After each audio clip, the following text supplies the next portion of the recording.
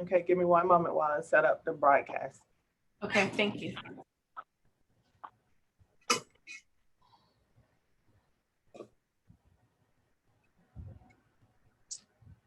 Okay, we are live. Thank you very much. Good evening. The time is now 5:32. I'd like to call this council meeting to order. Roll call, please.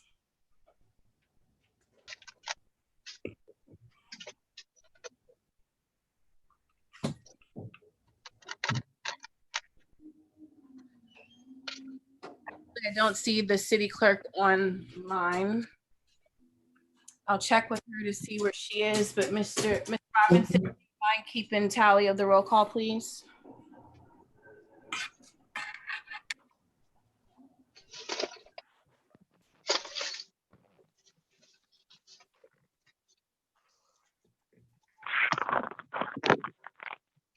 So do you want me to keep the tally or to go through the roll call?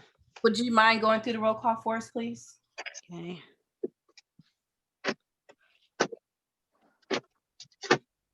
Counselor Pelham? Here. Counselor Randolph? Here. Counselor Denton? Here. Counselor Parton? Here. Counselor Bennett? Counselor Holloway? Here. Mayor Gore? Thank you very much, Ms. Robinson. You see the clerk join and she dropped off. She might be some, okay, I see her on here now. Okay, perfect. Thank you, Ms. Robinson, for that. Sure. And we have a quorum present. I want to welcome our visitors. Thank you for watching us virtually. You can follow us on Council Live, HubOVA.gov on the IT YouTube channel. There a motion to go into closed session. I make the motion to go into closed session pursuant to Virginia Code Section 2.2-3711A1 to discuss and consider personnel matters, consideration, interview, and appointment of prospective candidates for employment, city clerk, and appointments, boards, and commissions.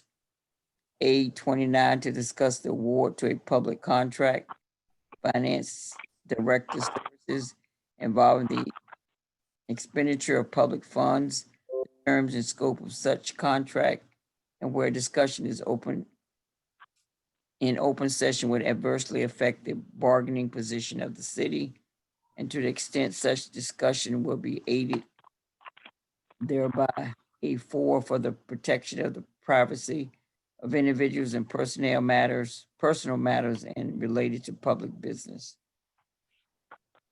Second.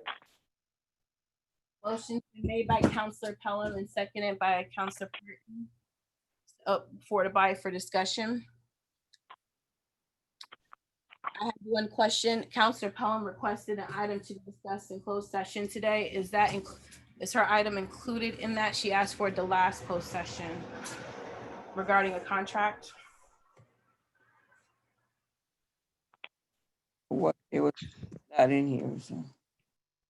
You asked me yesterday if your item for the contract that you brought up last session was included in this one. Is from the August city attorney report.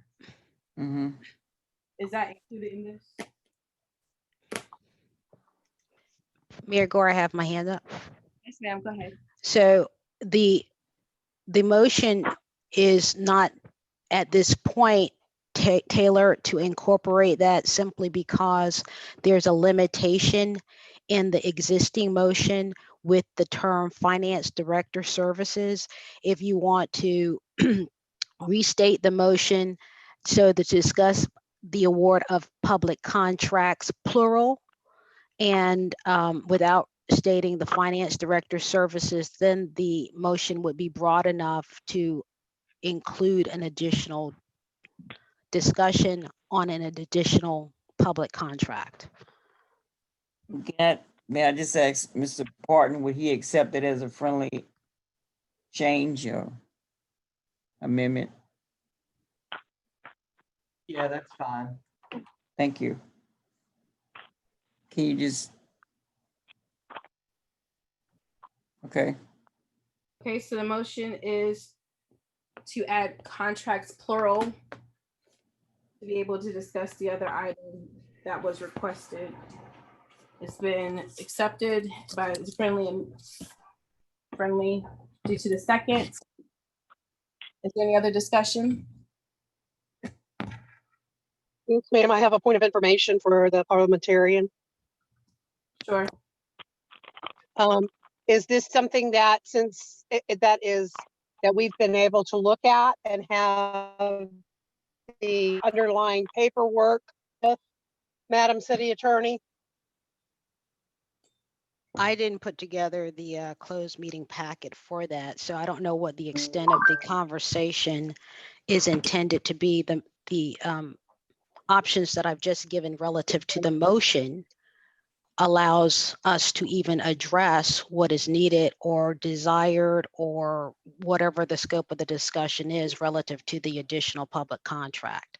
Right now, with the parenthetical finance director services included, we were limited to our discussion on any public contract just to that one. So whether you have a meaningful discussion might just depend on what is actually disclosed once you're in closed session, but I'm not aware of the scope of that discussion at this point. Okay, I just I don't know what we're talking about, but that's okay. We'll just find out when we get in the back then. And as a point of reference, it was brought up in the last closed session and she asked if it was on this one. And since I don't make the agendas, I couldn't confirm. So when you get back there, you'll be reminded it was what she brought up last time. Any other discussion? Mhm. Roll call, please. Counselor Randolph, Yes. Counselor Holloway, Yeah. Counselor Parton, Yes. Mayor Gore, Yes. Counselor Denton, No. Counselor Pelham, Yes, Vice Mayor Bennett. No. amen. And motion passes. I don't have any discussion besides the contracts that require the city manager to be in. So I'm gonna message him to make sure that I'm missing any topics. I'll meet council on the inside, the closed session, and Ms. Robinson can join us right now, please. So Mr.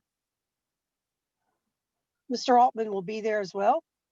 I just said I'm gonna message him. He messaged me earlier. I'm gonna message him back. To tell him to be in the meeting. Okay. In closed session, thank you.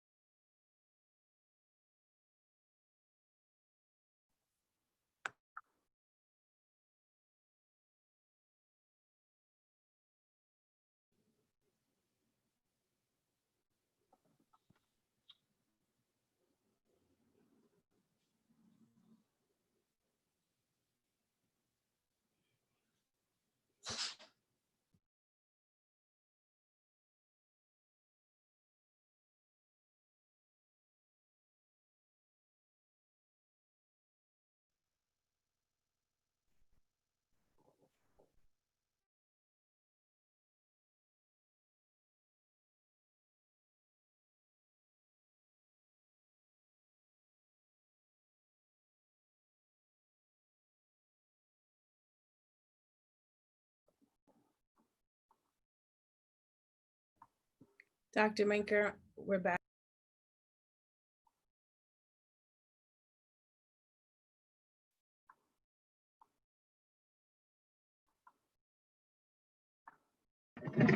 Mayor Gore, Mayor. Yes. Hey, I think you were already gone off the last meeting when Brenda and I were talking. The next special meeting is the one I called for One Tuesday. second, we're actually streaming right now during the regular Oh, meeting. Can you hold on? Sorry. Okay. Okay.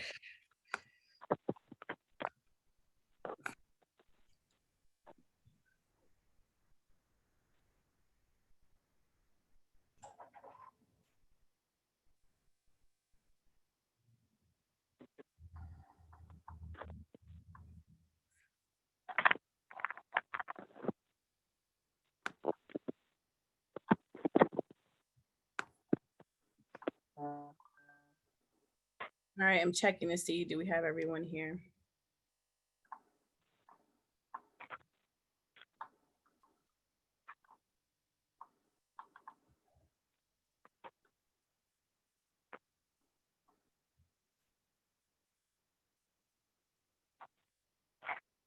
Dr. Manker, can you contact Counselor Pelham? Because he was having issues getting online.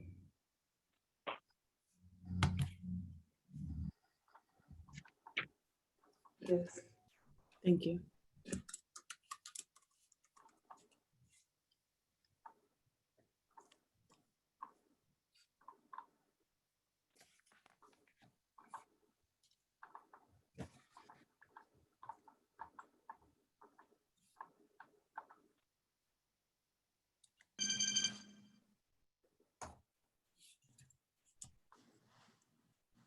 Hello. All right, she's on.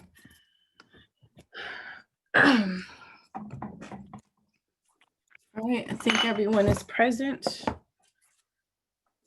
Whenever you're ready, I'm ready to go.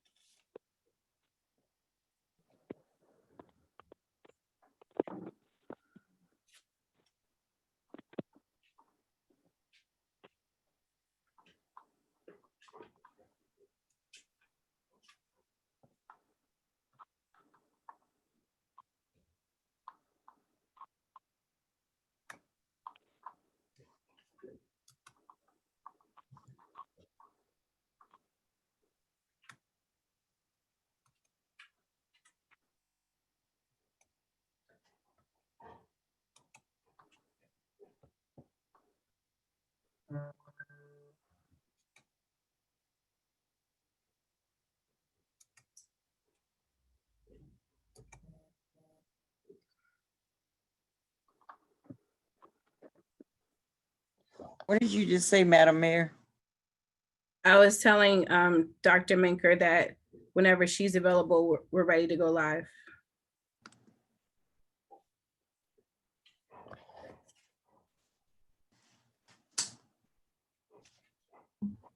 We're now streaming live.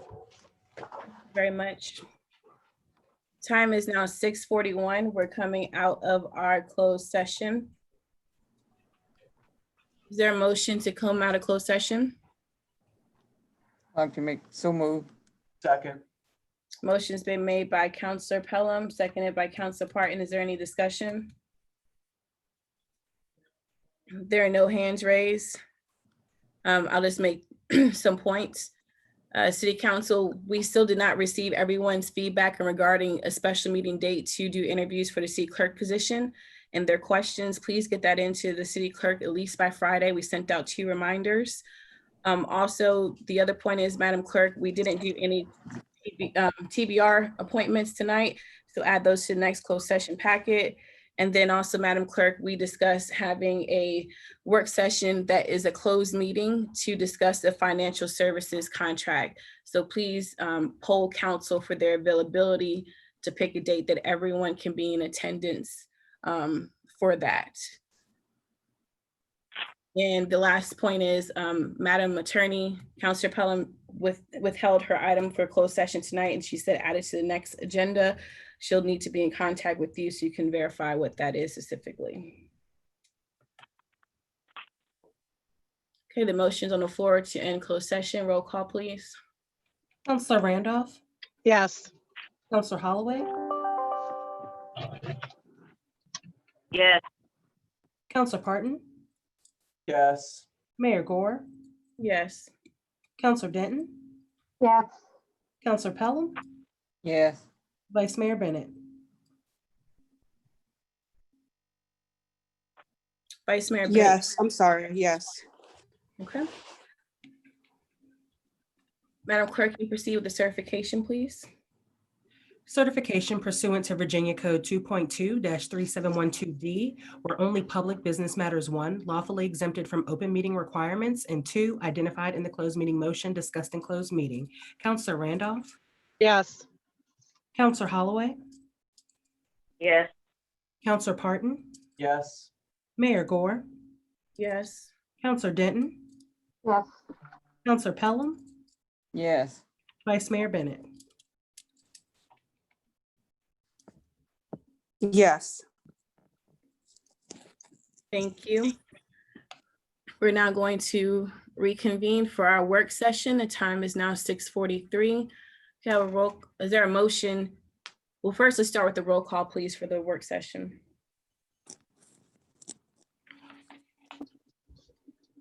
Mayor Gore, Here. Vice Mayor Bennett,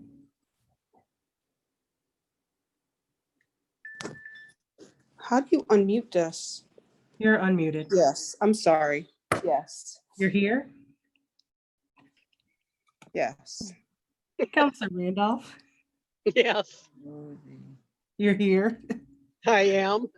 Point of Counselor order, Holloway, point of order. Yes, Counselor Denton, you have a point of order? Yeah, don't we do the roll call after the work sessions according to our agenda? It's on, that's what we're doing right now. It says the motion for the roll call, and then we can do the adoption of the agenda. We have to have his present here. Okay, we're gonna do it again at 7:30. Okay, That's what's on the agenda. I'm going by what's on the agenda. So can you proceed with the roll call, please, where you left off? Counselor Holloway, yes. Counselor Parton, Here. Counselor Denton, Here. Counselor Pelham. Yes. Is there a motion to amend or adopt the work session agenda? I move that we adopt the work session agenda. Second, Second. Motion's been made by Counselor Parton, seconded by Counselor Denton. It's now before council. Is there any discussion? Seeing no hands raised. If you're joined via audio, feel free to step in. Okay, roll call, please. Counselor Randolph, Yes, I'm here. Is your vote yes to adopt the work session agenda? Yes. Okay. Counselor Holloway, Yes. Counselor Parton, Yes. Mayor Gore, Yes. Counselor Denton, Yes. Counselor Pelham, Yes. Vice Mayor Bennett. Yes. Thank you. Moving on to work session item number 1, Hopewell Redevelopment and Housing Authority rezoning.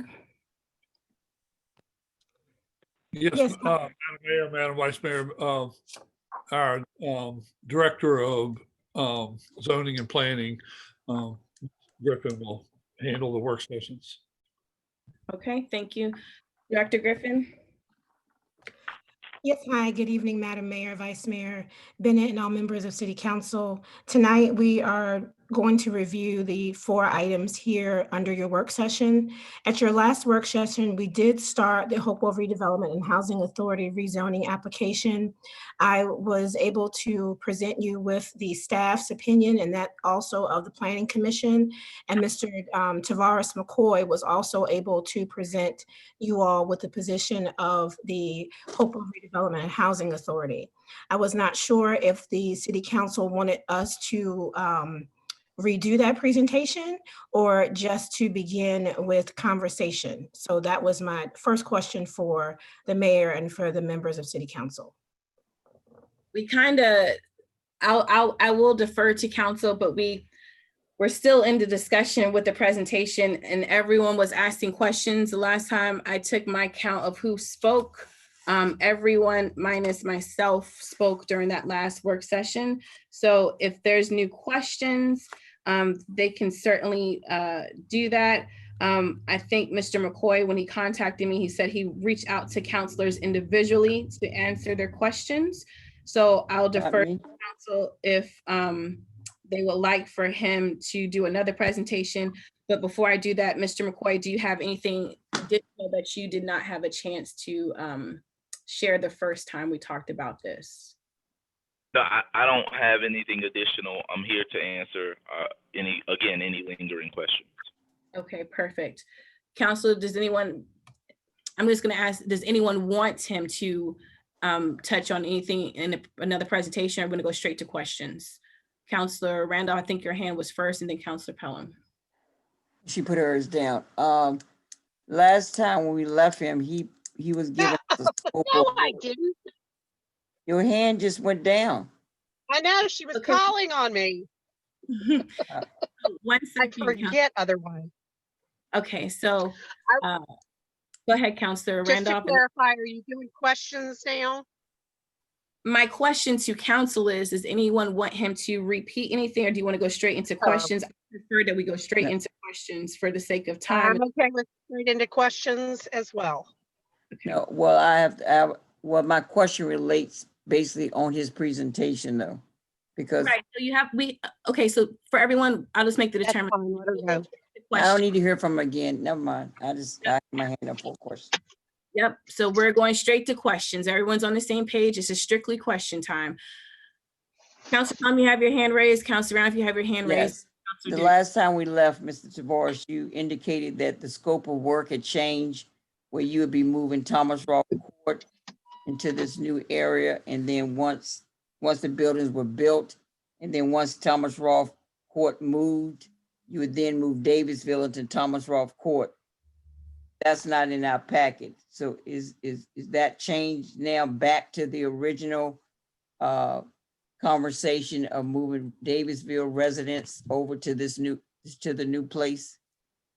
So I believe as far as this conversation, as far as what we're talking about today, is really the rezoning request for the particular parcel of land located along Highland Avenue. And so there was some discussion about how the Housing Authority would move forward, who we intended to move there, what was our overall plan. But I think the conversation was really about the scope of work being that we want to build approximately 64 to 68 apartments on that parcel of land and need the rezoning to do so. Yeah, it might have been about the parcel, but in our reading, everything we has talks about Davisville Bland Court community as it relates to the rezoning. But you specifically talked about Thomas Rolfe Court, so you brought that into the conversation. So, Tavia, do we have, when we vote tonight, are we only voting for the change of the zoning? Yep.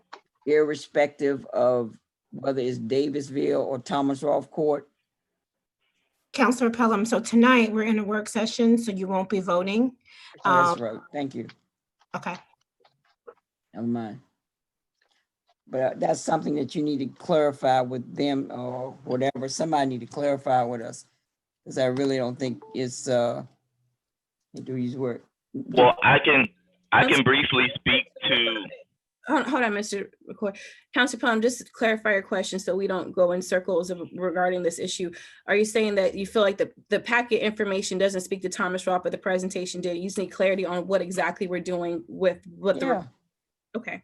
Yeah, I mean, he I just want to clarify with that, so I'm just, don't want to be confused. on Okay, what so vote represents. I can we briefly. vote when we do vote. Okay, Mr. McCoy, go ahead. Okay, I can briefly speak to that. Again, the conversation about any projects or any movement outside of just the rezoning actually came from the previous application or discussion from the previous application where we talked about kind of what was the overall plan. And so again, this is strictly about the rezoning itself, but in that discussion, we did talk about this idea that basically this development would allow us to move Davisville. And so that was about 2 years ago. And last time we got together, I did share that in that 2 years, many things have changed, thoughts have shifted, strategy has shifted. We learned that two things we understand and that we learned. One, across the country, we're seeing housing authorities struggle with appropriately phasing redevelopment in such a way that families are not in this limbo while a community is being redeveloped. And so what I mean by that, there have been many communities where the housing authority has come in and needed to tear down the community and has told these families, okay, temporarily, just kind of go where you can. Temporarily, we'll help you find something, and you have the right to return. But of course, 18 months, 2 years, 3 years, however long it takes later, it's a little difficult for those families to make that shift again. And so ultimately, a lot of families end up being displaced. So that was the first thing. And secondly, in this 2 years, we also start to realize that we have many structural issues at Thomas Rolfe. While Davisville is one of the places that citywide, I think we all agree, we like to see it move based on its location. But in Thomas Rolfe, we're actually dealing with structural issues that we're repairing to keep that property up to code. And so Davisville, again, while we would like to move it, structurally it's fine. And so from a health and safety standpoint, we feel that, again, that's one of the reasons why we say, okay, we probably need to make this shift. And along with that, again, to reiterate, making that shift also allows us to make sure that we don't have families in this limbo where we need them to move, then we tear something down, then we rebuild something, and then we try to bring them back. And so I'm sorry if that took longer than I intended.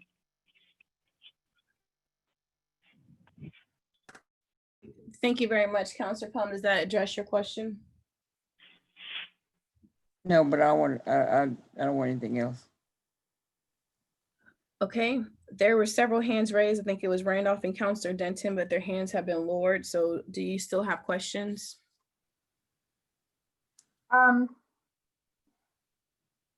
I guess I know what Mr. McCoy is saying, that we're just voting on the rezoning, but it says the reason for the rezoning is to relocate the residents of the 120 unit Davisville Bland Court to a more environmentally safe location. And I'm very firm in my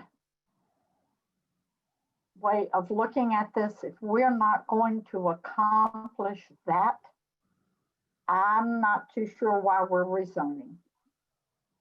That is the understanding I have had for the past 2 years, that we were going to relocate those folks in Davisville to a better area, since where they are right now is environmentally unsafe. And that is my first concern. If we can do it with these apartments, that's fine. Maybe other solutions, but that's my first concern.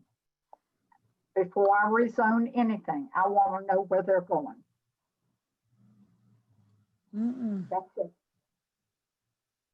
Thank you, Ms. Denton. Thank you. Mr. Coy, go ahead. Okay, so again, to be clear, this shift, this rearrangement does not mean that Davisville residents aren't going anywhere. I think I also mentioned last time that the Housing Authority is set to redevelop all of its public housing properties. And so this will be done in quick succession. Again, what this rearranging does is ensure that no families are displaced in this process. And so it really becomes a matter of shifting the timeline so that, again, so that all families are taken care of. And that's all we're doing here. I'm sorry, Mr. McCoy, but if you're shifting Playing with words. if you're shifting the timeline not to benefit these I'm folks, getting ready to. Davisville? I'm trying to turn this volume down. Give me 1 second. You guys, Loud. somebody's microphone is not muted and they're on the phone. And then I'll just remind council to just limit comments while other people have the floor. So just mute your microphone, please. Go ahead, Councilor Denton. Okay, I'm sorry, I'm just very adamant. I was all in favor of this, of the rezoning for that reason, that we are going to find better living conditions for the people in Davisville. So I don't want to wait 5 years to do it. I want it to be sooner rather than later. And that's just how I feel. Can I ask a question of Ms. Griffin? In the rezoning application, did we in our rezoning application state for the reason that we're rezoning this in order to move Davisville? Yeah. Mr. Tavares, I'm getting to your application. Let me look here. And this is in council's packet. The question is the need. I'm reading from the packet on page 21. I can scroll to it. Give me 1 second.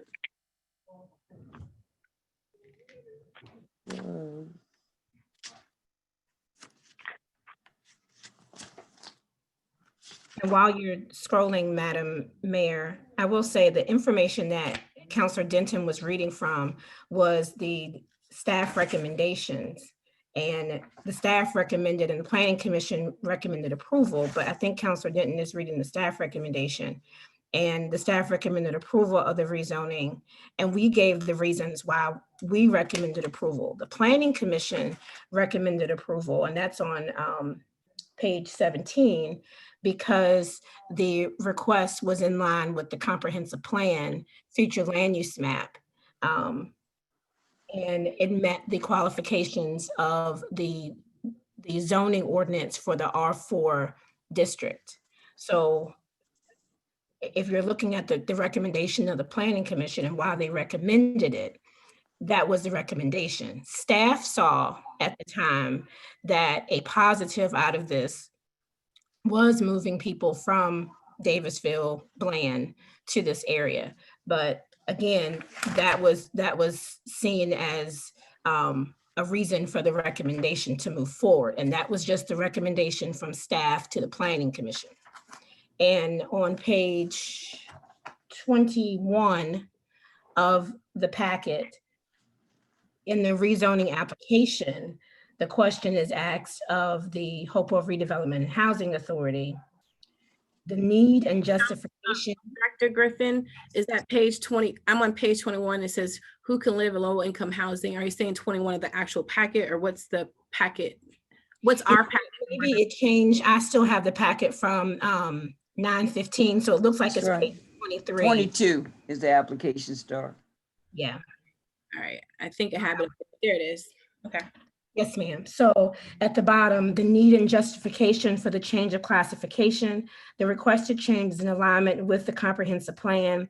The request allows HRHA to adequately develop the site to accommodate redevelopment of public housing. That was the reason given by the Housing Authority to rezone the area. Again, the staff report is given the staff recommendation, and we recommended approval because of several reasons, and several we've listed that line up with the comprehensive plan. And of course, one of them was the relocation of the Davisville person. So that came from staff. And Ms. Denton, going back to your question and your comment there again, I reiterate again, there is, we are also very adamant about redeveloping not just Davisville, but literally all of this public housing that, we're dealing with a housing stock that again, nationally has billions of dollars of back maintenance, that basically there was no money to fund.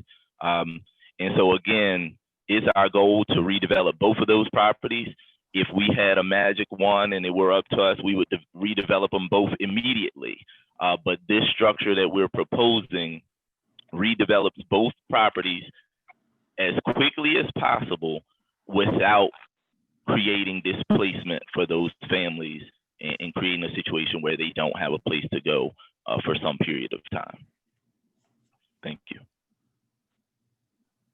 Councilor Denton, does that complete the Can I time? say something? 1 second, Councilor Pelham. Councilor Denton, does that complete your time with the floor? Yeah, I mean, I'm reading this to accommodate redevelopment of public housing. I guess I'm still under the impression that we've been talking about Davisville and not Thomas Ross, so I'll listen some more. I'm listening, but I'm through talking right now. Okay, Councilor Pelham, if I call on you, does anyone joining us via phone who can't raise their hand have anything to add to the conversation? Okay, Councilor Pelham. Well, even though your application didn't say Davisville, your exhibit A does, legal description. You talk about the names of the street. And from the very beginning, you led this council to believe that it was exclusively a Davisville scope of work. So even though it's not in the application, it's in the exhibit A legal description. It talks about Howling Park, the subdivision, the different blocks, and the actual drawings, I believe. I can't see them because they're so small, but I'm sure that reflects the land mass for the $1 million that you paid for that property over there. Is that correct, Tavia, Ms. Griffin, or you? That's not correct, Councilor Pelham. What you're looking at there, Exhibit A is the legal description for the plot of land that we're asking to rezone. Okay. All right. And the photos. What are the houses represented? The description. What is it? That goes to that same plot of land? The way you Yes, I think we did offer a rendering of Yes. what the development would appear as. Yes. On that land, correct? Correct, on that parcel that of land land. that we're So seeking to rezone. Yes, so that land, that plot, or that drawing that you've given is also related to your application, which insinuates that you want it done for Davisville residents. So Again, y'all trying to change Ms. it? Pelham, Councilor Pelham, again, I'm sorry, I apologize for cutting you off. but I want to make it extremely You have a clear habit of doing that. that and I do apologize. I just Mhm. want to, if I may interject here, I just want to make it extremely clear that nothing we presented ourselves speaks to this parcel being exclusive to Davisville. Again, the whole conversation around including Davisville actually goes back to our initial application back in 2018, which was denied. Right. And so again, fast forward to now, if it had been approved then, again, we had talked about, making Davisville the first move, and then we would have had to figure some things out. But again, in the time since then, we've lived, we've learned, and we understand that what we're presenting is absolutely the best way forward. But your presentation included that Davisville was the oldest complex, housing complex. It was the most deteriorated as far as the structure. My presentation did not. Oh, that's what I remember. So someone saying that, but it's not the oldest. It is the oldest, but again, Okay. as I just The stated, structure in terms too of was deterioration, Wait in a terms of minute. Let me deterioration. excuse me. Let me Okay, finish. okay, so let's just try to have one person talk at a time. So Okay, I'll mute. I'm sorry. Question, and then let him. Well, I'm just saying the presentation, as Ms. Den said, was all about Davisville. Just be open and honest and tell us that you changed the scope, you're moving it somewhere else, and stop playing word games. That's So all. Counselor Pelham, I was just trying to ask him to respect you, but you disrespected me just now. I was trying to say, yes, you did. I 'cause didn't hear you. Okay, well, I'm speaking now. One at a time. So when you ask the question, he needs to give you space to answer. And then when he's responding, he needs to be able to respond so we can hear everyone clearly, because Well, he's talking I would over. like him to stop playing with words and just be open and transparent. Just that the project is not going to include Davisville. If you know that tonight, say that and be totally transparent so people can make a firm decision based on that conversation and not try to keep something under the rug, and then once it's approved, then come out with evidently the plan to move Davisville last after you move Thomas Roth Court. So it's all gonna end up being that way. Just be transparent about it. The end. Okay. Are you done with the floor, Counselor Pelham? Right. The end. Okay. So I haven't spoke yet. I didn't speak last time either. So I want to make some comments before I call on other members of council. So just to try to put everyone back on perspective, there were some comments last time about council not approving it or delaying the approval. At the time, the majority of us didn't feel comfortable approving the project because we didn't know what was going to happen to the remaining residents. And then there was also questions regarding the actual rendering itself in terms of what the site would look like. And so the feedback I heard when I talked to Mr. McCoy is that time with us not approving it was actually beneficial because there's a better plan that they believe they can present to make sure that there's no one that's without housing. Now, we still have to understand that a little bit more. So my first question is, can you go over one more time how you plan to move people around so everyone is on the same page? Because I have a second question regarding the site that would need to have the remaining people relocated from Thomas Roth. Mr. McCoy. Okay. The ideal solution here is that this site, again, we're applying to rezone for 64 to 68 apartments, which is for either complex, that's about half of the families there, 64 to 68. And so ideally we have the option or the solution to move. And let me back up just a second here. One, Davisville, we know we will not rebuild there. We will not rebuild there. Everyone agrees it's not the location. The comprehensive plan has said it's not the location, so we cannot rebuild there. Thomas Roth, on the other hand, is approximately 20 or 18, I believe 18 acres where we can rebuild. And so that's kind of the two properties that we're talking about in terms of redevelopment. And so here at this site that we're requesting rezoning, we can build 64 to 68 apartments, which would take about half of those families from Thomas Roth is what we're suggesting, and give them new housing. We are in talks and conversation with several different parcels right now, attempting to find what's going to be that second site, or even if it's the second and third site, that's going to allow us to bring, again, those other 60 or so families into new housing from Thomas Roth. Now, as soon as we secure that, we turn the corner, and now we're lining up. Soon as families are moved out of Thomas Roth, now we can start to demolish Thomas Roth. And along the way, before we even demolish it, there'll be a master planning process to figure out what is the best way to model this community, this 18 acres, so that it's a benefit to the city, and it's also a benefit to the residents who are going to live there. And so in what's redeveloped there, again, at least 120 of those units that are developed on this 18-acre site that will be master planned will be families from Davisville who are moving to this, what would be another new affordable housing community, in which case we will then, of course, demolish Davisville.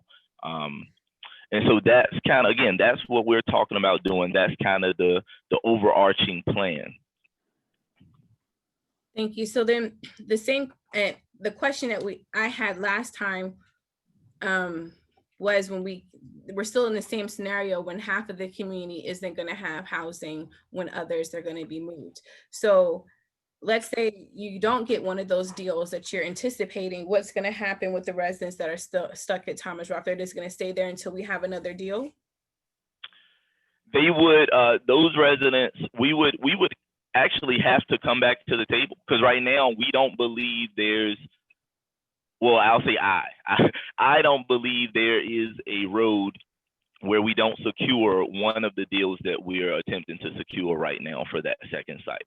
I'm really confident about that. And if I'm wrong, you know, one day someone will be able to say I was wrong, but I'm really confident about that.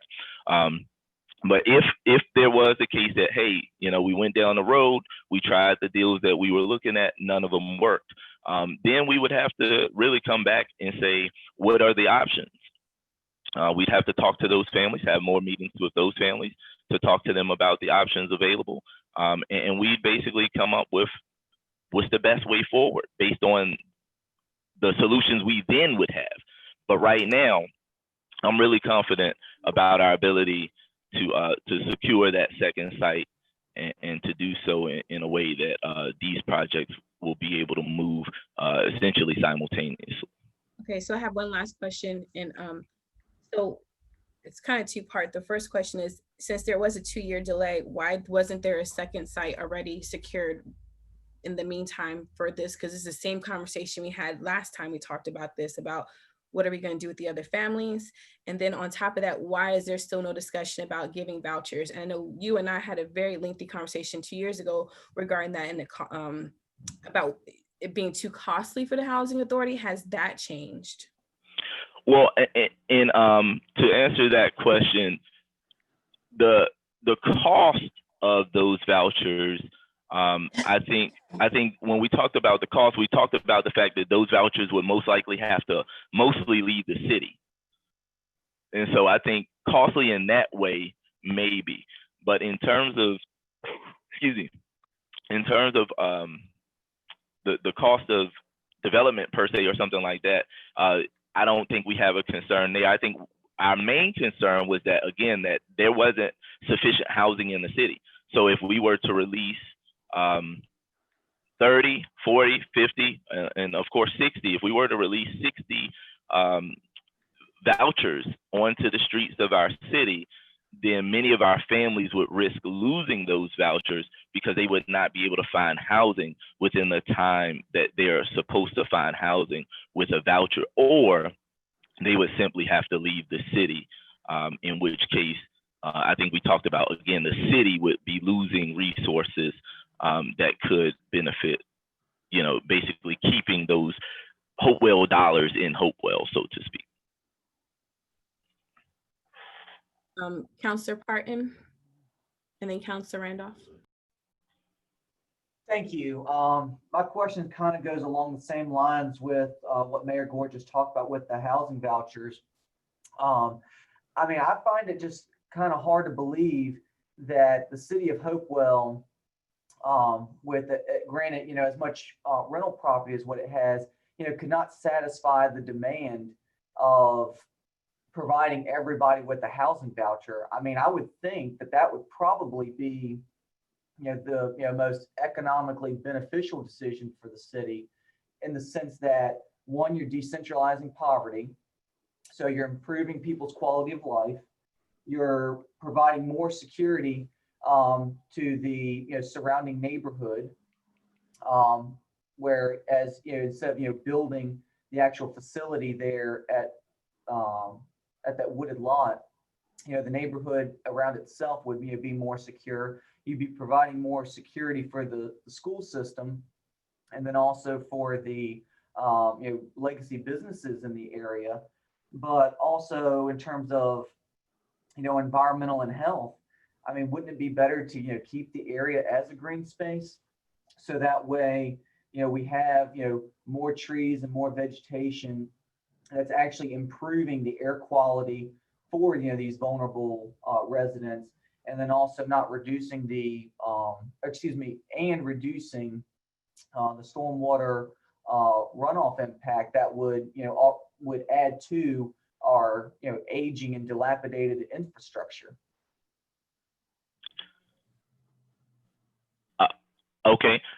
So as a planner, I can respect and certainly understand where you're coming from with those points. But I'll point out a couple of things with this particular development.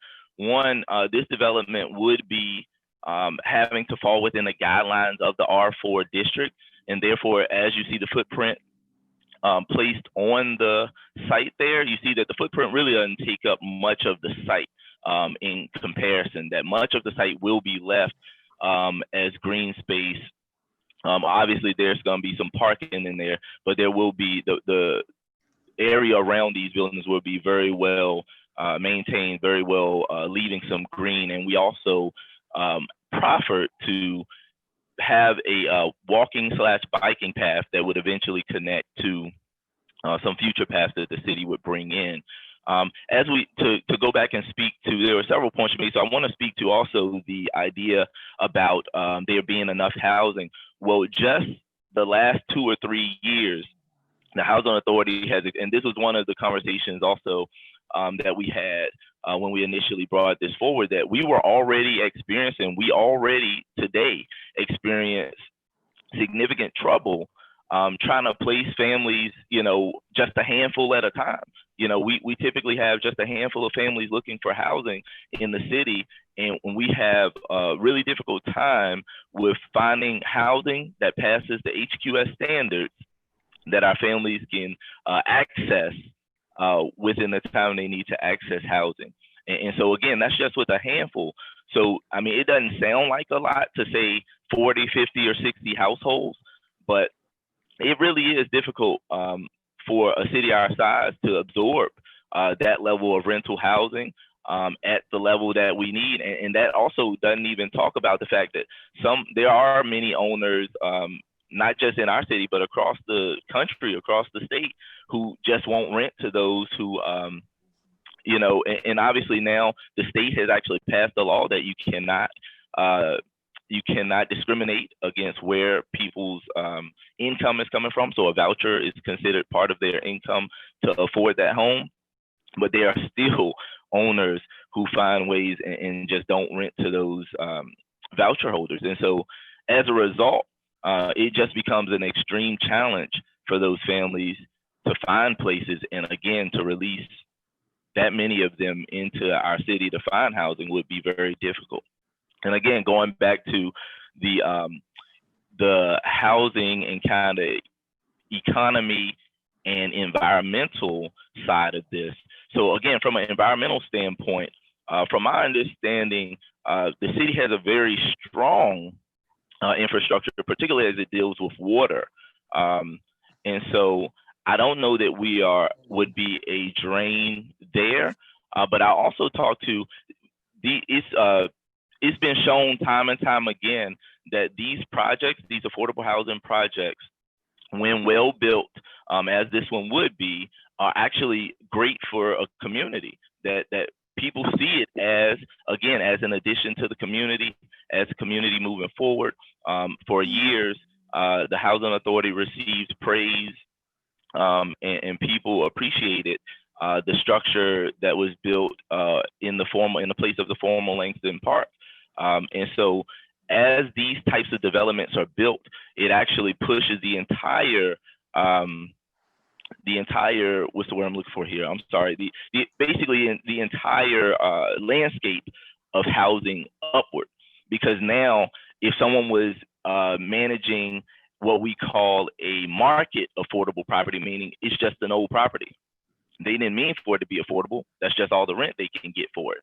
And so properties like that now are now challenged to either A, put that property in the hands of somebody who's willing to spend money and bring it up to where it should be, or B, they lose all their tenants. And we're already seeing this result, that we're seeing developers that are coming to the city to add to that housing stock, because they have seen what the Housing Authority has done, and they built partnerships with the Housing Authority, or again, just seeing that movement. And that's been seen in the Woda Group project. That's also been seen in several other projects that have come and that hope to come in the future. And again, environmentally, I don't think this changes schools one way or the other. I think, again, keeping those families here presents the sustainability for those families. Many of those families have relationships with each other. And in our conversations, that was one of the things that came up. Will we still have our community? And so again, I think they are, and I'm dragging on here, so I'm gonna wrap it up, but I do think there are many reasons for, again, why this is a solid project, why commission and staff is recommending approval. Well, I can respect your rebuttal, but the question isn't so much on the infrastructure side of this development of what's on site and what y'all do, but it's downstream when the stormwater system that was put in for the city was not put in terms of on a basis of proper engineering, but was more done off of a cost-based analysis and what the city had on hand and in shop, as opposed to what the actual need was for the city. And what I mean by that is, if you have an increased flow here, yes, what you do on the site is going to be done properly and thoroughly through an engineer. It'll be stamped, the city will approve it. But as you go further downstream, there's a lot smaller piping that may not be able to handle that stormwater runoff. But the aspect of business owners not taking or being willing to rent to people. I mean, you just said it yourself that Virginia just passed a law that says you can't discriminate, and it's going to become a lot more difficult for them to do that. But if there's now the demand for housing in the city, then a savvy business owner would say, okay, there's now a demand for all these people, and I've got so many pieces of rental property. Let me get them up to the standard so that way I can hopefully have a long-term tenant in that house. But that's my assessment of it. But I do appreciate you answering my questions. Thank you. Okay, Councilor Parton, I saw Ms. Griffin's hand was up, and just a reminder, we're 5 minutes coming up on our regular meeting. We still have a couple more work session items to do. So I can't limit discussion, but for work sessions, so it's up to council if they want to efficient meeting. Mr. Director Griffin, then I'll go back to Councilor Randolph. Yes, I just wanted to bring up, and I know everyone is passionate about the relocation, but I do want to bring up that the rezoning is a land use decision, and that the land use decision should be based on the future land use plan, which is our comprehensive plan, and the compatibility of the requested zoning district with the area. And so right now it is R3 and B3, and they're requesting a R4. So what the Planning Commission and what the council is charged to do from a zoning ordinance standpoint is to determine if the R4 district is compatible in this area. You're looking at the traffic, you're looking at the land use, you're looking at the demand, and that is the question on the floor. And also whether they can meet the land use or the square footage that's required in the R4 district. And I know everybody is discussing, and it's a very thought-provoking and interesting conversation regarding Thomas Rolfe and regarding Davisville and Bland. But the question on the floor, and from a zoning, as a zoning administrator, my thought is that the decision that is made has to be based on the land use decision and Right. the zoning district because that's what the zoning ordinance requires. Thank you very much, Ms. Griffin. Councilor Randolph. Yeah, thank you. Thank you, Ms. Griffin. Exactly the point that I was going to make as well. I just want to add that I think that Mr. McCoy was very clear last time we met with the plan that had evolved from what had originally been given to council. I asked him specifically about Davisville and Thomas Rolfe, and he explained very clearly to all of us at the last meeting what had changed and why. So to say that he was not clear to us, I do not agree with. I am in favor of this zoning change. And so I'll end it there because we do have other work session pieces that we need to attend to. Thanks. May I speak, Madam Mayor? Yes, ma'am, go ahead. Good evening, Mr. Travaris. This is Councilor Holloway. I have a question in reference to the monetary. How much money has been allocated within the timeline for the project to assist with placement to prevent displacement?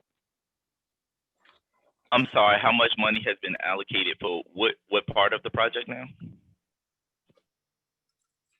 How much money has been allocated to assist with placement so that people would not be displaced? Is there any monetary with that? So with again, I'm gonna restate your question just to make sure I got it. So you're asking in terms of relocating people, how much money is allocated to that? And if that is your question, the answer really depends on what happens in terms of what development is. In every project where the housing authority is developer, we do set aside money for tenant relocation. Okay. And I'll give you an example. In the Piper Square project, which is a rehab,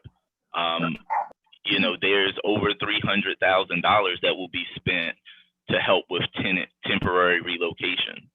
And their tenants are only moving, on the site itself. Nobody's moving off site. And so, as you can imagine, the number can grow quite quickly. But yeah, and that's just an example. But in every development, we do attempt to be thoughtful about what is it going to cost to make this redevelopment as friendly to residents as possible. And one of the first things I say when I meet with the residents and we start talking about redevelopment is we realize that construction, that rehabilitation, whatever it is frustrating sometimes, can be nerve wracking. However, our goal in this process is to make sure when we get to the end that we can say, one, that we did as much as we possibly could to make it less painful, and two, we're at least all happy with the result at the end of the day. Thank you so much. Thank Okay. you. Vice Mayor Bennett? Just want to make sure no one is displaced and have somewhere to go. And yes, ma'am. And again, I want to reiterate, that is, again, the reason why this shift makes so much sense to us, is that because if we do it in this order, we don't have the situation where we're having to displace people for odd amounts of time while we tear something down and rebuild something. Thank you. Thank you, Councilor Holloway. Hi, Mr. McCoy. There's a difference. I'm gonna just explain this. When you say less painful and easy as possible, I'm just gonna tell you this. You have to explain that, okay? You don't have to explain that now.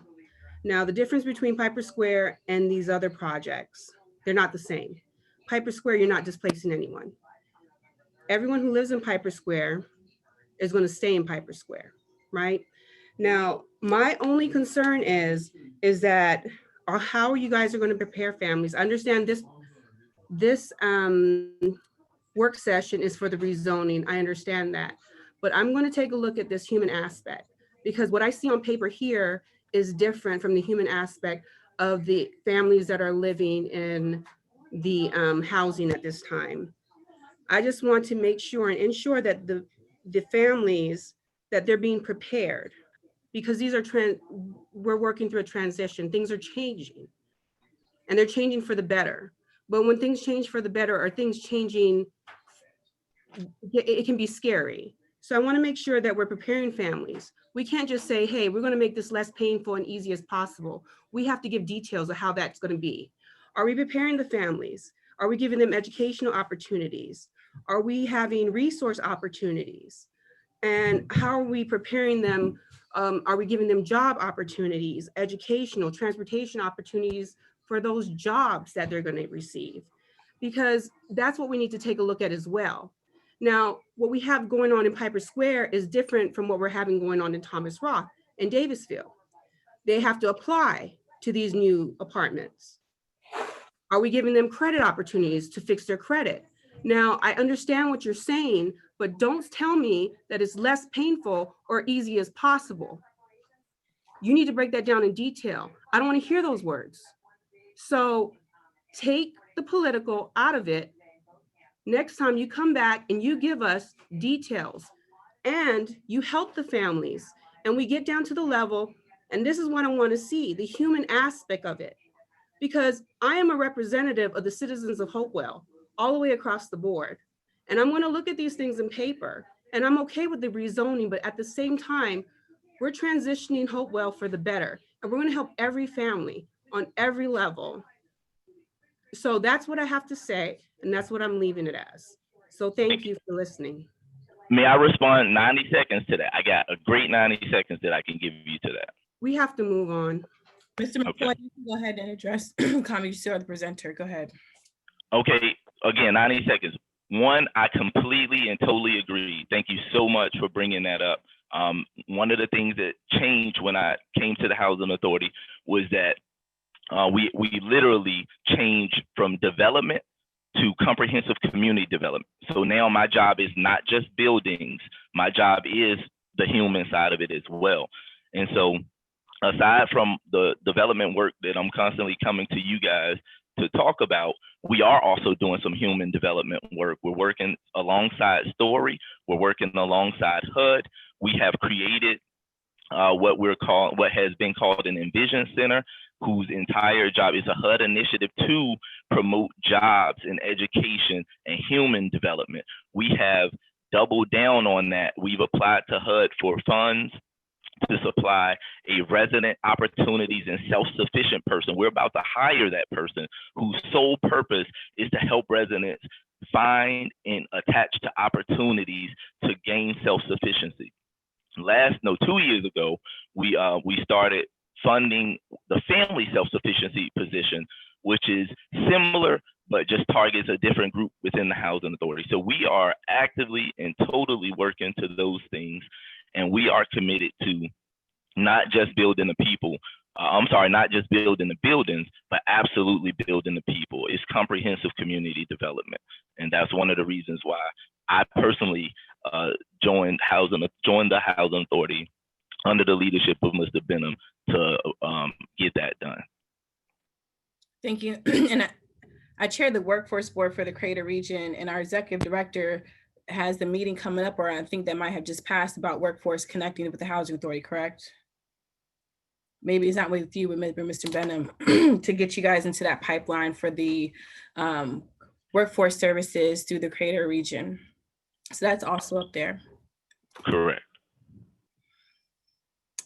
So this is all that's for the presentation. I'm assuming there'll be a vote coming up for this. Does anyone else have any last parting words before we leave? We move on to the other items. Director Griffin?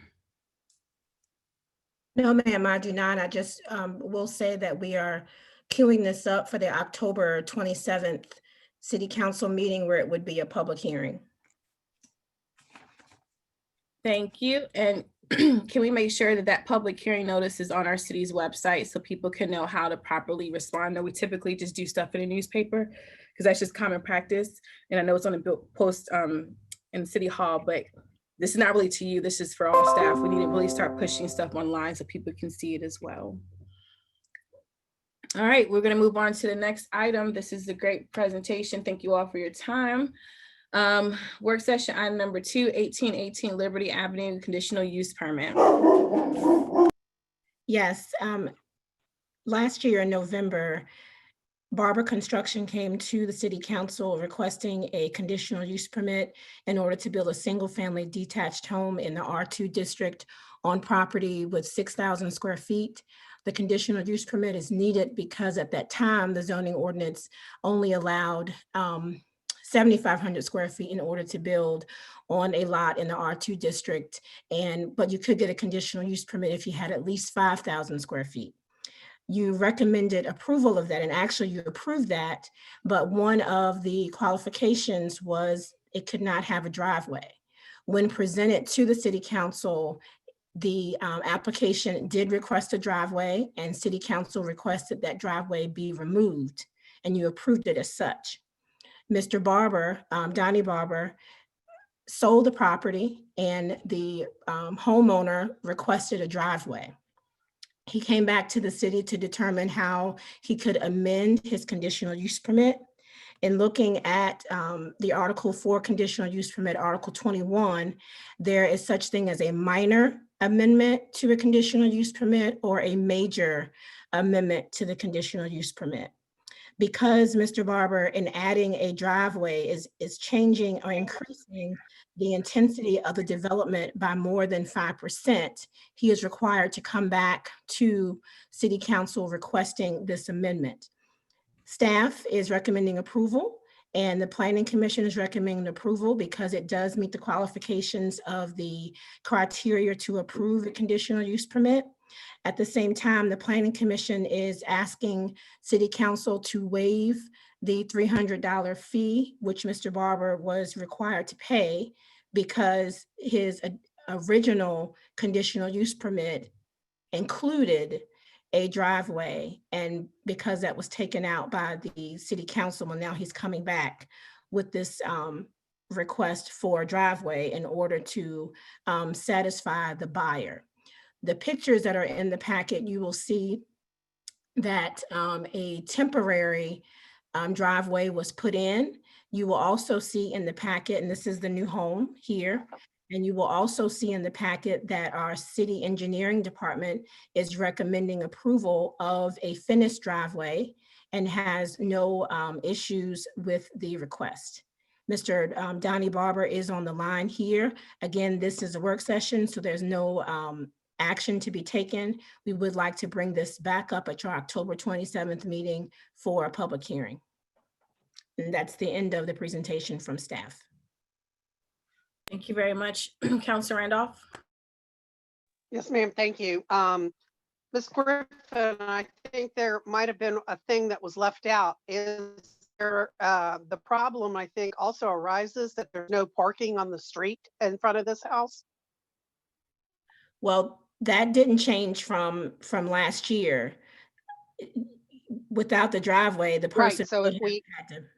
That's yeah, correct. they have no place to park. So I have no idea why council or who on council opposed the driveway and why we would have done that without full knowledge that this left the homeowner absolutely nowhere to park.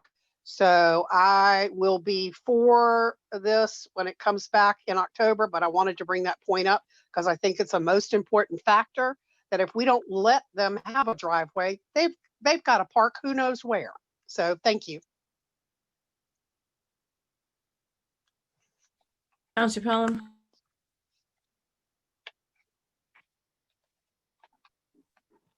Your microphone is muted.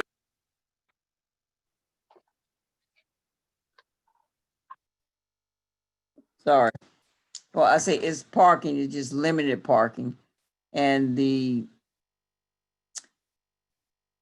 because we do have homes in the city, especially one that's on City Point Road that has a park right up to the door of another home throughout the city, it happens. So I think it would give more aesthetics, I guess, to that area. It won't, people do it all, it's done all over in this community. So is particularly he doing pavement or is he doing just rocks?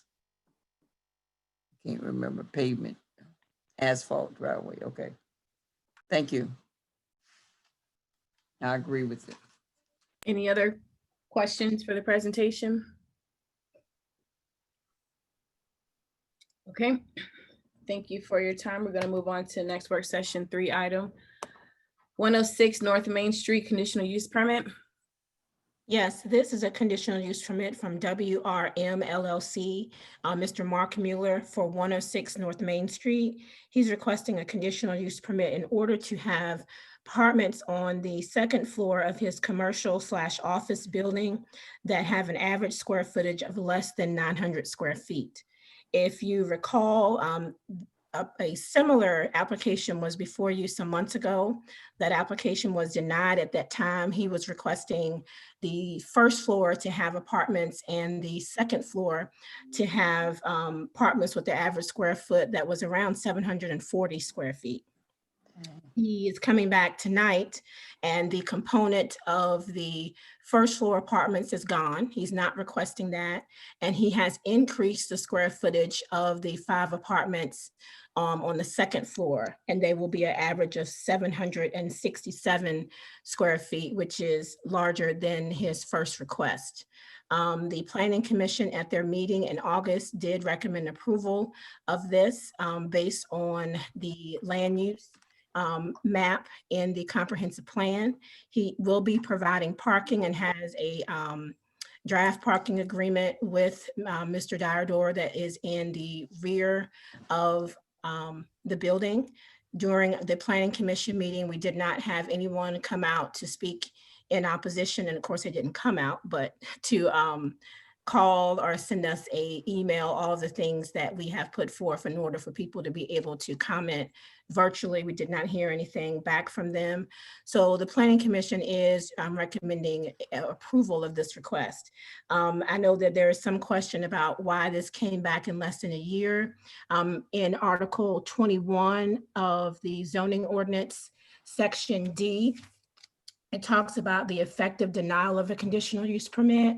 And it says, Section H2, the city council may at any time, consider a new application affecting the same property as an application previously denied. A new application is one that differs in some substantial way from the one previously considered as determined by the Director of Development.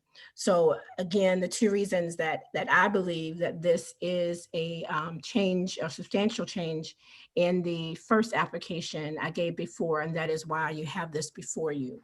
Mr. Mueller is on the phone to answer any questions you have, and that is the end of the presentation for this work session. Thank you very much. Does anyone have any questions? Counselor Pelham and then Counselor Denton.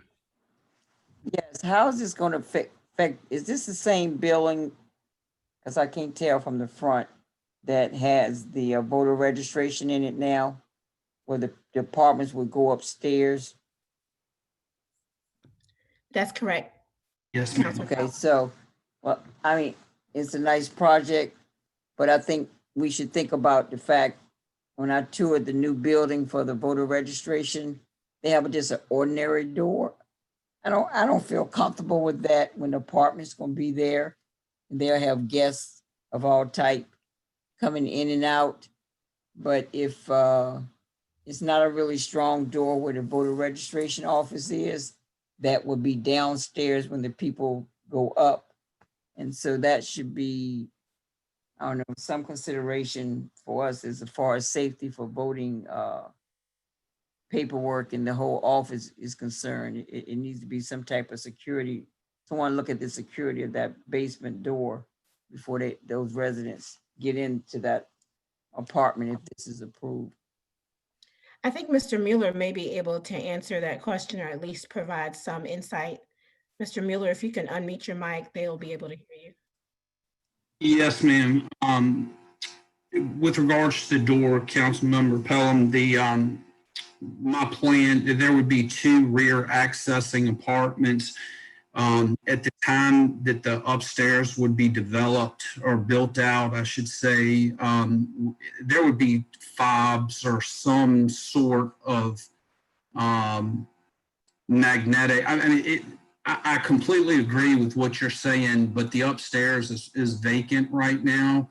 They are separated between the 2 doors, the 2 new commercial doors. But at the time that the upstairs would be built out, additional security would be put in place, and that door would be changed out with some type of key fob or some type of more secure access for sure. All right, okay, great. All right, thank you. Counselor Denton. Yes, Vice Mayor Bennett and I took a quick tour upstairs today. And there is a lot of room up there, so I can see the size of these units are going to be fairly good size. And I guess if staff and the Planning Commission, who have looked at this far more than I have, are recommending approval, then I go by their recommendation. Thank you. Is there any other comments or questions regarding this topic? Questions mostly. Madam Mayor, I can't see how to raise my hand on my tablet. Can I speak for 1 second? Absolutely. Just from economic development perspective, I just want to remind council that when the zoning ordinance says an average of 900 square feet, it's generally recognizing that most mixes of apartments, and I'll give you an example of the building that just opened down on 256 or whatever it is, East Broadway. They just had a ribbon cutting last week. It has 2 one-bedrooms and a 2-bedroom. The Butterworth Lofts has a lot of 2 bedrooms and some 1-bedrooms. And so the average room may be whatever, 900 or whatever was approved there. But those averages for the 1-bedrooms are drawn up because the 2-bedrooms are way larger than 900 generally. So 1-bedrooms in most cases, or in very many cases in urban areas, are much smaller than 900. That 900 in the zoning ordinance usually recognizes the fact that you'll have a mix of these 2s and 1s and sometimes even 3-bedrooms. So I just wanted to point that out, that the size is not unusual at all for these apartments for 1-bedrooms. If he had a 2-bedroom or 2 in there, his average probably would be at 900 or close to it. Okay. Thank you. Okay, Counselor Denton and Counselor Parton. I'll put my hand down. Okay, Counselor Parton. I'm just going to make a motion real quick to go ahead and extend the meeting through the completion of the reports of the city manager. I'll second that. And Counselor Parton, What did he say again, please? 1 second. He said that he wanted to extend the meeting past get to the R items for the city manager. And I was in the process of asking him, I just messaged the assistant city manager. We do have guests on the line, one from the city and then one from the state. Can we move R7 to the top of our regular agenda so we can get our state visitors off the line? And I'm fine with that from our perspective. If we're extending through all the R items, I'm fine with that. R7. But I had the but right. there only are, there's Okay. only 5. 1 second, you guys, I might have had the wrong number. I'm sorry, R5. Yeah, Can we we- can, yeah, R5 can be the first item. I don't have a problem with that. Yes, move R5 up to R1. And then move everything else down. Yes. So thank you, Councilor Parton. So you're fine with that. So the motion on the floor is to extend the meeting to complete the R items on the agenda, and to move R5 up to R1 and move everything else down. I'll second it. Motion's been made by Councilor Randolph, seconded by Mayor Gore. Any other discussion? Roll call, please. Counselor Randolph,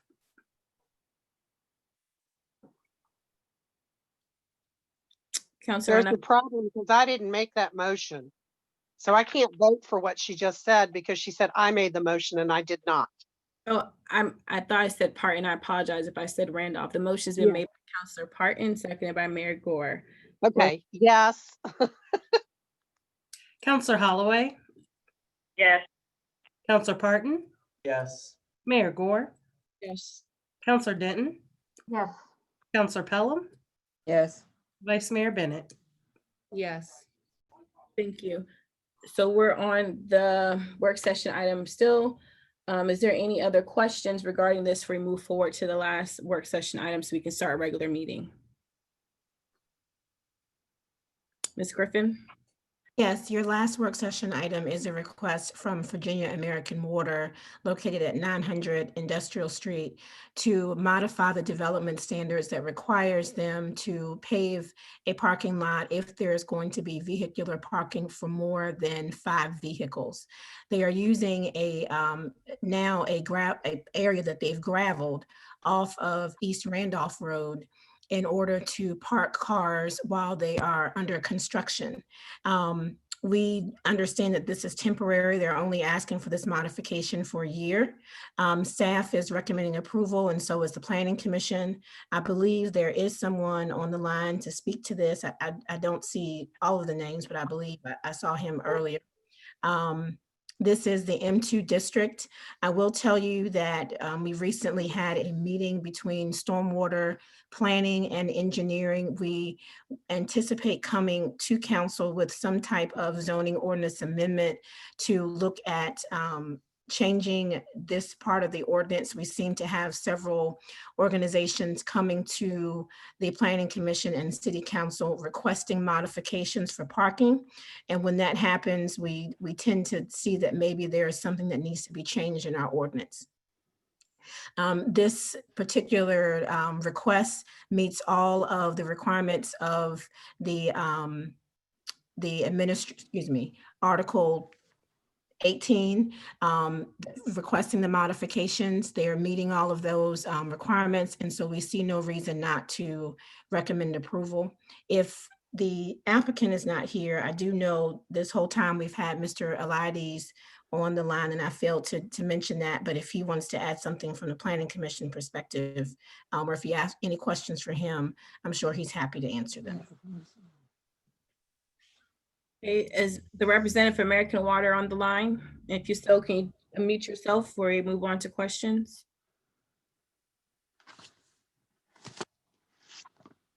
Okay, does the council have any questions regarding this?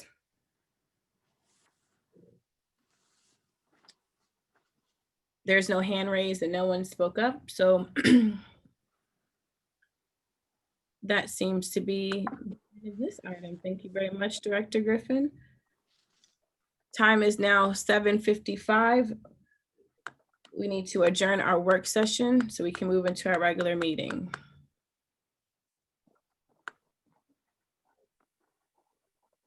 Is there a motion to adjourn the work session so we can go into our regular meeting, please? I move to adjourn. Motion made by Counselor Denton. Counselor Plum, do you want to second it? Second. Motion made by Counselor Denton, second by Counselor Killam. It's now before the body. Any discussion? Roll call, please. Counselor Randolph, Yes. Counselor Holloway, Yes. Counselor Parton, Yes. Mayor Gore, Yes. Counselor Denton, Yes. Counselor Pelham, Yes. Vice Mayor Bennett. Yes. Thank you. Time is now 7:56. I'd like to call our regular meeting to order. Thank you for everyone who stuck around to be a part of our regular meeting. And for those watching online, thank you for visiting us on Council Live at www.hopewellva.gov and on City of Hopewell's IT page on YouTube. Can we do a roll call, please, for our regular meeting agenda? Mayor Gore, Present. Vice Mayor Bennett, Here. Counselor Randolph, Here. Counselor Holloway, Here. Counselor Parton, Here. Counselor Denton, Here. Counselor Pelham. Here. Very much. Mr. Bragg, can you please unmute your microphone? We will have the prayer by Mr. Bragg, Director of Intergovernmental and Public Affairs, followed by the Pledge of Allegiance to the flag of the United States, led by Counselor Randolph. Good evening, Mayor Gore, members of council. Can you hear me? Yes, sir. Yes. Good. Let us pray. Great God of this universe, may your blessings rain down over our community and our city. May you bring peace and harmony where there's violence and dissent. May you bring prosperity and hope where there's poverty and despair.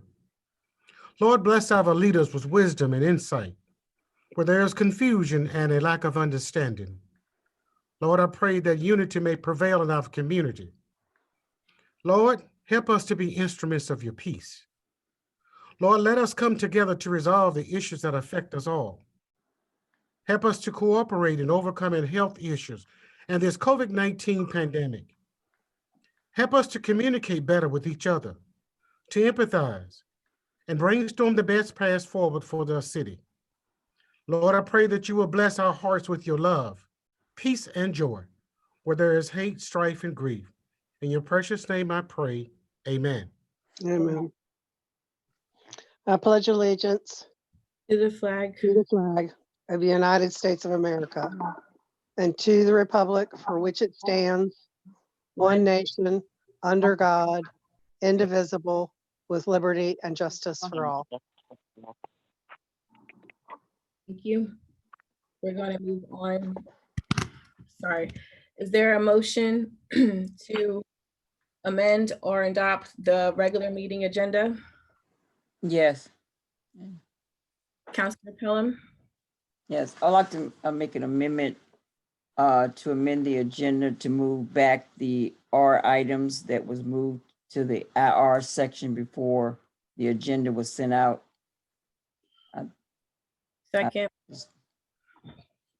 Madam Mayor, Yes. you may, I don't know if you want to do this now or just skip it when we get to it, but the original R3 is not going to be discussed because it'll be at a future work session. If you may want to remove that as well. Councilor Pelham, are you fine with doing that? That was for the finance contract. Yes. Okay. I would like to add, to change the delete R3. Motion on the floor is to move the IR items. Actually, Madam Clerk, can you restate the motion so I make sure I have it accurate? I didn't catch her motion. I would like to amend the agenda to move the R items that were moved to IR before the agenda was published from last time. It changed, and to move those R items back to the to this R section.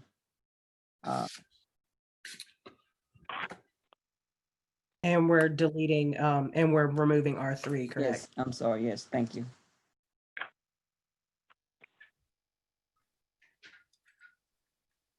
Motion's been And made. you'll also move to move R5 up to R1. We already did that, so that's, oh, we did, but we took action on that. Do we need to do that? I don't think we need to do that again. Okay. Yeah. Any other discussion? Roll call, please. Oh, I had a discussion. Oh, yeah, never mind. Because the reason I was making this motion is because don't we have a rule that says that if something is in we place something on the agenda, no one can remove our item? And if that's so, if that's our rule, I would ask my peers to consider the fact that it shouldn't have been moved. So when the agenda was made up, then please don't do that in the future. If something is on the agenda in a certain section, please do not, the persons who are approving the agenda not to move other people items. Thank you. We vote no, we vote against our rules, so. Roll call, please. Counselor Randolph, No, Counselor Holloway, Get it. Yes. Counselor Parton, No. Mayor Gore, Yes. Counselor Denton, No, Counselor Pelham, Of course, yes. yes? Yes. Okay. Vice Mayor Bennett, No. Motion fails. We Point of, voted- Yeah, point of information. How can you vote no to a rule that you have? Wait. Council, Counselor Pelham, my Can- hands up. no, I said, do you want to direct the question to the city attorney so we don't have a debate between counselors and we can move on with I that? want the councilors to answer why they answer no to something that's already a rule. I don't need to bring the city attorney into something that we control. And Okay. so if they don't want to answer, it's fine, but I would like my comments made a part of the record. There's no sense in us making rules if we continually break them. And so let the citizens know we break the rules more than anybody. Thank you very much. Okay, thank you. So we still need a motion to adopt the agenda because that motion failed to correct the error on the agenda before it was made public. I move that we adopt the regular meeting agenda. second, Motion's been made by Counselor Parton, seconded by Counselor Denton. Any discussion? There are Yes, no ma'am. hands raised I at this do. time. I do. We just need to again say that we're going to delete R3 because Okay, that's going to be discussed in a future work session. That's fine. I'm amenable to that change. Counselor Denton, are You you agree with that, huh? Go to YouTube. Counselor Denton, are you amenable to that change? yes, Okay, the motion on the floor is to amend the regular meeting agenda with the exclusion of R3. Is there any other discussion? There are no hands raised at this time. I'm just going to go on record to say I'm going to vote in opposition of this because, as Counselor Pelham stated, the items I placed on the agenda were moved from the section and submitted, and my request was altered and put at the bottom of the agenda. So I will not be supporting this motion because we have a rule in place that says that cannot be done. And we received legal advice as to how we can put items on the agenda, and that violated that. Roll call, please. Counselor Randolph, Yes, Counselor Holloway, No. Counselor Parton, Yes. Mayor Gore, No. Counselor Denton, yes, Counselor Pelham, No, Vice Mayor Bennett. Yes. Motion passes. Madam Clerk, can you please put Counselor Pelham and my statements on the record, please? Yes, ma'am. Thank you. We're going to move on to amend or adopt the consent agenda. I move that we amend the consent agenda by taking off C1 and approving everything else. There are just a couple errors that were in the minutes that I plan on passing over to Ms. Brown for correction. Thank you. So Councilor Parton, you're going to give the clerk some suggested amendments to add to our packet because she can't make changes unless council votes on it. So we'll get the regular minutes as she has them drafted, and then your suggested changes at the next meeting, correct? That's fine. Okay. Any other comments? Oh, Councilor Pelham? do we need to put the hearing dates for the announcements of all the future meetings for public hearings or anything in this, a part of this consent agenda? No, this is for information only unless you want to pull out. Okay. No, ma'am. Thank you. Okay. So the motion on the floor is to approve the consent agenda with the removal of C1. Roll call, please. Madam Mayor, I don't believe there was a second for that motion. Not that Councilor Denton seconded, I'm sorry. Is there a second for this? Seconded. Councilor Denton seconded. Okay, thank you. Thank you. Councilor Randolph, Yes. Councilor Holloway, Yes. Councilor Parton, Yes. Mayor Gore, No. Councilor Denton, Yes. Councilor Pelham, No. Vice Mayor Bennett. Yes. Thank you. Motion passes, and thank you, Madam Clerk, for catching that. And Councilor Parton will send you his recommendations, and when you do the packet, just add them as additions before we vote to alter our record. We're going to move on to reports of city manager. R1 is now the CSA audit presentation of the 22 audit findings of the city's Children's Services Act program. Yes, ma'am. Madam Mayor, Madam Vice Mayor, members of council, and welcome to our guests for this issue or item. Before you in your packet is a presentation discussion of the 2020 audit findings of the city's Children's Services Act program.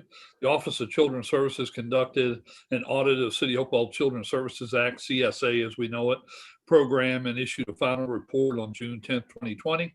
The audit identifies areas of noncompliance and with CSA statutes and or policies of the State Executive Council for Children's Services and additional internal control deficiencies. CSA staff, along with CPMT, are working to address these findings and deficiencies. City's Hopewell Service Act findings were dated August 19, 2020, and all that's before you for your discussion and consideration. Thank you. I'm going to introduce Mr. Scott Reiner from the State Office of Children's Services. And I know he has a guest as well. So Mr. Reiner, do you want to introduce yourself officially along with your team members? Yes, thank you, Mayor Gore. Can you hear me? Yes. Thank you. Thank you for the invitation to join you this evening. And I have with me the CSA Audit Program Manager, Ms. Stephanie Baycoat. And we are happy to answer any questions that council may have regarding the findings of the recent audit. Ms. Baycoat is the most familiar with that. And so I will I will ask her to take first shot at the questions, and I will provide her backup as I can. Thank you. Would either you or Ms. Baker be okay with providing a general summation of the audit or the experiences you had or any key findings that you particularly feel that council needs to pay attention to or be aware of? Stephanie, do you want to take that question? Okay, good evening, council members and fellow attendees. To speak to your question, Ms. Gore, first let me confirm, you guys can hear me, right? Yes, ma'am. Okay, great. To answer your question, in my view, I think that council as well as CPMT And all parties and stakeholders should take any of the findings, not any one particular one, but all of the findings should be taken seriously. And there should be a concerted collaborative effort by all parties, because the community, local government, the stakeholders, everyone is responsible for ensuring that Children's Act services requirements are complied with, followed, implemented. And so in doing so, we all have equal responsibility to make sure that that happens for our children and families in the Hopewell community. As far as the audit go, the team worked well with me. They did their best to accommodate my requests. I didn't encounter any significant difficulty with any one person. They made a concerted effort to be forthcoming with the audit. And that's not uncharacteristic of the staff that I've worked with Hopewell before. So the audit process itself went about as well as any other audit that we did. There were no outstanding concerns or circumstances that alarmed me. Thank you, Stephanie. I would just add that there were a fairly substantive number of findings, and several of which will result in a denial of state funding. And that was in the amount of $21,622. Those were for the findings that, according to our policy, require us to withhold funds. And the other piece of concern is there were, while not necessarily the ones that resulted in a loss of funding, there were really a significant number of findings that have been existent in the policy area for several years and since prior audits, and are classified in our terminology as repeat findings because they have as yet not been corrected despite the submission of quality improvement plan by the city's CPMT. So I would just add that that's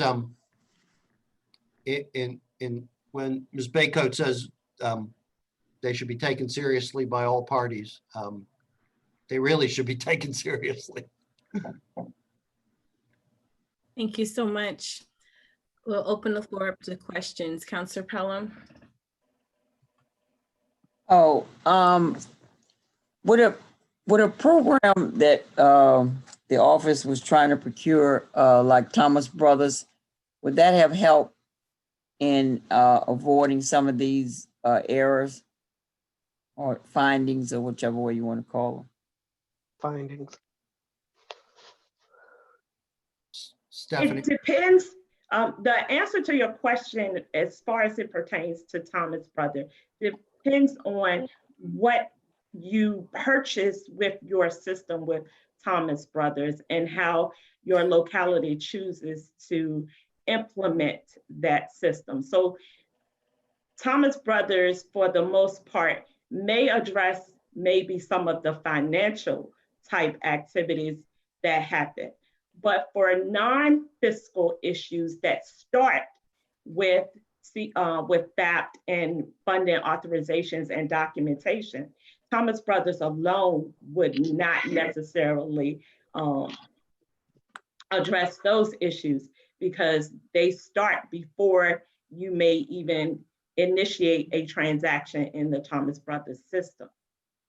Now, once those transactions are issued, are implemented, but if you go back to a quality assurance type review or activity, it may also help you to address some of the reconciling or the coding transactional errors, and even to the degree that Thomas Brothers is a direct upload to leaders, rather than having maybe, different systems try to interface. In that respect, yes, Thomas Brothers does provide some added benefit to the process. Okay. I would add Can you that- identify in your findings which ones are which, and maybe not tonight, but get back with us later? And how we can adopt that. I mean, we've adopted it after years of trying, but I mean, finally purchased it, but you have suggestions on how it should be, I guess, modeled, I don't know what they call it, program, so that it will assist in all of that? Councilmember Pelham, this is Mr. Reiner. I'm reviewing the findings as we're speaking. And to be perfectly frank, while I think that Thomas Brothers may assist you, as any upgraded automated system may, very few, if any, of the findings in the audit would particularly have been remedied by that. They appear to be more, some of them are procedural and quality assurance related. So in response directly to your question, I'm not sure which of these findings would have been remedied by the implementation of a Thomas Brothers type system. Not to suggest that wouldn't be helpful in other areas of managing your program. Well, with the also the incidents, what is the case when a child's or student's IEP is written and it says certain services have to be paid? Is there any way that the FAP team can recommend to the CMP that it not be paid, or is that an issue with a lot of procedural things that we've done? Councilmember Pelham, the services written into a student's individualized educational program by the public schools, when they include making a student eligible for CSA because they state that the child requires education in a setting, in a private setting outside the public school, that is like hands off for the CSA program. Those services are governed and protected by federal law, the Individuals with Disabilities Education Act, and our policy and all of our guidance. Once that IEP is written, preclude any modification, attempts to modify by any party other than the IEP team. So if you have concerns about the type of services that are being referred, it would be most appropriate for you all, whoever needs to do that, to have a conversation about those, generally, not specific case specifically, but generally have those conversations with your local public school authorities before the IEP is written. So, and one other question, well, what procedurally we need to totally do so that we can stop getting dinged in the thousands and millions of dollars? Thousands and millions. Are you asking about? No, never mind. Okay. All right. I'm finished. Counselor Denton? Yes, Mr. Reiner, did I, maybe I misunderstood you. Did you say that the CPMT had not given you an updated policy and procedure manual? And that was one of the things that had been written up? I had a little trouble hearing you, so let me make sure I understood your question about policies being completed. Is that what you're asking about? Yes, the updated policy and procedure manual that CPMT had been working on for some length of time. Are you saying that you all did not get that? I would direct you to item 10 in my letter to the city manager, which indicates that according to the auditor, the policy manual has not been updated since May of 2014, although it has been under review for the past year. So if in fact that is not accurate, that an updated set of policies was not made available to Ms. Baycoat at the time of her audit, and but I'm sure are numerous follow-up requests, because, you know, we asked 3 times before we make a finding. Right, and I know we did the QIP on this, and I did ask to get this sent to me today, and it has the updated policy and procedure manual will be reviewed and approved by the CPMC, and it has completed. So I'm not sure if you're saying you have not received a copy of that. I will personally check into it, but I was told it had been sent to you all. Ms. Denton, if I may interject, at the time that, this is Stephanie Baycoat, the auditor. Right. Okay. At the time that we started the audit, the manual that was provided to me that had been voted on, approved by the CPMC, had not been updated since 2014. Because that is the only one that is the approved version that is adopted by the CPMC, that is the policy that I have to go by. However, what was provided to me was the drafts that were being worked on as I was doing the audit. And up to the point when we finalized the audit report, even at that point in June, the draft procedures had not yet been voted on and approved by CPMC. It is my understanding that since that time, I believe either at your July or your August meeting, CPMC meeting, that those policies had been voted on and approved. And while I don't have it sitting here with me, I believe that it may have already been sent to me when they submitted their acute quality improvement plan. Even if it hasn't, that would be something I would request, but I am aware that it was on the plan, and there was supposed to be a vote in that July or August meeting to approve those policies that have been revised. Councilor Denton, since you sit on CPMT, do you recall which meeting you all voted for the policies? I believe it was July, because when I'm looking at the quality improvement plan, we had that, and the responsible party was CPMT, and the target date was July the 31st, and it has been completed. So I would say, yes, it probably was in that July meeting that it was final vote was taken on approving the final revision. Okay, so that would be well after she concluded the audit, because the audit letter is dated August 19th. So I imagine he had to write the letter after she completed her final report, so it wouldn't have been given to them in time. So you guys are submitting that to them in your appeal or as an addition? Is that what you're saying, Councilor Denton?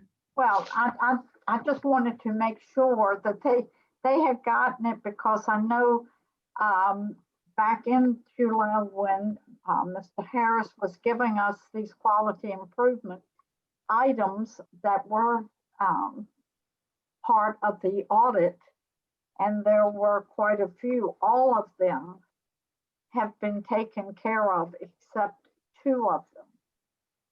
And that had to do, one of them had to do with COVID, and the other one is that we had a change in our fiscal agent, and he came to our last meeting, which was in September.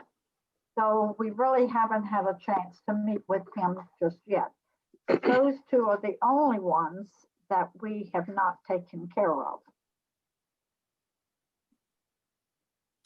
Out of the audit itself? Councilor Randolph? Yes, ma'am. Thank you. Mr. Reiner, I am not familiar with the state audit on CPMT as much as I am in other areas. this is an annual audit that you all perform.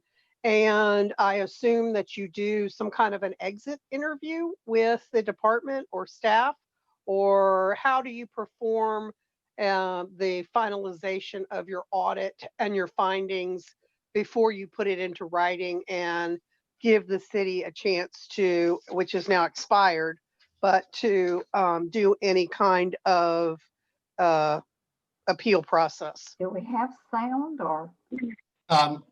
Stephanie, do you want to address that? Counselor Denton, Anybody there? Counselor Denton, we're speaking. You might have your volume down on your device, but we can hear everyone clearly. Respond to the council member question about the process. As we do the audit process, I am regularly in contact and communication with the CSA coordinator or manager. I Okay. apologize for Hopewell, as well as the CPMT chair. Prior to issuing any final or formal comments, I typically send out by email a preliminary list of potential audit observations. They get that in writing, and they are offered an opportunity to provide any additional information regarding those observations that they would like us to reevaluate and or consider. We also advise them during the entrance conference when we first start an engagement throughout the audit process that until that final report is released, they have an opportunity to present additional information. We also conduct an exit conference with the CPMT as well to go over those observations. For this particular audit, I initially sent preliminary observations to Hopewell, CSA coordinator, with ACC to the CPMT chair, listing all potential audit observations in November. Me, One moment. I think you can hear me, but I cannot hear you. Okay, so Counselor Denton, if I that have no sound. okay, so can you disconnect from the Zoom program and try to log back in? Typically, that may work with online platforms. She can't hear you. She can hear me, but we can't hear her. Is that correct? Can you nod your head if that's correct? Dr. Maker, can you call Counselor Denton, please, and then also mute her microphone so we can hear the presentation, but contact her offline to walk her through this, please. Sure. All right, thank you. Call her, let her get on the Is phone. it okay to continue? Yes. Okay. So the initial communication of preliminary observations with Hopewell was issued sometime in November. And between November and February, they did provide me with additional information, in which case I reconsidered the documentation that was provided. I scheduled an exit conference with the CPMT. An exit conference took place in February of 2020. And after the exit conference, in which case they received a draft report of what those findings were. After the exit conference, they reached out to me saying they had received some more information. So again, I allowed for Hopewell to submit additional information because the draft report was not completed. They continued to do so all the way through May. And this was after the initial exit conference was completed. Every time I made an adjustment for additional information, I sent the draft report back to the CSA manager and the CPMT chair to review to make sure that they saw that. And then after those changes were made, they are also asked and given an opportunity to provide formal comments before we release the final report. I received those in June, and at the end of June, that's when the final report is issued. When it's issued, we ask them to provide a quality improvement plan to give us indications on how they intend to address those observations going forward. So from November to June, they have had several opportunities to provide additional input to support or to refute whatever audit observations were written. Some were addressed and moved off, and others, as you can see by the report, are what remained after all that work was done. Great. That's perfect. I didn't realize that it was from November to June. That should have been significant amount of time to do some things. Let me ask you this too. Out of the findings that are left that are summarized in Mr. Reiner's letter, how many of those do you all consider significant and how many of those are repeat findings?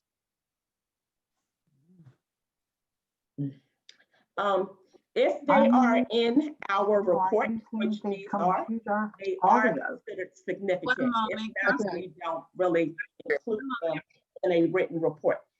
They're significant because they are related to Code of Virginia statute, which the Children's Services Act is about, and or they are related to a policy that is adopted by the State Executive Council, which is given the authorization to enact the policies to govern CSA. As far as the repeat finding, in the copy that is reported there, that you have, that Ms. Gore has on the screen, each one is labeled which one is a repeat finding. Okay, I'm sorry, I didn't see that. That's okay. So I see it in one, but that was, okay, I'll look through it again and make sure because I had read that. Just wanted to make sure. I can't hear. I can't hear either. Can you guys, are you able to hear me right now? Who, me? Yeah, I kept trying to. I can hear you. Oh, I kept trying to speak when Miss Stephanie was speaking because Counselor Denton's microphone was unmuted and you can hear her on the phone with IT. So I was trying to get everyone. So no, I'm still talking to Stephanie. I can hear her and I can hear you and I can hear Ms. Pelham and I could hear Ms. Denton, but I don't, okay. I don't know why I can, but we were still going through some of my questions. No, I'm following the conversation. That's why I scrolled to the top so we can count how many are repeat. But I was just trying to break through to get Counselor Denton's line muted, and I see IT did that, so that way we can not hear her conversation. Okay, cool. So you all do this annually, correct, Stephanie? I hope it's all right for me to call you Stephanie. It's okay for you to call me Stephanie. Thank you. Our audit cycle is actually every 3 years. But 3 years, you said?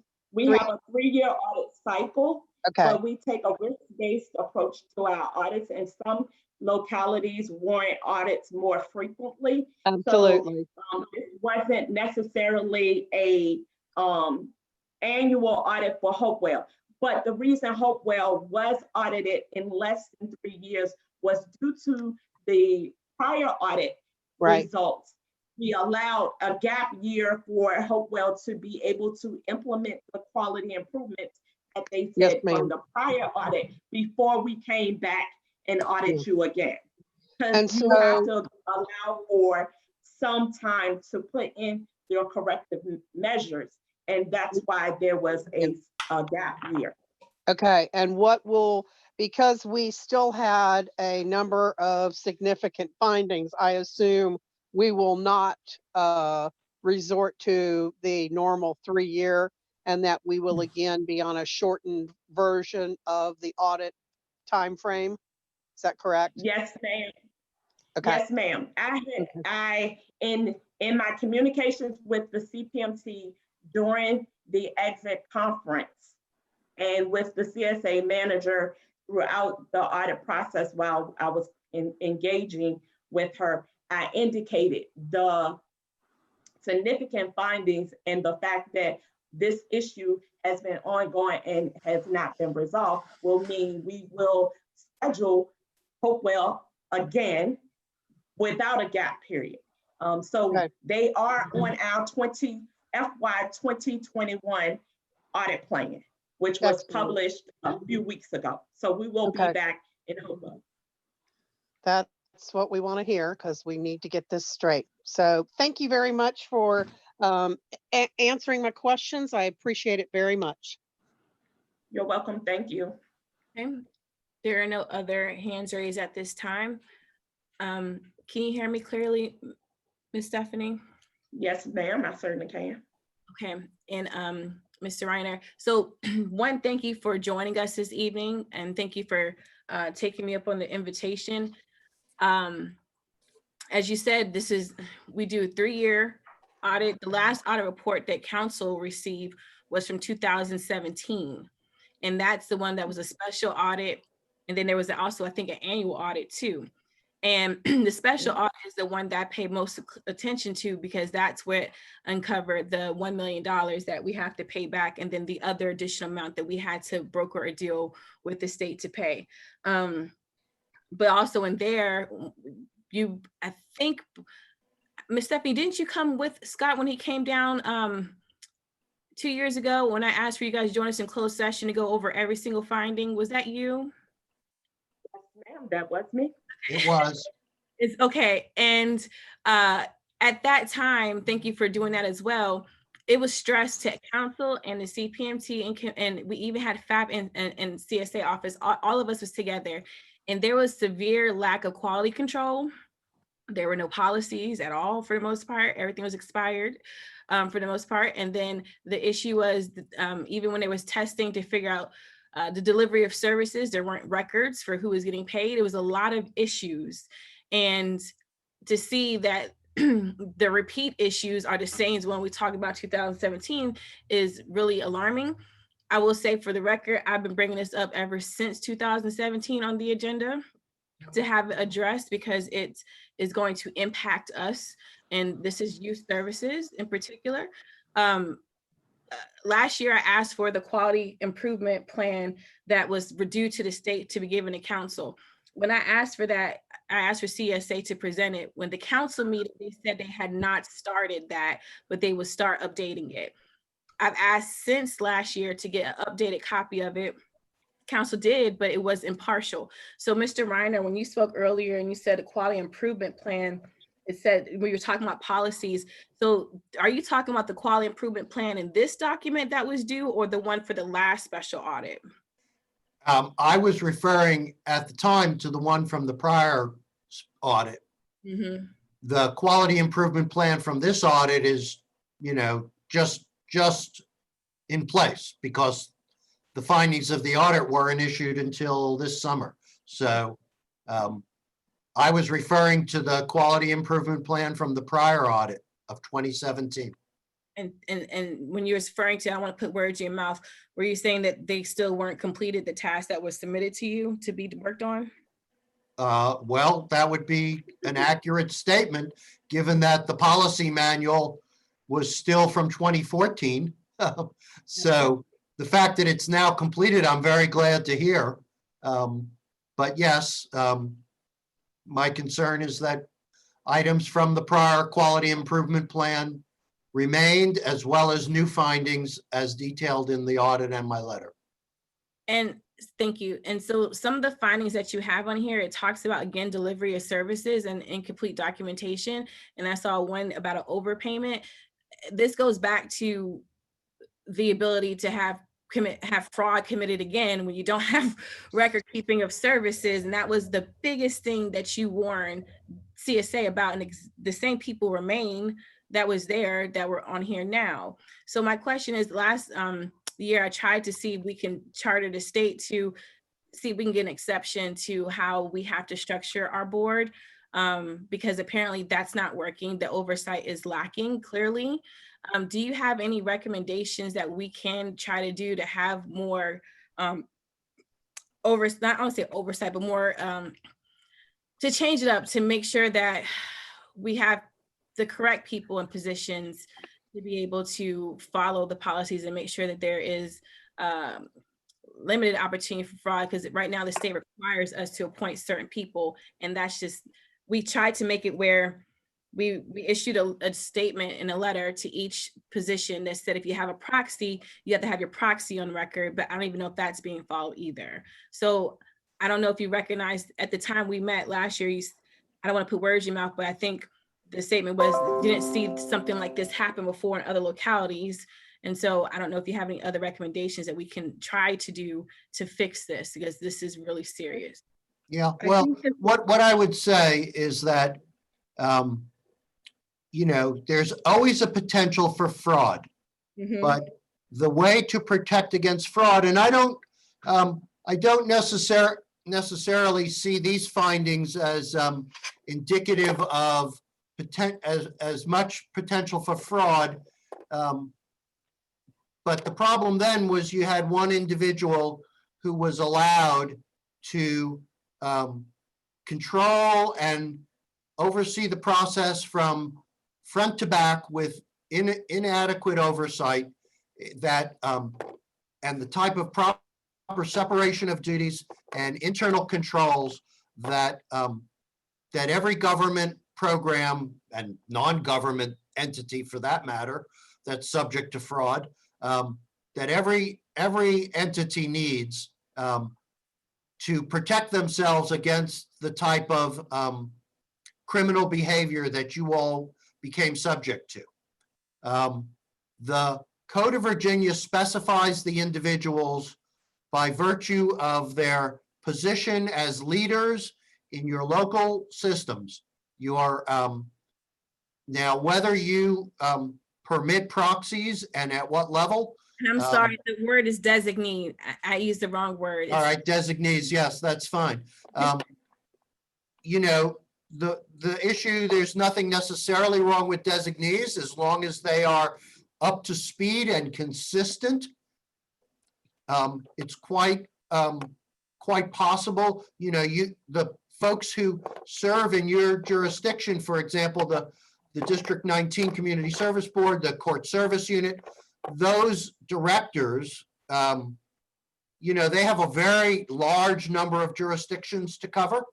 And so it isn't unreasonable that they would appoint a designee to represent them for Hopewell.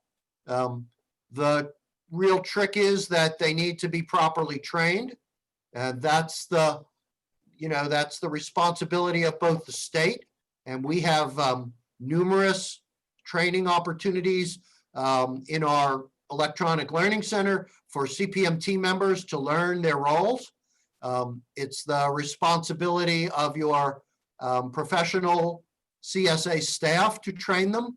And when there are questions, my office stands always ready to respond. I think it's a matter of putting folks' nose to the grindstone and understanding. I mean, you can look at the type of errors, you know, and come up with, as we've requested, you know, plans to be more diligent about all aspects of program operation.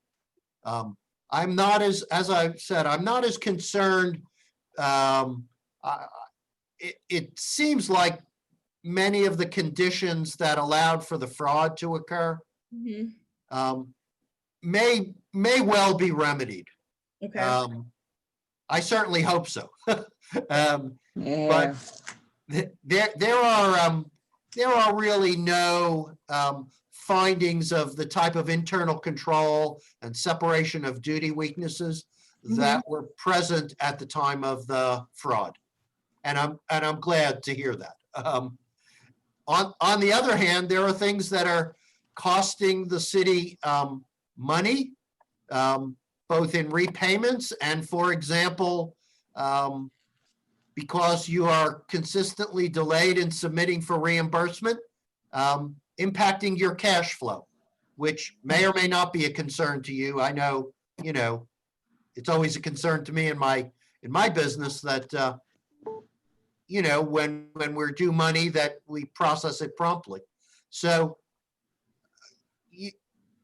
I guess I'm not as concerned about fraud, but as mentioned in my letter, and the audits of findings of the audit really speak for themselves, there's really continued room for significant improvement. Thank you very much. Councilor Randolph and then Councilor Pella. I had my hand up first. How do you know that. Because I had, no one's hand was up when yours came up, and you've Sorry. already spoken. Sorry, she called me first. I just want to say that I appreciate them coming tonight and talking to us. And I would recommend that council in the next month or two definitely have a sit down, go through all of these with our CPMT team, the CSA coordinator, et cetera, and have a better understanding of where we're going with this, because I'm disappointed that more hasn't been done to correct these errors. We have to, I think we still are missing a registered agent at this point in time. That has to be assigned, and we've got some things to do. And they have already told us tonight that they will be coming around in a year, and we better have our act together again. So I think that that is something that if Ms. Denton or Mayor Gore will call a special meeting in the next couple of months behind all the other special meetings we're going to have, we need to sit and talk about this as a council. Thank you. Now you can go, Ms. Pelham. Thank you. I was going to say that I'm glad first of all, one of the issues is that we have a one-person management team for that, for the person that feed into CPMT. We've delayed for whatever reason, not pushing that. Our management team not to support or either to push whoever to hire another person to work with the current lady in the job. I'm glad to hear that he said it's not, I'm almost confidently, you won't find no fraud within her realm of any kind. So, but we need to push number one. We finally again did get Thomas Brothers. It need whatever they need. We need to make sure we support it, and we need to hire that other employee. And the other thing is that the CMPMT, the main culprit, and I would ask that Ms. Denton, we hold her to accountability of reporting back to us every time they meet, so we'll know how much they've done or what, as they correct these findings, 11 findings, to report back to us how they address it each time as a representative of council. And again, when we speak about an internal auditor, this is why we need one. And it's just sad that we fight among ourselves to shoot ourselves in the foot by not having the required persons on staff that could preclude preventing some of these things of this nature. So thank you for your report, but CMP getting our council to report back to us, giving the young lady the staff that she is required to be there. We have not appointed the fiscal agent, I don't believe yet, and have not forced our city manager to do that because Mr. Terry is busy with the CAFRs again. So that's why we need to hire a financial director, can do the entire job that he has to do. Manage CPMT, be on that board to see where the money's going and where it shouldn't. You need a fiscal agent. It was gracious of the treasurer to sit in for some time to do that. And, but now we need to do our part. Thank you very much. Okay. Thank you, Mr. Reiner and Miss Stephanie, for your time. That was important to make sure council can hear straight from the horse's mouth about the urgency and severity of addressing this. I already have this on the agenda to address CSA, but I will adjust my recommendation to include a work session to make sure that everyone is free. We can continue this then. Thank you for being amenable and always available to help us in these times. I appreciate you for staying late this evening. You're very welcome, although I'm not sure I like being called a horse. What? I'm smiling, don't worry. I'm smiling. Yes. Good spirit. Madam Mayor. Yes. You all have a lovely evening, and thank you to my excellent colleague, Ms. Baycoat, for her work supporting the audit program. Thank you. You all have a wonderful evening. It was my Yes, thank pleasure you. to be here Have a safe trip back. Thank you. tonight.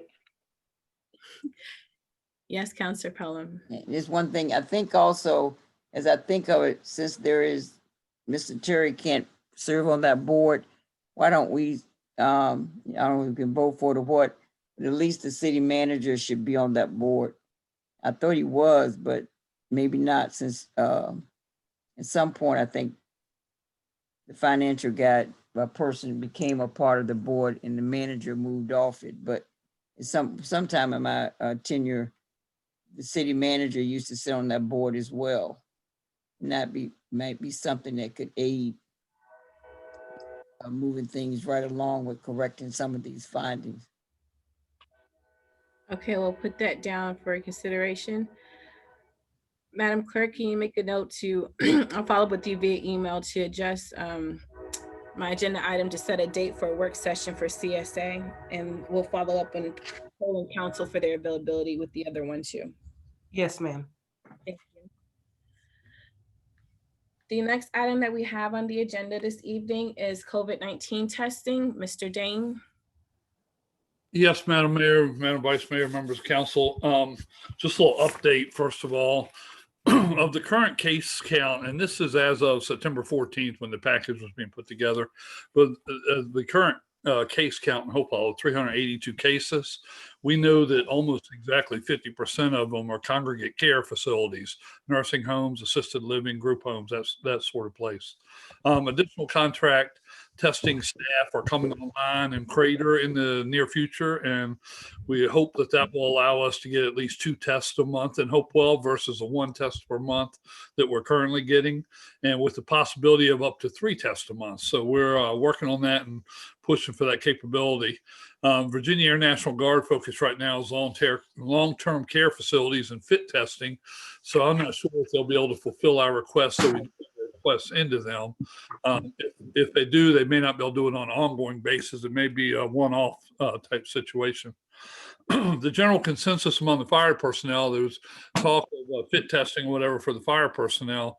The general consensus of the fire personnel is that they do not want to be tested randomly when they don't have any symptoms.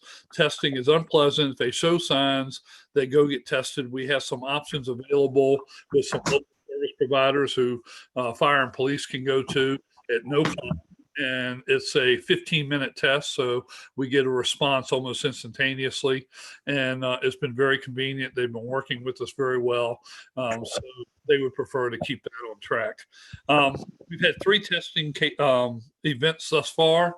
The first on May 30th, and we had 133 tests conducted that day, 88 of which were from Hopewell. I don't have the positive negatives on those, but they show up in the overall numbers. Chris wants to step onto the stage, but a quick thought before we get there. Dan, can you please mute your phone, please, or your device?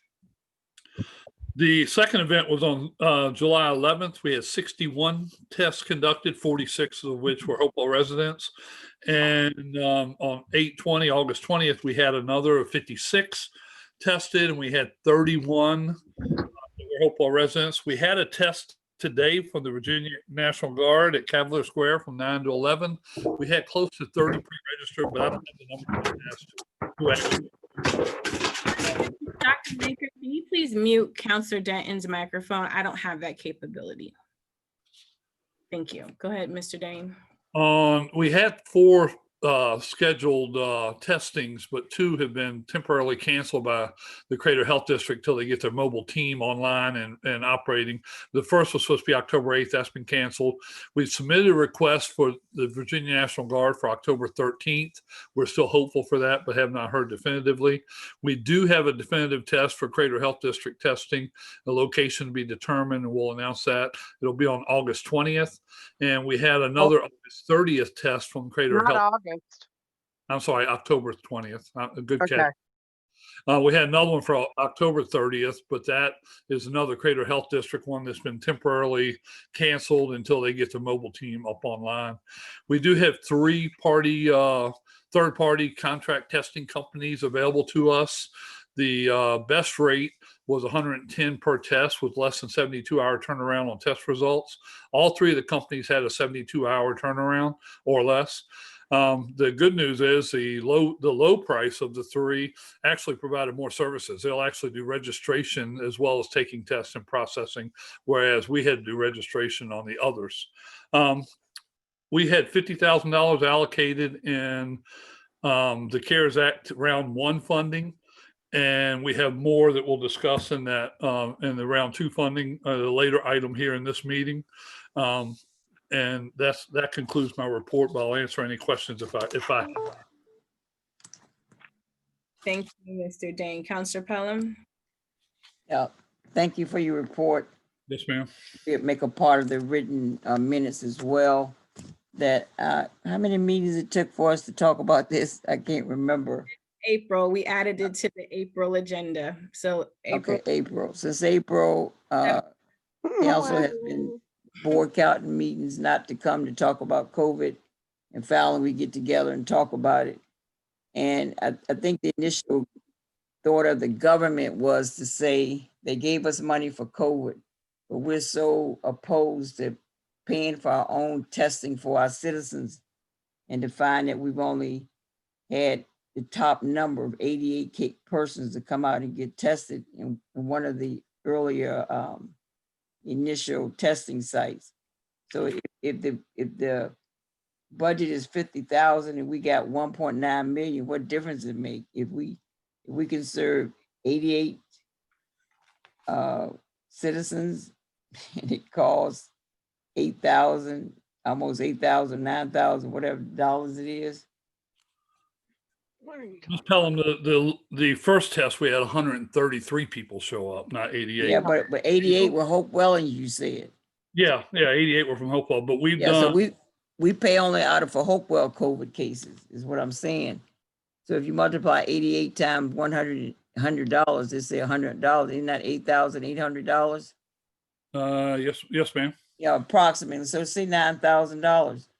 So we can't afford to schedule a testing for our own people out of $3.8 million. I don't know why it's so slow for why we won't do that. And We're in the process of trying to do that, man. We're trying to get 2 or 3. I know you're doing it now because of the urging from us to do it. And that's my thing. And we couldn't do it because we could never have a special meeting to talk about it.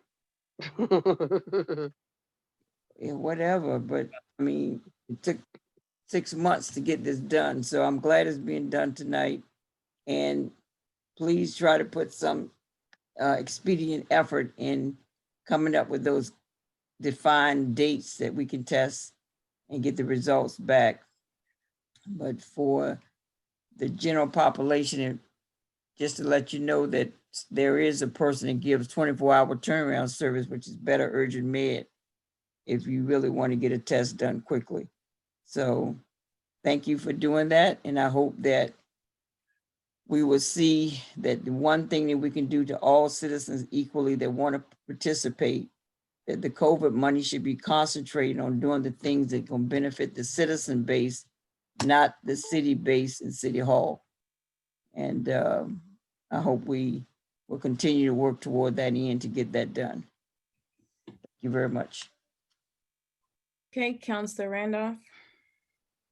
Well, I guess what I'm going to say is that if we had 123 tested and 80 some of them were from Hopewell, the demand has been that people initially were adverse to getting tested. They definitely made a point of saying they did not want to be required to get tested, nor would they participate. And they're in the 5 months that we've been going through this since May, June, July, August, and now September, more and more places have opened up so that if people have any kind of issue, they can get tested. So the crux of bringing up since April, I think, is a moot point. We certainly have had testing in the city. Mr. Parton was just testing for the city, And I think I don't want to steal his thunder, but he tested a larger number than Charlie gave out. And certainly we have testing available. Doesn't mean I'm adverse to any of the testing that we could possibly do going forward if we have the requirements. Mr. Dane, I did have a question for you. If we hire a company to do the testing, can we actually limit the testing to just Hopewell residents if we do that?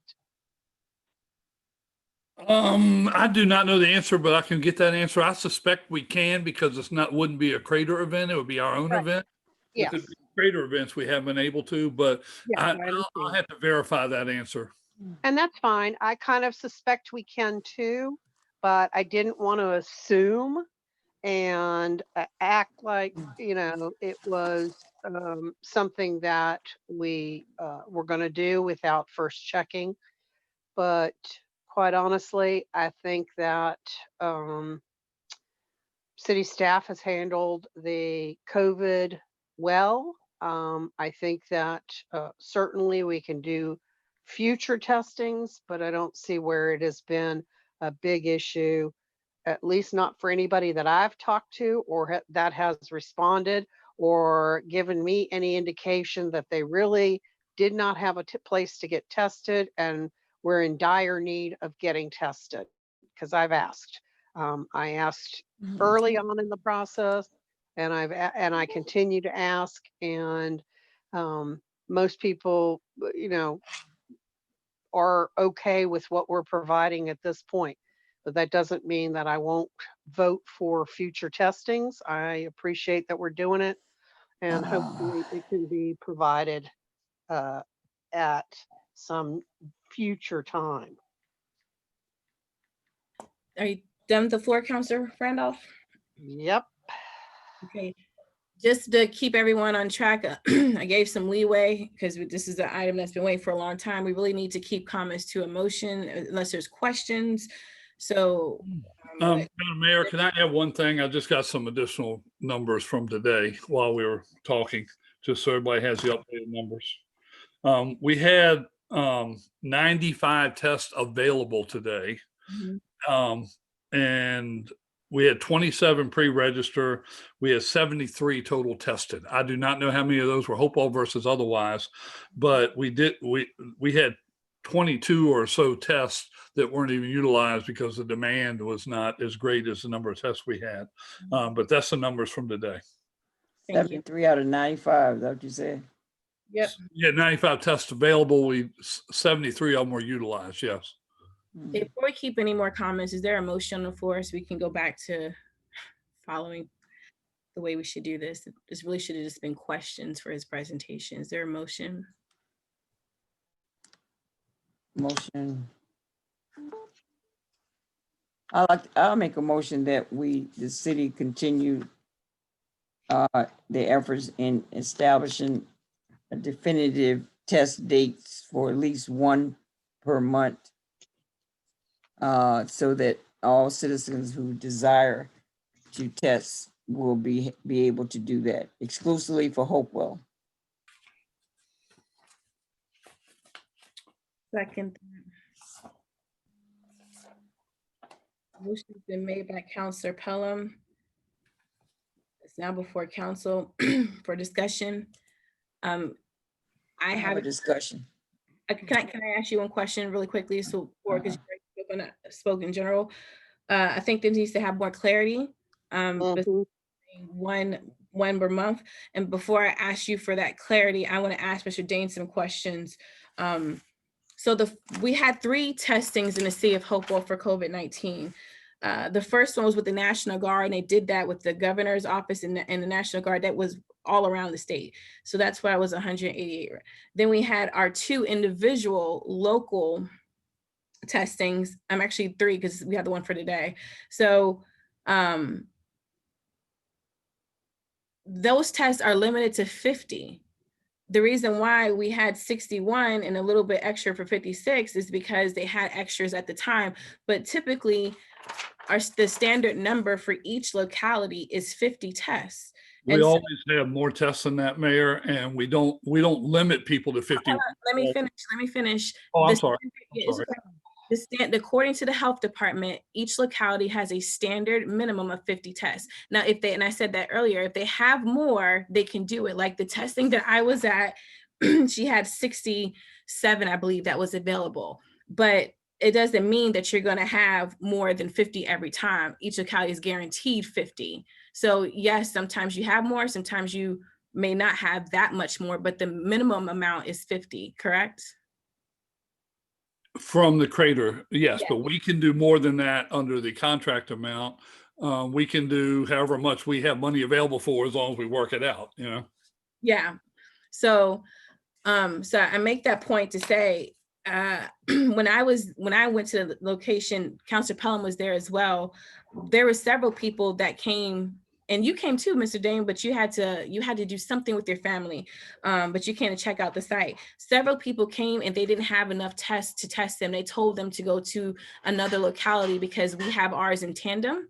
And so they were recommending people to go to either Prince George or Petersburg when they do their community tests to sign up. So I wouldn't say the demand isn't there. We don't have that many tests. And then also, it may have gone down, but historically, they've been turning people away because they didn't have them signed up.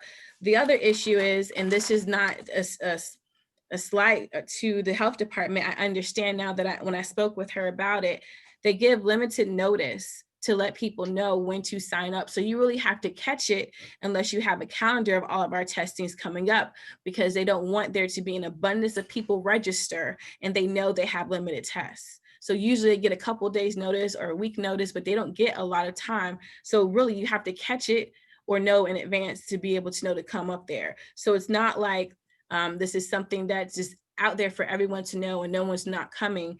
It's pretty limited. The other thing I would say is, since we're in a pandemic and it's about the COVID-19 and trying to reduce the spread of it, I don't know why we would invest more money into this. And Mr. Dan, my question for you for this motion is, you said the city set aside 50,000, that's what's in the CAF. When we first addressed the first portion of the city's money, because we didn't get anything for the second half of the money, which is why I added this to the agenda for the second portion. But for the first portion, I do not recall there being anything in testing in there, which is why some members of council requested it be added to the agenda and had special meetings, because this was not included in the staff's first recommendation for how to use. It wasn't specifically drawn out. It was in one of the lines under testing supplies and all. There was 50 in the first round and there's 50 more in this round. Okay, so it was buried somewhere in there, but not, because it wasn't discussed during our meeting either. I went back and looked at it. Right. Okay. So, and that's another reason why we need to have full clarification about how the money is being spent, so everyone's on the same page and not having to dig through stuff to figure out answers, or at least have it be brought to our attention the numerous times we had it on the agenda, and that's not your fault at all.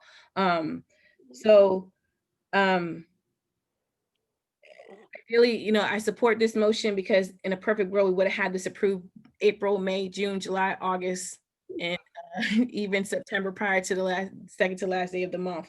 So I support this motion because it's needed.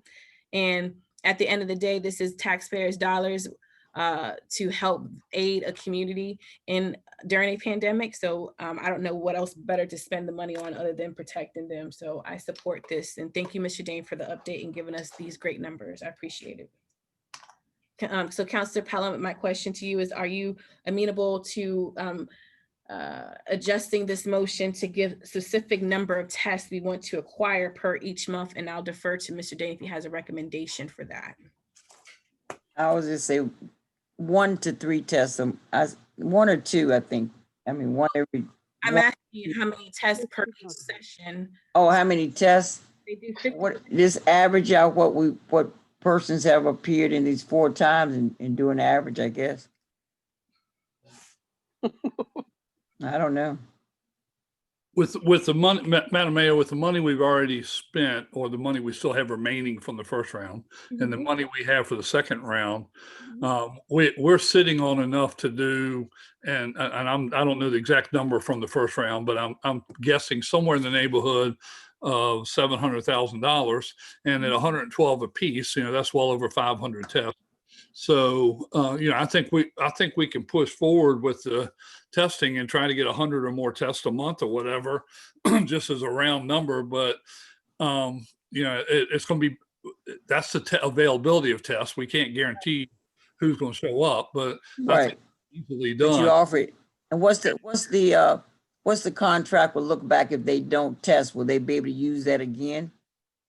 Oh yeah, the tests are usable at the next event or whatever event Right. they have with other testing. Yeah. No, we paying for it. It can stay with our inventory. Yeah, as I understand it, we only pay for the tests that they administer. Okay, great.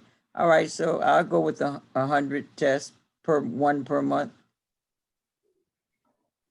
And I would note that that's in addition to the commitment that we believe we have from Crater for a test a month also. So we'll be yielding more than that, I hope, but that would be a good minimal, I think. Okay, thank you, Mr. Dane. Counselor Plum, that's your friendly amendment. You accept that? Yes. Madam Clerk, do you have that on the record for the motion? Yes, ma'am. So the motion on the floor is for the city proceed with one test a month through December. I think I heard correctly, with a minimum of 100 tests each session. Paraphrasing. So that's the motion on the floor to speak if you support it or don't support it. Counselor Randolph and Counselor Pelham. No, I can't support this without additional clarification. My understanding from what the city manager told us was that we could carry over these funds past the end of the year. And so why would we want to blow 100 per the next 3 months, leaving us only, what did Mr. Dane say, 500? Did you say, Mr. Dane?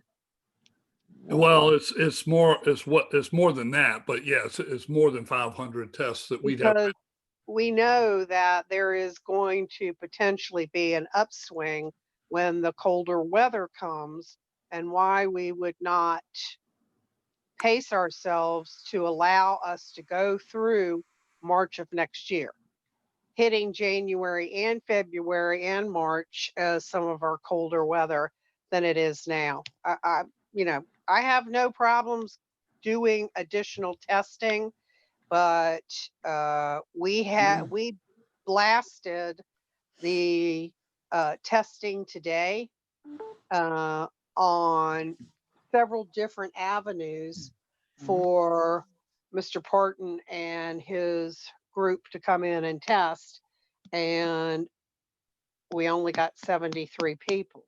I have a point of information, Counselor Randolph, if you don't mind. Uh-huh. So you said Mr. Parton's group. Are you talking about the health department's test, or did he come out with a separate group that the city was promoting? No, the Mr. Dane, didn't the National Guard The Guard did the testing today. Okay, Did so the they? National Guard, so it wasn't the health department testing. Okay, and then No, my other point of clarification, point of information, you said that the city manager said that we could carry over the money. Where did he say that at? And that's not. He said that in last month's meeting. Yes, There was in a remember that. discussion, he briefly mentioned that when we were talking about funds, that he didn't. there was still just, what? Go ahead, What do you want to say, Brenda? Counselor Randolph, hear that.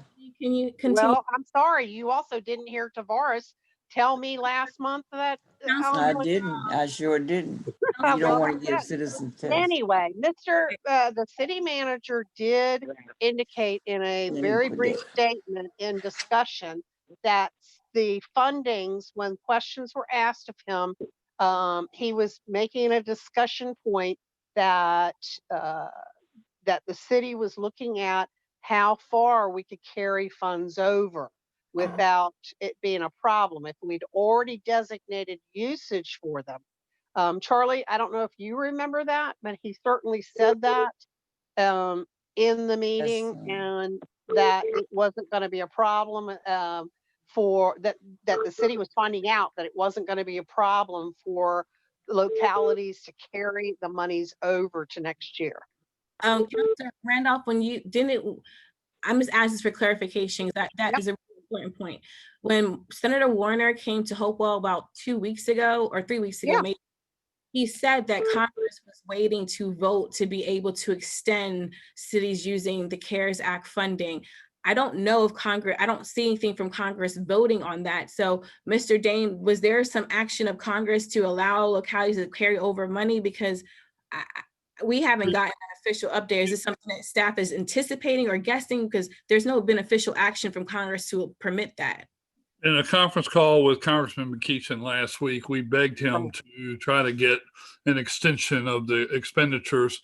Our understanding right now is that if you have something contracted, but it couldn't be delivered because of supply chain issues or whatever, then you would be okay holding that money until then.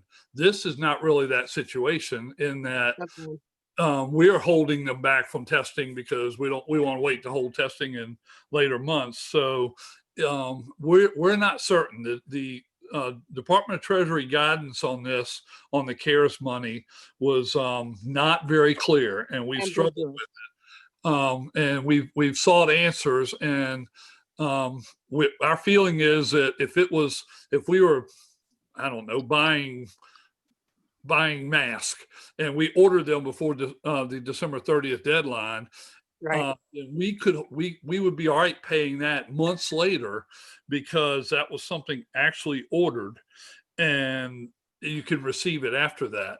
But a service like a test, I don't know, we'll have to check to see. But I would also like to add, though, that we have contingency money sitting there as well. If the demand for these tests rises the next couple months, I think shooting for 100 available each month is fine. If the demand is for that full 100 and we're starting to run low, we have money in contingency still on purpose for things like this to shift over to possibly contract for more testing. So we will do this as best we could. And so, we're still looking for clarity on whether we can pay for it by December 30th and still hold over the test for later. We're looking for clarity on that, but we have flexibility with the funding as well. If the tests start getting used up faster than we hoped and we want to have tests available later, we should have money to deal with that. Thank you. Councilor Randolph. Yeah, I would like to make sure that we have testing for January and February being the two coldest months. And we know that the upswing is going to be there. Again, I haven't seen a huge demand from my point of view from constituents that may be different in other wards. But, if the council wants to vote for 100, then fine. Okay. Vice Mayor Bennett. Yes, thank you.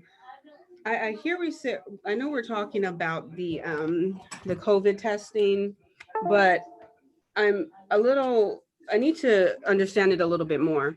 We're talking about the test, but I understand it's $112 a piece, but we're not talking about everything else. We're not talking about the chain of custody, the manpower, the gloves, the masks, everything it takes to just initiate one test. And those things cost money as well. So we can sit here and say, hey, look, we need this many tests. We need 104 tests but hey, look, it costs money to administer. How much money does it cost to administer one test to one person? And let's sit down, like you said, let's sit down and talk about it.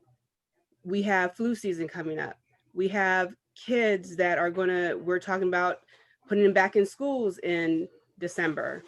So yeah, we also have to talk about where has this money, and I agree, what have we spent this money on, right, so far? And that's the question. So no, I don't agree with having the test done because I don't know how much money it actually is going to cost altogether. And what is it going to take for us to administer one test? Are we going to have appointments? I mean, are we going to say, okay, we are going to have appointments first? And how much money is it going to take for us to say, look, you're going to call, make an appointment, and we're going to have enough tests for walk-ins? So, I mean, to be honest with you, I don't agree with this right now. We do have the National Guard. We have other resources, the Crater. We have everyone else. We have resources that are administering tests. But right now, what does it look like for us to use this COVID money? Can we use this in a different way? But I agree with you, Madam Mayor. We do need to sit down and say, how have we spent this money so far? And that's where I stand. But no, I don't agree with doing the test until we can figure out exactly how much it's going to cost to administer these tests. Vice Mayor, Bennett, are you complete with the floor? Yes, ma'am. Okay. Mr. Dane or Councilor Pelham? Yes, ma'am. You had your hand raised. Oh, I'm sorry. That was from earlier. I apologize. Okay, Councilor Pelham, do you have your hand raised?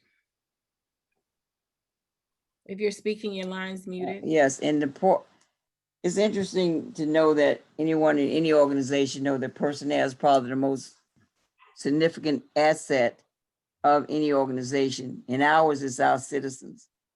If you, that one person didn't get tested and got COVID, then that family, of course, would be concerned. Hopefully that won't be anyone in your family. When you look at testing, and Charlie, Mr. Dane can tell us, most testing, when they give you a price, that includes all those gloves and all those other things that you have to utilize for tests. If you know Mr. Dane, you can answer now. But in my working in supply for years ago, anytime you give a quote for some testing, you add that into the cost of whatever you're producing. Is that correct or incorrect, Mr. Dane? The 112 includes them with all their PPE and all. We don't have to supply that. That's one reason why I noted that they were doing the registration and everything. So we don't have to have people there incurring costs. Exactly. So with that contract, that includes the PPE and in addition to registration, so we don't have to put a personnel out there. This COVID money is for the citizens, for people. Y'all saying you're not gonna vote for it, you excluding seniors, and then you're excluding children. And the fall of the year, you just said yourself that it's flu season coming. Why wouldn't you test your most vulnerable population, which is your seniors, if they can get out or whatever? I mean, you can't think for people. You provide the opportunity for them to come. Even if they don't come, you got to care enough about your citizens to get them tested to preclude them from spreading it potentially to someone else if they have it. Councilor Pelham, are you comments to say you support, because we got to keep it? I was trying to jump in. Okay. Well, anyway, that's my point. You can't charge the cost of $100 to a little over $100 to the safety and care of your citizens. That sounds cold to me and cruel, but whatever. I'm voting for the whole citizenship. If you voting that your ward don't need it, maybe they don't. But I think that all the citizens of Hopewell deserve the COVID money, coronavirus money, to prevent them from getting actually the disease, whatever. I'm just through. Thank you. Councilor Parton. Thank you. I want to ask Ms. Pelham just a quick question, just on clarifying. Can you talk up a little? Yeah, can you hear me? Now I can. Okay, maybe we're all just having sound issues tonight. For your motion, are you talking about providing testing for 100 kits, regardless of who does it? Whether given the opportunity, yes, giving our citizens 100 out of a 22,000 citizen-based city to get their test done, yes. Correct. So it doesn't matter who is doing the testing, whether it's the Crater Health District, whether it's the National Guard, whether it is a paid service that's being provided. What If you're Prater asking- doesn't come here or the National Guard, then the city needs to pay for that testing. That's what I'm saying.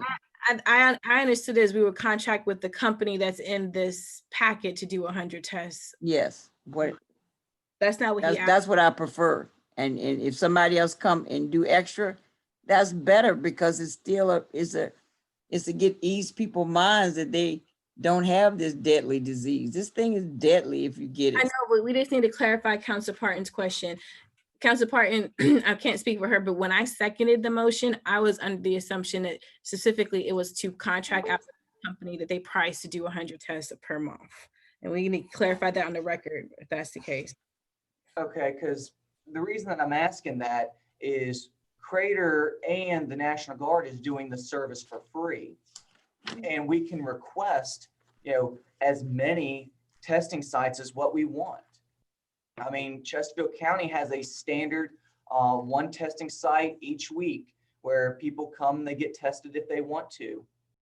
A lot of other health districts are doing in different localities testing every 2 weeks. They're providing a community testing. And so I just think it's more financially prudent for us to utilize these services that are doing it for free. And then that way we can, free up that money that we would have used for testing. We could use that for helping other organizations and nonprofits that have, been hurt through COVID that we, might potentially be able to help or might be able to, provide other services. But I mean, I just think you're saying that you're in opposition to this. I'm trying to keep everyone back to the motion on the floor. I did the same thing to Councilor Pelham after a while. So are you saying you're in opposition? Can you frame it that way? Well, I'm going to make a substitute motion for it. I'm going to move that we provide, 2 testings, ask for, 1 to 3 testings a month, but we leave it up to the city manager to decide whether it's going to be through Crater Health District, the National Guard, or a paid service. Councilor Parton's requesting to make a substitute motion. Motion fails for lack of a second. And I still had the floor, right? No, you're done with it, but he has the floor now. So I thought he was asking me a question. I didn't give up the floor. I thought that you did, and I gave it back to him, and then he asked you a question with his time. I just put my hand back up then. Well, okay. Ms. Brown, are you tracking the comments and the time to speak? Oh, no, she's not. I can tell you. Yes, I am. Oh, good. I got it. Can you give us a tally, please? Yes, ma'am. Mayor Gore has talked for 3 minutes, 52 seconds. Vice Mayor Bennett has talked for 2 minutes and 29 seconds. You both have spoke once. Councilor Randolph has spoke twice for 4 minutes and 45 seconds. And Councilor Pelham has talked twice for 5 minutes and 30 seconds. And Councilor Parton has talked once for 1 minute and 17 seconds. Okay. Good job. Go girl. Still have the floor? Who? Are you done with the floor, Councilor Parton? Yeah, I'm done. Okay, I appreciate that. Again, Council's time is 9:29. We committed ourselves to staying through all of the R items. We still have Till we finish. I know. Hold on, everyone, please. 1, 2 more items to go. I don't have a problem with it as long as everybody knows. So I'm just making sure everybody's tracking. Person hand raised is Councilor Randolph. This is your last time on this topic. Yes, unfortunately, I couldn't get myself unmuted fast enough to second Mr. Parton, so I'm going to do a substitute motion that is very similar to what he indicated, which is to allow the city manager to pick between the Crater Health, National Guard, or paid company to provide the city of Hopewell at least 100 tests a month, and how many ever different site locations or times that fit that, so that each month we have Oh my, 100 testings for October, November, and December. And that's my motion. Councilor Randolph is requesting to make a substitute motion, Second. seconded by Councilor Parton. The motion on the floor is to allow Councilor Randolph to be able to make a substitute motion. Roll call, please. Counselor Randolph, Yes. Counselor Holloway,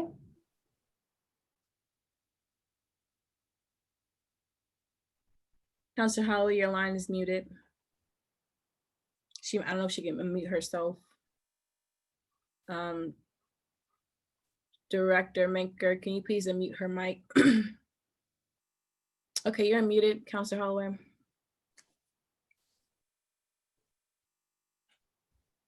We can't hear you. Okay, we'll note that she's having some technical difficulties. We'll come back. Go ahead. okay, Counselor Parton, Yes. Mayor Gore, No. Counselor Denton, Councilor Denton, you're muted. Can you Yeah. hear me? Yep. I'm not sure. I'm not sure what the motion is. The for motion, Counselor Randolph to make a substitute motion. To make a substitute. yes. Yeah, I mean, I'm completely a loss here. Yeah, Counselor Pelham, no, Vice Mayor Bennett. Yes. Councilor Holloway. Madam Mayor, Yes, ma'am, we can hear you now. Go ahead. no. Thank you. Motion passes. Councilor Randolph, you want to make your substitute motion? Sure. I make. can you make it substitute- Excuse me. Councilor Randolph, substitute motion, please. Okay. I would like to make the substitute motion that the city manager schedule for the next 3 months in between Crater Health, National Guard, and purchased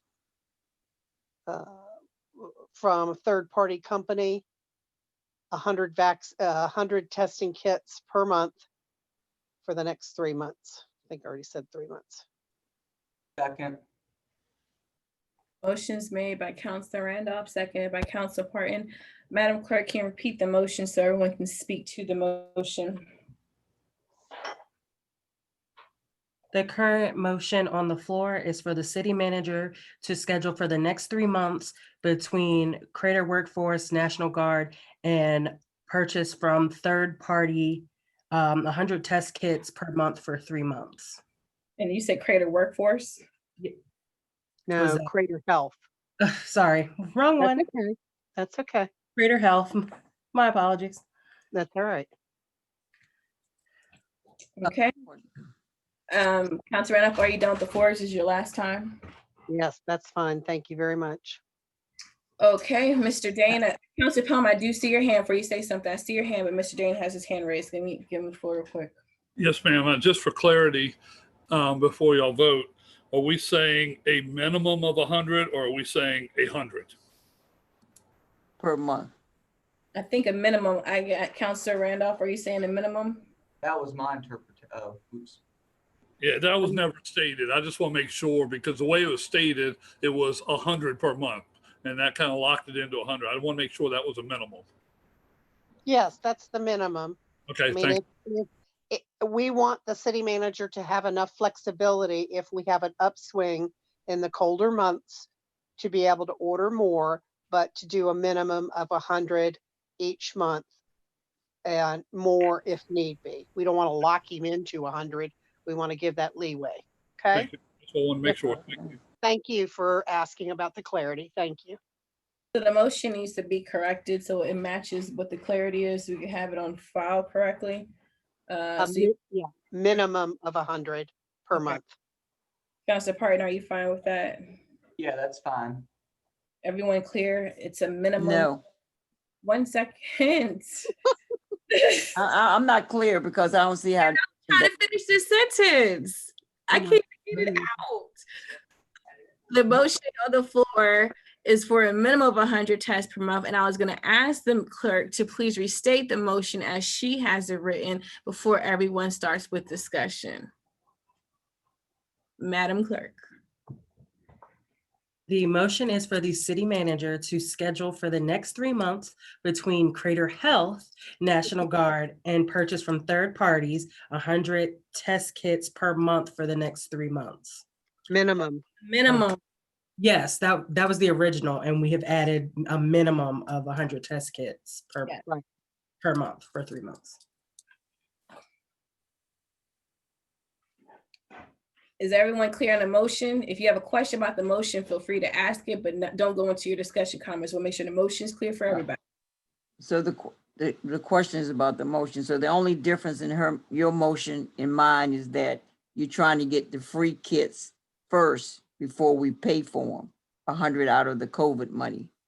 Is that correct? You asking me? You made the motion? Well, I'm just making sure. I don't know.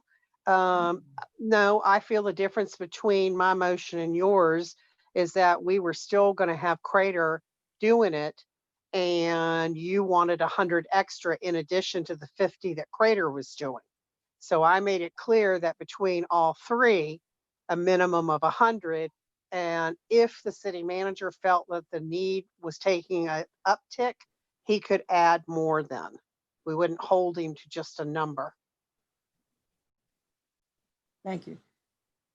I'll wait for my discussion. All right. Is there any more questions about the motion? All right, go ahead, Councilor Pelham. Yeah, again, with that motion, you councilors realize that you are, with the Crater coming in and the National Guard, they're not exclusively for the citizens of Hopewell.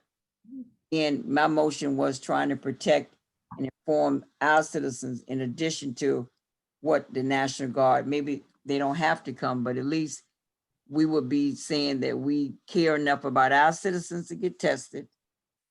And we've tested close to 88 at the top rank.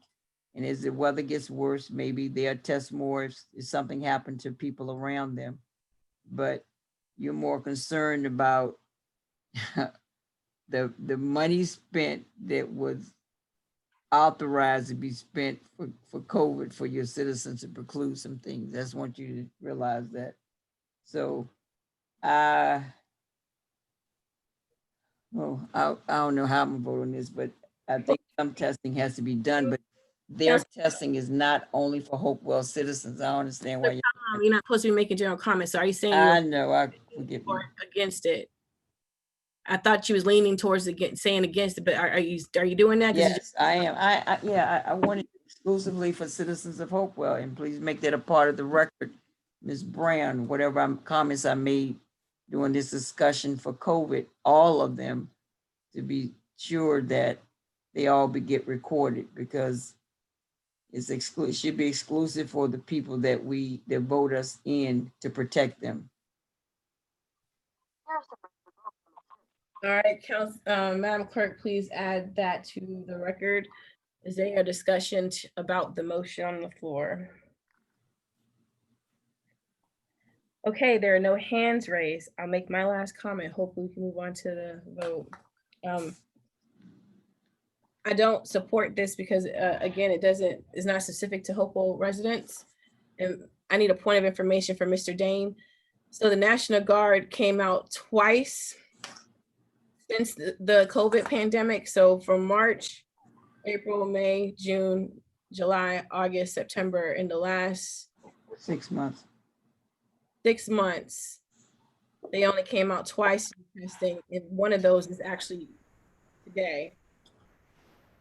And when they, is that correct? That is correct, but it's not really 6 months because we didn't get the funding notification till June or July. So I'm talking about the national coming out to test. They've only been here twice in the last 6 months, correct? that's correct. And for the health department, based off of what you said earlier, the health department has only tested twice, 3 times in the last 2 months, 6 months, right? Yes. I believe it's twice. It's 2 and 2, I think, at this point. So 2 times the health department and 2 times the National Guard in the last 6 months of since this pandemic began. But correct? it's been once a month the last 4 months, yes. So once a month the last 4 months, okay. And so, and with both of these testings, for clarification, they're open to everyone in the region or anyone who needs to come get a test. It's not exclusive to Hopewell residents, correct? Yes, they are. Okay. And so for my other point of clarification, the 50,000 that you pointed to with the first set of COVID money and the plans that I did not catch, that was the administration. What was your intention? Was that intended to be for Hopewell residents with our COVID-19 money that you already set aside $50,000 for? Actually, we allocated far more than 50, but we also thought that because when we were starting this, Crater Health hadn't committed anything yet. They were trying to work up a plan. We didn't know the Guard was going to be involved at that point. So we thought we might have to have tents and you know, a whole series of things. So we had money set aside to do testing, of which we thought 50,000 of it would be to buy kits or whatever for the testing. But there was a lot of unknowns at that time. So there may actually be a little more than the 500,000. I mean, the 50,000 sitting there for that. Okay, but the 50, I'm just gonna go with 50,000 because that's been the cap right now, but thank you for saying there might be more put aside. Before the 50,000 set aside that you guys already planned to use for COVID testing, that was for Hopewell residents with our COVID-19 money. That is correct. That is our plan. Okay. So we already have money set aside specifically for testing for Hopewell already in our plans. And then my last question is, I thought when you reported out for the health department, didn't you say they just already canceled 2 events coming up for the fall and winter? They canceled 2 in October, but they plan to reschedule them once they get their mobile teams in place. They're hiring people and training them now. They just didn't think they'd have them ready in time for those 2 tests we had scheduled. They're going to reschedule those. They're trying to get more assets on the ground to do more testing, and we will be part of that. We just don't know yet what the dates are. The dates we had preliminarily said have been canceled. They'll be reestablished. Are they trying to shoot for them to be in October, November? Because I heard I believe we're looking at November because they're just getting the people hired and trained up now. It's going to take a little while to do that. I would expect they'd be in November. Okay, so I need to note, we do have one firm test October 20th in Hopewell, and that is a Crater test. That is firm, but 2 other tests that were tentative have been postponed for now. Okay, so just to recap, so I'm not putting words in your mouth, the city administration already set aside $50,000 of our COVID-19 money for Hopewell testing and phase 1 planning. That's ready to go. The National Guard and the Crater Health District has only come out twice in the last 6 months for the pandemic, but really the last 4 months to do testing, and that's open to everyone.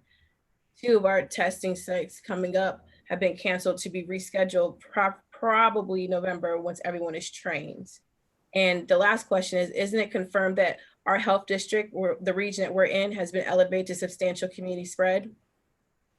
That was weeks ago. The numbers are dropping across the Commonwealth. I'm not sure where they are right at this moment. Has our region been reduced from being at elevated community spread? A few weeks ago they were. I'm not sure if it's still there or not. I don't know that answer. I'd have to get that for you. Okay, we're at substantial, they elevated to substantial community spread. Okay. So I'm not in favor of this because the money has been set aside to do testing already. It doesn't hurt any other plans because they already planned for testing for Hopewell residents. And there's no guarantee that we'll make sure that our people are tested. And also last question, Mr. Dane, for clarification, the option to use the National Guard was there earlier on, but then they removed it because they focused on the nursing homes and care facilities. So when we asked originally about this in April, the option was taken away for us to use the National Guard. And then the same thing with the health department. We've been asking for additional tests, but they said due to manpower, we couldn't add tests onto it. So the reason why we couldn't do anything before with them is because of limited resources and staffing. So we're just banking on the fact that they may be available again. Well, yeah, and actually, as we were sitting here, I just got confirmation that the Guard has confirmed the other tests in October. So we have two firm tests in October at this point. Perfect. All right, thank you for that. And he sent us that October date, so we'll put that on our record. All right. There's no other hands raised. Roll call, please. Counselor Randolph, Yes. Counselor Holloway, No. Counselor Parton, Yes. Mayor Gore,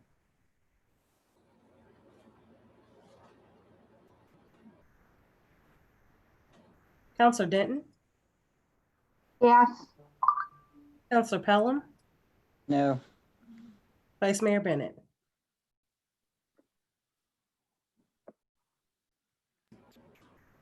Vice Mayor Bennett, you're muted.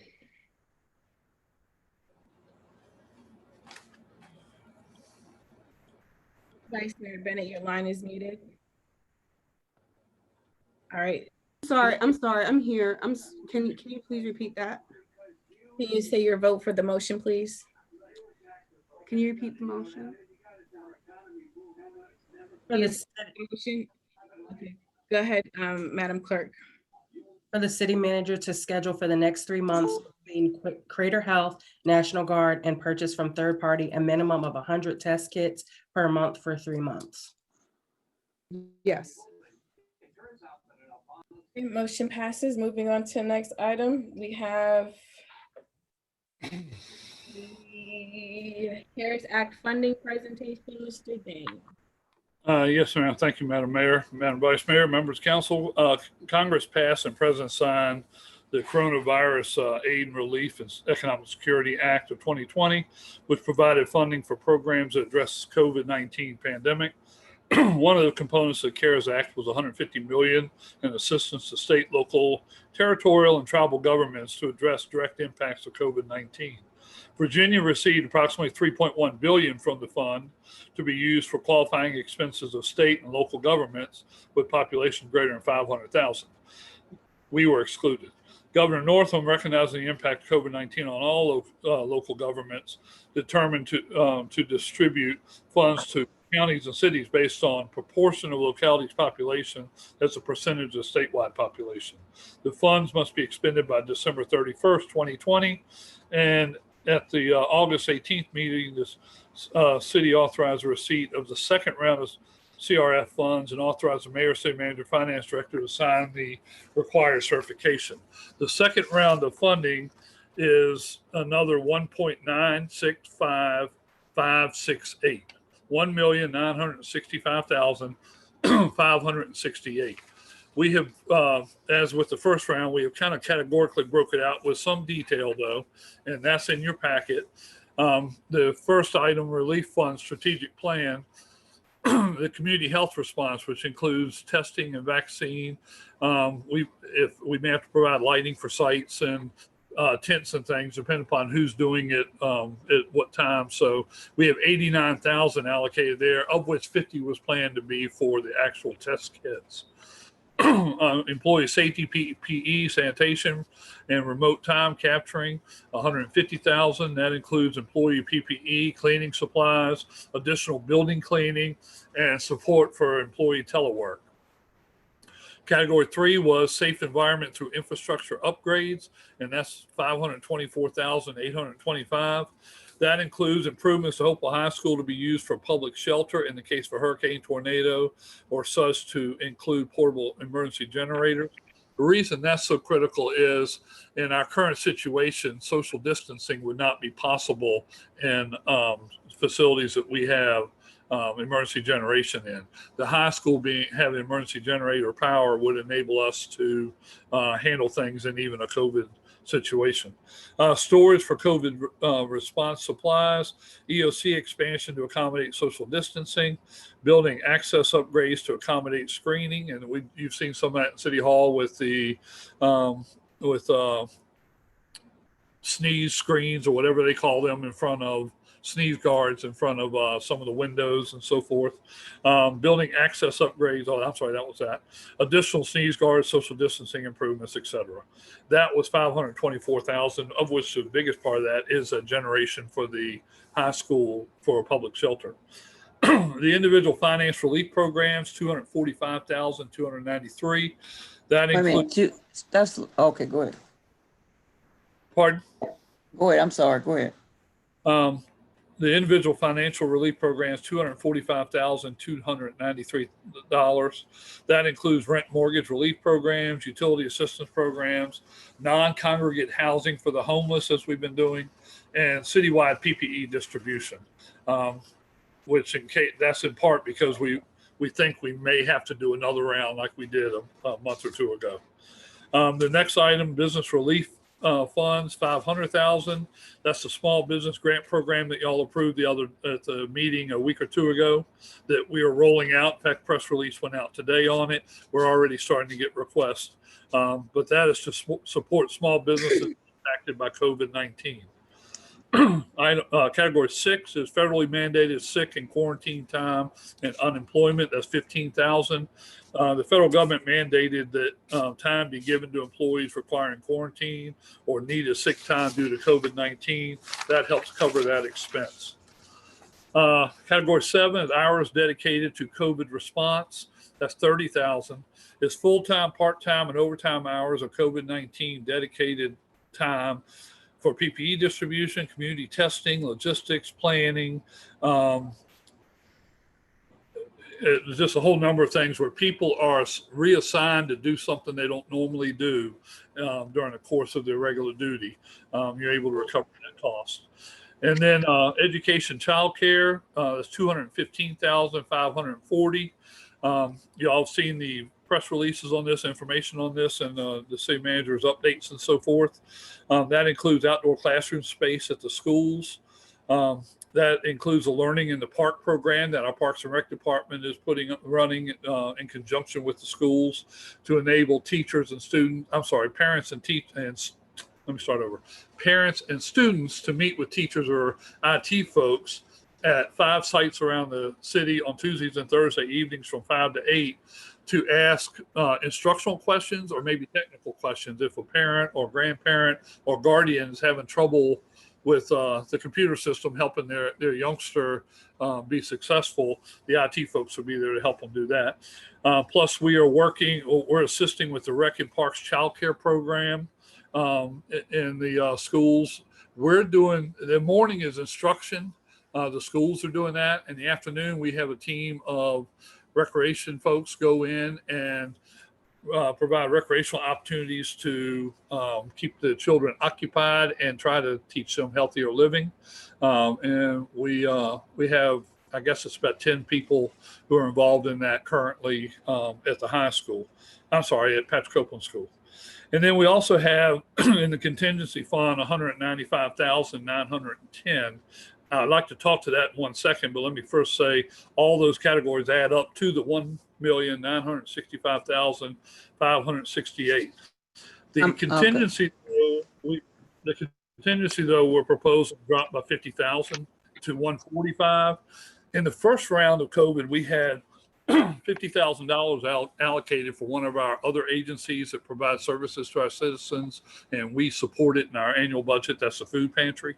The other agency that does that is the City of Refuge, and we're proposing in this round to give them 50 as well. their costs for both operations have gone up extremely high through this COVID crisis because the demand for the service has been so much greater. Overdoses and relapses and opioid use and so forth has gone through the ceiling during this period of time. One, because of all the uncertainty. Two, possibly because people get money in their pocket through some of the stimulus money and so forth. But people have made some bad decisions, and the City of Refuge, their daily count is showing, and we're proposing that 50,000 of this allocation go to them to help offset some of their costs with the increased impact they've had through the COVID-19 crisis. So that completes the presentation. I'll answer any questions you may have. I would only note that this has a lot of flexibility. If you have specific ideas or questions about a specific item or program, we can talk about it here, or we can offline talk about it with the manager in the next day or two and try to fine tune this. We have left a little bit of flexibility in each category because we know things are going to come up that we don't see. If we knew that we would be doing the school program 3 months ago, we may have been approaching things differently. That happened in a 2 or 3 week period prior to starting because of the need arose. And we're going to have these things keep popping up. So we've tried to be as flexible as we can in the preparation of this. And one last note, I'd like to thank all the departments for their input on this and their work during this COVID-19. But in particular, I want to thank the fire department, specifically Ben and Robert Johnson, for their work in monitoring this, putting all this together, tracking all this. It has been a monumental task, and they've done an incredible job with it. That concludes my presentation. I'll answer any questions. Thank you so much, Mr. Dane. Any questions for him, Councilor Pelham? Okay, this only covers 1.9 million, the first half. No, this is the second half. Y'all approved the first half back in, I think, August. All right, and we got something like this itemized. Yes, ma'am. Okay, can you send that to me again? I'll make sure that gets sent. I may not Okay. have it, but I'll make sure it gets sent to you. Thank you. And the other thing is there any way, do you have a plan for the contingency to be spent before December 31st and any other monies that may come back in? You need to, you know what I'm saying? You can't wait till you have $145,000 and give it back to the government. We're not intending to. Plan for that. What Your tentative plan, can I finish? What is your tentative plan for that $145,000? I thought it was 200 at first, but I'm glad you cut it. It was 195, but I just moved it by 50 for the contribution. Yeah, I understand. But so what is your plan for that money? Our plan is this. We think that these categories are based on some fairly real numbers we're starting to see. We know that some of them may not be right, and some of those numbers may move. But as we get closer to the mid-November Thanksgiving timeframe, we're going to evaluate where we are. We're going to try to make sure we spend every dime of this money, because otherwise we're just going to have to turn it back. If that means buying additional PPE equipment to make sure we have some next year because they haven't yet extended the date or whatever, we may do some of that. We may add more into the mortgage relief or the homeless program or whatever. We're going to try to make sure that all of it is spent. We're not going to wait till the last minute. We'll be evaluating this. We're evaluating it every month now. And that's why we came back with phase 2 is a little different on the business plan, because we weren't giving it away fast enough. We want to make sure we give this to our businesses to help them. Well, the same applies to every one of these categories. We're going to try to make sure all of it is utilized. And we're hopeful that we'll hear an extension from Congress to give us a little bit more time to spend it. From reading all of the NLC stuff and VML and NACO and VACO, all localities across the whole nation are really pushing their elected officials to extend that date, because everybody's saying, I don't know how we're going to do it in that time. So hopefully that's going to happen. But if it doesn't, we have a plan in place to try to capitalize on every. All right, can you add that, what your plans are under number 9? I just explained it. Huh? We don't know what that.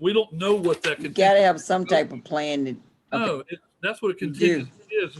It's sitting there unallocated right now, so that if we need help in one of those other areas, we can provide it, or if something else Understand. comes up. But in November, December, we'll make a definitive decision. We'll come back to council and tell you about it. Before, you know, Right, the other thing is, one of the greatest needs that I heard from grandmothers and citizens around the city is that there are lots of grandmothers who are trying to help their children out by them working in them, and they're caring for the children, and they're frustrated. So the child care seems like it covers more than just child care. I understand the educational part, but I could see they have a program at Hopewell High School now with, I guess, 80 some kids, but there's 80 kids or more on the waiting list. You know, if you know the cost exactly of that child care program, could you consider, talking with the superintendent to see if we can get another program at the other schools? Because they're parents, grandparents that are hurting. We've already done that, Ms. Pelham. What the schools decided to do was to start here at 80 and run it for a few weeks to make sure it's going well and that we're not having problems and we don't have a breakout among the students catching the virus or whatever, but run it for a few weeks and then evaluate whether they're going to expand this into some other schools to get the numbers up even higher. And we've committed to working with them as much as we can on that. So yes, that is part of the plan. That's why we named this a pilot. We don't want people to think that it was going to go on forever or that it wasn't going to expand. We wanted to make people know that we were looking at this and trying to evaluate how effective it is. And if it is effective, how big do we need to make it? Well, But again, this is the second week, isn't it? This Yep. is the second week. And I'm telling you, grandparents are hurting, okay? So I would definitely recommend that if some of these areas can be taken back for $50 or whatever $1,000, that would be a good investment for kids to get more, I guess, be educated in a better format, and so with someone that can help assist them through the process of this virtual learning. That is a grave need in our community, I believe, anyway. that's one of the big issues The other thing, that's one of the big issues, Ms. Pelham, with the extension by Congress. We told Congressman McEachin that if they decide to go second quarter on this program because they're still not ready to go into school, we have to stop in the middle of the quarter because the quarter goes into January and we wouldn't be able to spend money after December 31st. So there are some restrictions here that we're trying to work through, but we are aware of your issue or concern, and it is ultimately up to schools, but we've expressed our support to them. and also in the first quarter, first monies that you gave us, the strategic plan and the money that you plan to spend, can you go back and make a second column and tell us how many dollars have been spent in those programs thus far? I'm sure we can. We're tracking it through Munis, so I'm sure we can provide that. Yeah. So give us that first 1.9 million, what we spend in each category. And at the end, I think at least monthly for the end of October or end of whatever period when you got this money from a month later, how much money is spent. And I would say suggest every month you give us that amount so we can see the money as it decreases in its value. Thank you. Councilor Randolph. Yes, ma'am. I'd like to make a motion that council approve the plan presented tonight for the 1.9 million in CARES coronavirus relief funds. Second. Motion's been made by Councilor Randolph and seconded by Councilor Denton. Motions before council for discussion. Councilor Randolph, you have the floor still. Nope, I'm good. All right, there are no hands raised, but we were on questions for the presentation, so thank you for doing that, so we can just put it all in one pot of discussion.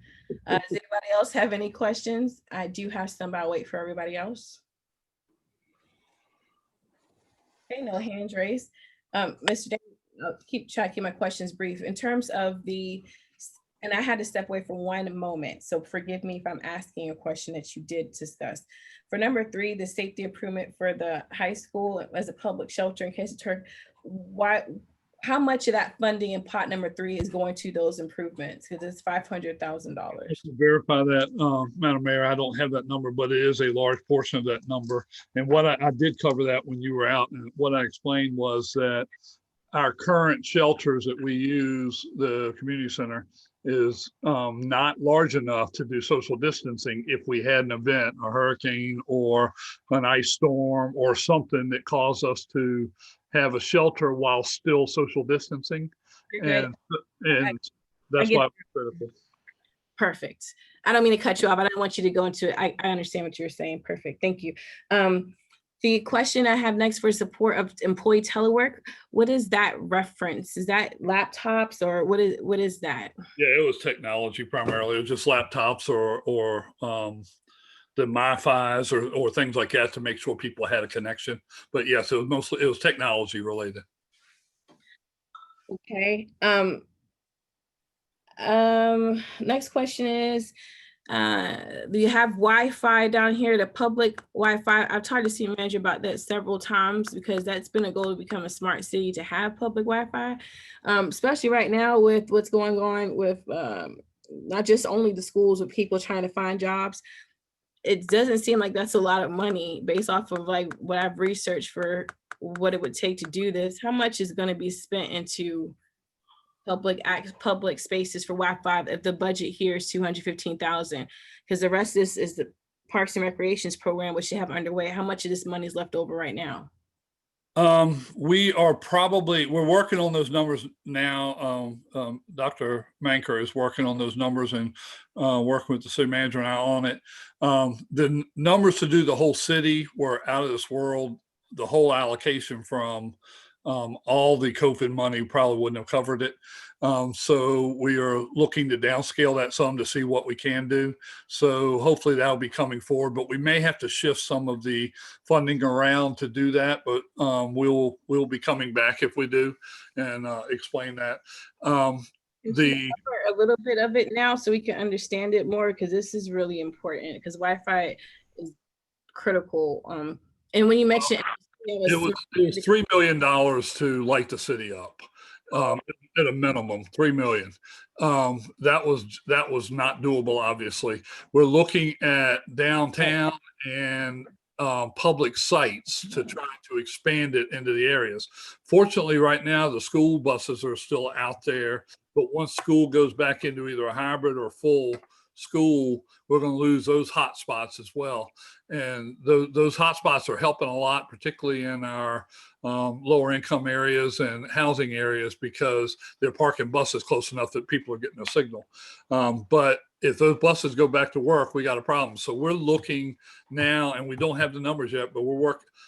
Once we realize 3 million to the whole city, we're trying to back that back down now and look at how can we light some of these areas that really need it. And we hope to get back together this. That was already in the IT strategic plan. I had this on the agenda last year. There was a goal to do downtown Wi-Fi. I think she has that information. We have a downtown number, but that's only part of what we need to do. We need to expand that out to where we're hitting some of these low income areas that don't have the ability to get Wi-Fi. Okay. So you're looking at spreading it out throughout the city, not just downtown, but not the whole entire city. Yeah, we own a lot of property throughout the city. If you look at parks and schools and things like that. So we're trying to figure out where can we attach and create another hotspot. And it's not going to cover everywhere, but it's going to start covering zones, So we're working, she's working on that currently, and we hope to have something in the next week or two. Okay, my last two questions is, I don't see anything on here regarding food access, food insecurities. I know we did the governor's health equity program, which we still need to complete that initiative because there's supposed to be an element of testing in the governor's health equity program.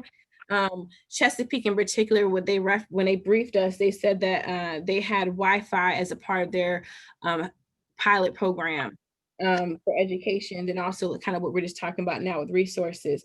But I think it was Hampton or Richmond, one of the two had a food pen. No, it was Chesapeake again. They had a food bank partner. And we've seen the long lines of people due to losing their jobs and needing food. And we already are in a food desert as a city. What's the plan to do a food bank or We some? have two things. We have two things. First of all, we're giving $50,000 to the food pantry to enable them to purchase more needed food supplies for these people.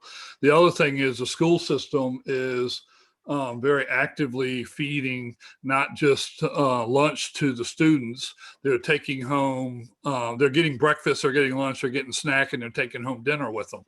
And they're still doing the Blue Devil Meals bus going around providing meals to areas because not everybody's in that daycare center, but they're still pushing meals out, basically 2 or 3 meals a day to our areas of need, and they'll continue to do that as long as we're not back in school. So we have two efforts going right now in that area.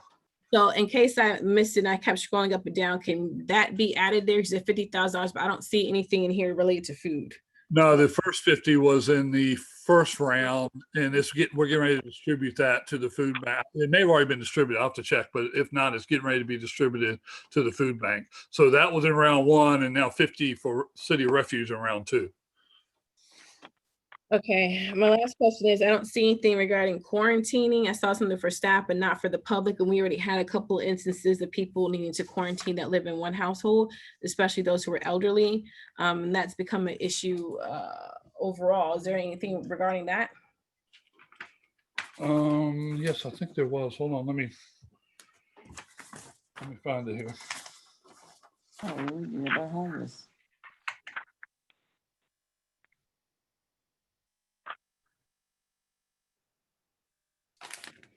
Sorry, I'm trying to find it. I know homeless is in here, but I don't see anything for residents who are not. It's in that same category. It just wasn't broken out separately. We have funds in there that if somebody had to be housed somewhere because of a situation like that, we would have funds available to do so. It's in that same category. Financial relief programs. We didn't list every instance or circumstance. We listed the broader categories, but it's in that same allotment. Okay. And the last question is, there's a lot of organizations that are helping people in crisis, and I've had this on the agenda to talk about for those who have lost their jobs and they're getting back on their feet, or they're trying to get other programs. When this eviction moratorium ends, and there's going to be a lot of people in crisis based off of the numbers who have cases pending, are we going to look at supporting nonprofits or groups that service hopeful residents to give them resources to start back over? Like, for example, Mercy's Mall gives, they have pretty much like a store. You go in there and you get bedding, kitchen supplies, whatever you need to start back over. I don't see anything in here for that. And we looked over CDBG funds. There wasn't anything like that for that either. No, ma'am, we do not have anything in here, but what we do have, and the reason we didn't put anything in here, the governor came out with the Rebuild Virginia program and very specifically noted that it's meant to also target nonprofits. So anybody who's come asking those questions of us, we're referring them to the state, giving them the website and all, and having them apply for grants from there. And the grants are much larger than the grants we're giving, by the way. I forget the amount of money in there, but it was a ridiculous amount of money. It's like $3 billion or $5 billion or some outrageous amount. But they're eligible as nonprofits to get money from that state program that the governor and the House put in place, because they knew that the COVID money, the CARES money, was geared more towards business and individuals and so forth. It was not geared towards nonprofits.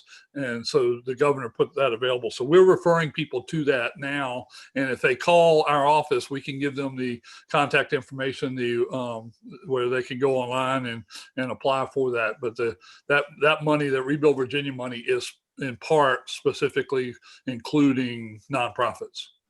Thank you. So when you get the other numbers, can you give us an updated version of this? We can have it parsed out to see how much of these overall pockets of money is going to the subcategories underneath them. I'll share that with Mr. Altman. Yes, ma'am. Okay, thank you. I saw the I didn't get a chance to ask questions, so I just needed clarity. Councilor Pelham. Yes.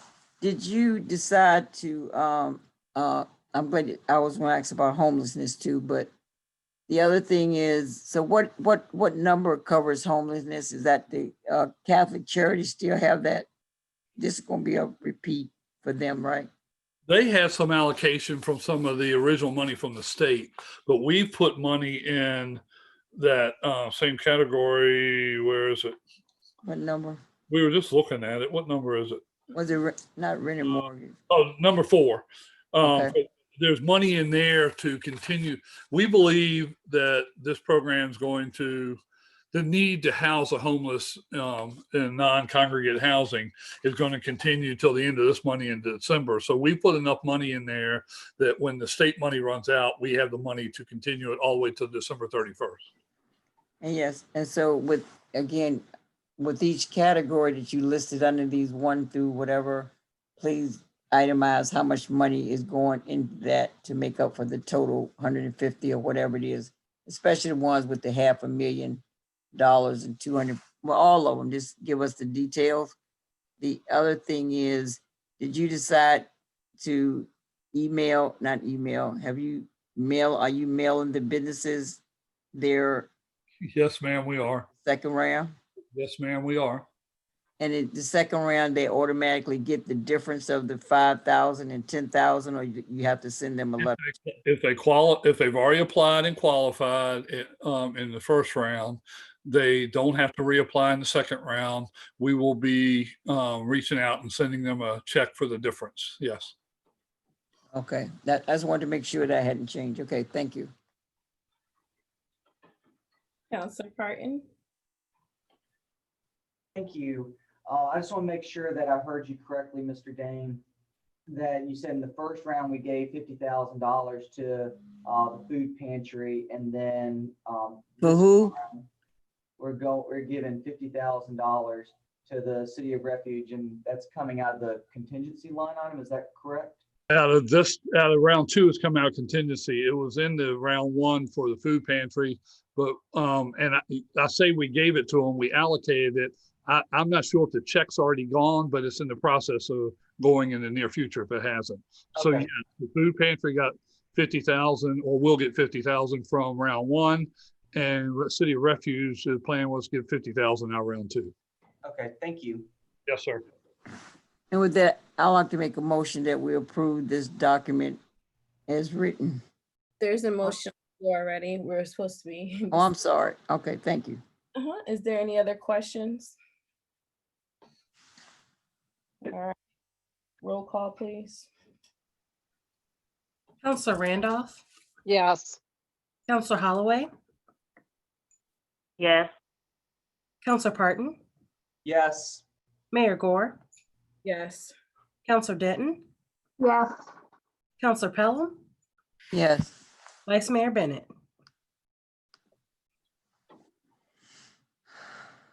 Vice Mayor Bennett, your microphone is muted. Yes. Thank you. Motion. I like to, Counselor Pelham. yes, I'd like to make a motion to adjourn. We have Second. one more item now. I know,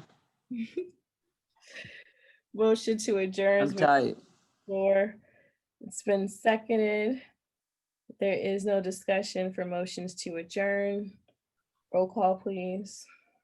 Counselor Randolph, No. Counselor Holloway, Yes. Counselor Parton, No. Mayor Gore, Yes. Counselor Denton, no. Counselor Pelham, Yes. Vice Mayor Bennett. No. Okay, let me pull up my agenda again. We have item R5, Office on Youth and Youth Services Commission. The staff is not here this evening. Ms. Who not here? The Office on Youth Coordinator. No, he's not available. But Well, he was on earlier, wasn't he? Earlier, I yeah. don't know. He was on earlier and got off because of the meeting. All right, go ahead. He was on here earlier. But continue. All right, so the city council appointed a subcommittee to look at the Office on Youth Commission, and the committee met on a couple of occasions, I believe. And the ad hoc committee looked at three options: to leave Office on Youth Commission as is, to make the Office on Youth a division of the Department of Parks and Recreation, or to move Office of Youth under Hopewell Public Schools. After a great deal of discussion, the committee agreed that the best option would be to move Office of Youth under the Hopewell Public Schools, transfer the $25,000 allocated to the Department of Recreation and Parks for youth programming to the schools to support the efforts on the Office of Youth under the direction of HPS, and convert the Youth Commission to an advisory committee, leaving them in place, but make them advisory without direct supervision of Office on Youth, but be advisory. Dr. Hackney discussed the recommendation with the school board to see if the board was willing to support the recommendation. Prior to bringing the recommendation to City Council, the school board supports the recommendation with the requirement that Office on Youth become fully under the direction and control of the school board and the Hopewell public school system.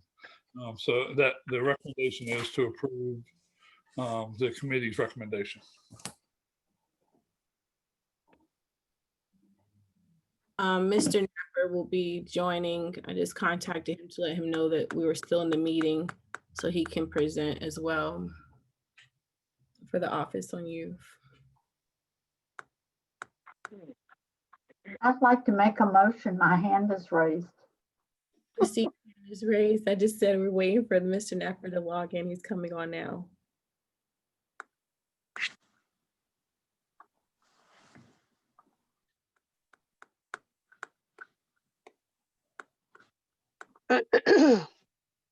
Mr. Napper was part of this team, correct? Yes. Okay. I know he was on our last meeting for this, and then I know he was on earlier. So I just wanted to make sure he knew that we were still meeting, just out of respect. He said he's coming back on right now.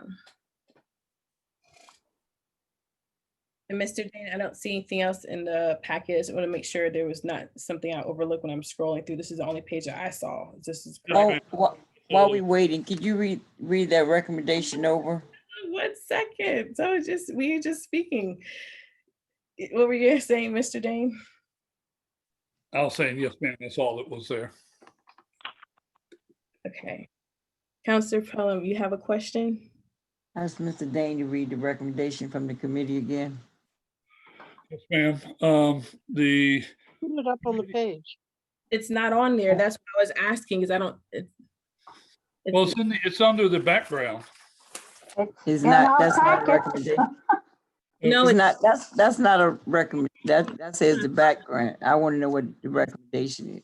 The recommendation is for City Council to approve the committee recommendation to move the Office on Youth Commission under Hopewell Public Schools, and authorization for staff to proceed with all necessary steps to facilitate the move. That ain't no recommendation. That don't give us no information. Can I make my motion yet? Sure. And Dr. Manker, while she's making her motion, can you please forward Mr. Napper the meeting link again? Mr. Denton? Why is Mr. Napper coming on? Because he's the person who was on the committee and he's the representative from the Office on Youth. Dr. Denton, you can make your motion. But this is under reports of the city manager. Counselor Denton, you can make your motion.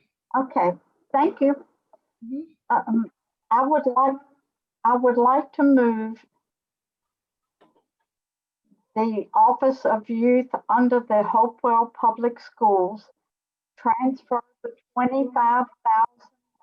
It's not the Office on Youth. You guys, we just let one person speak at a time. And Counselor Denton, your microphone is going in and out. Well, that's because I'm not fixed yet. You're not sick. All right, I'm going to talk, and I think this is an echo because I did not get my speaker back. Okay, try again. Okay. I'd like to move that the Office on Youth go under the Hopewell Public Schools and transfer the $25,000 allocated to the Department of Recreation and Parks for youth programming to the Hopewell Public Schools to support the efforts of the Office on Youth under the direction of the Hopewell Public Schools, and convert the Youth Commission to an advisory committee without direct supervision of the Office on Youth. Second. Motion's been made by Counselor Denton and seconded by Vice Mayor Bennett. So now it's before council for discussion. Yeah. Counselor Denton, are you complete with the floor? Yes, thank you. You're welcome. Counselor Pelham? The number 2 recommendation is to make the Office on Youth a division of the Department of Recreation and Parks. Does that mean that is that for the money purposes of the transfer of the $25,000, or does that make Mr. Napper come under the direction of Aaron Reed Miller? No. Who knows the answer? I know the answer, Ms. Pelham. No, that was what they considered as options. The recommendation does not include that. So what Ms. Denton didn't say that then, right? No, ma'am. Ms. Denton said move it to schools, so Mr. Napper would work somewhere under the direction of Dr. Hackney. Okay, and then it was another question I had. So where is the other $50,000 going? The schools already have it. Correct. Okay.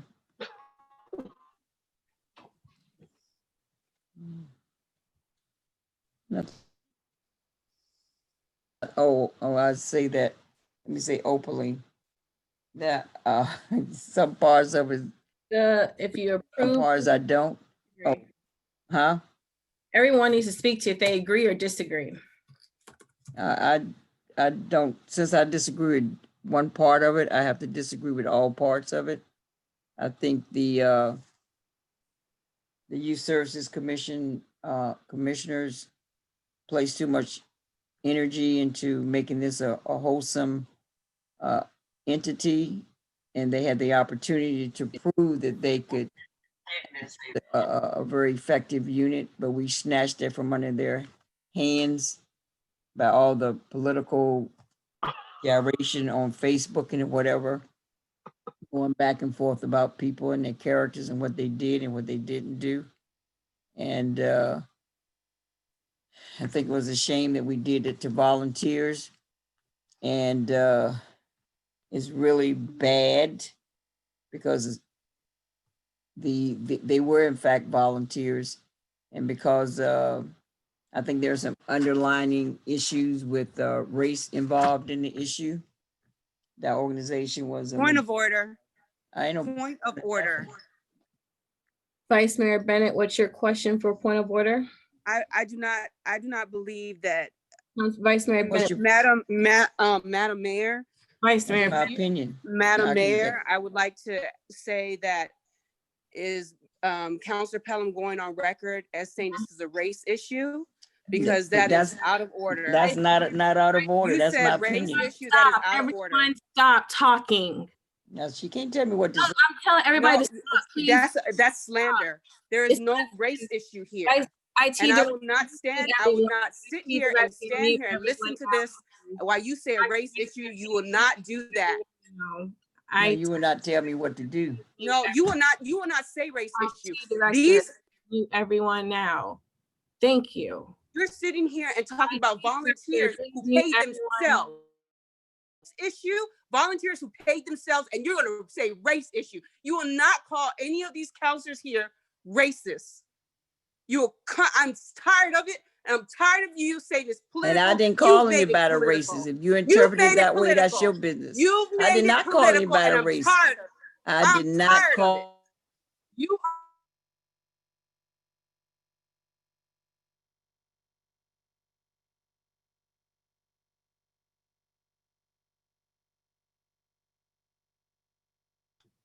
Okay, everyone. Thank you, Dr. Minker. Moving forward, please give me controls to mute, as well as you. Everyone, please stop. Vice Mayor Bennett, you kept unmuting yourself when I was trying to get control of the meeting. I gave you the floor for your point of order. Please ask your question about parliamentary procedures, and I will give that to the city attorney. Please don't make statements. If you have a question, I'll give it to Ms. Robinson. She can address the issue. If it's not to your satisfactory, you can ask her another question. She'll get it back, and then we can keep doing it that way. But please, Councilor Pelham and Vice Mayor Bennett and Councilor Ramper, whoever else got to something to say, please don't direct each other. Just keep it to the facts and everything will be okay. And the facts could be how you feel, as long as it's not disrespecting anybody else. With that said, I'm going to try this again. Vice Mayor Bennett has the floor. You ask for a point of order. Please state your question as it relates to parliamentary procedure, and I will pass it to Ms. Robinson for her to address. If you sway from that, I will ask for you to be muted again so we can get control of this meeting, because we're still live right now and we're recording. Okay? And I'm only going to unmute her so that she's not interrupted with her question. Dr. Maker, can you please unmute Vice Mayor Bennett so she can ask her question? May I revert my question to the city attorney, please? What's your question? My question is can we speak on factual information and speak to the motion and not accusations, and not talk about Facebook? Because can we talk about Facebook? Okay. Is that your question for Ms. Robinson? Yes, please. Okay. Ms. Robinson, can you please, IT can please unmute Ms. Robinson's microphone so she can address Vice Mayor Bennett.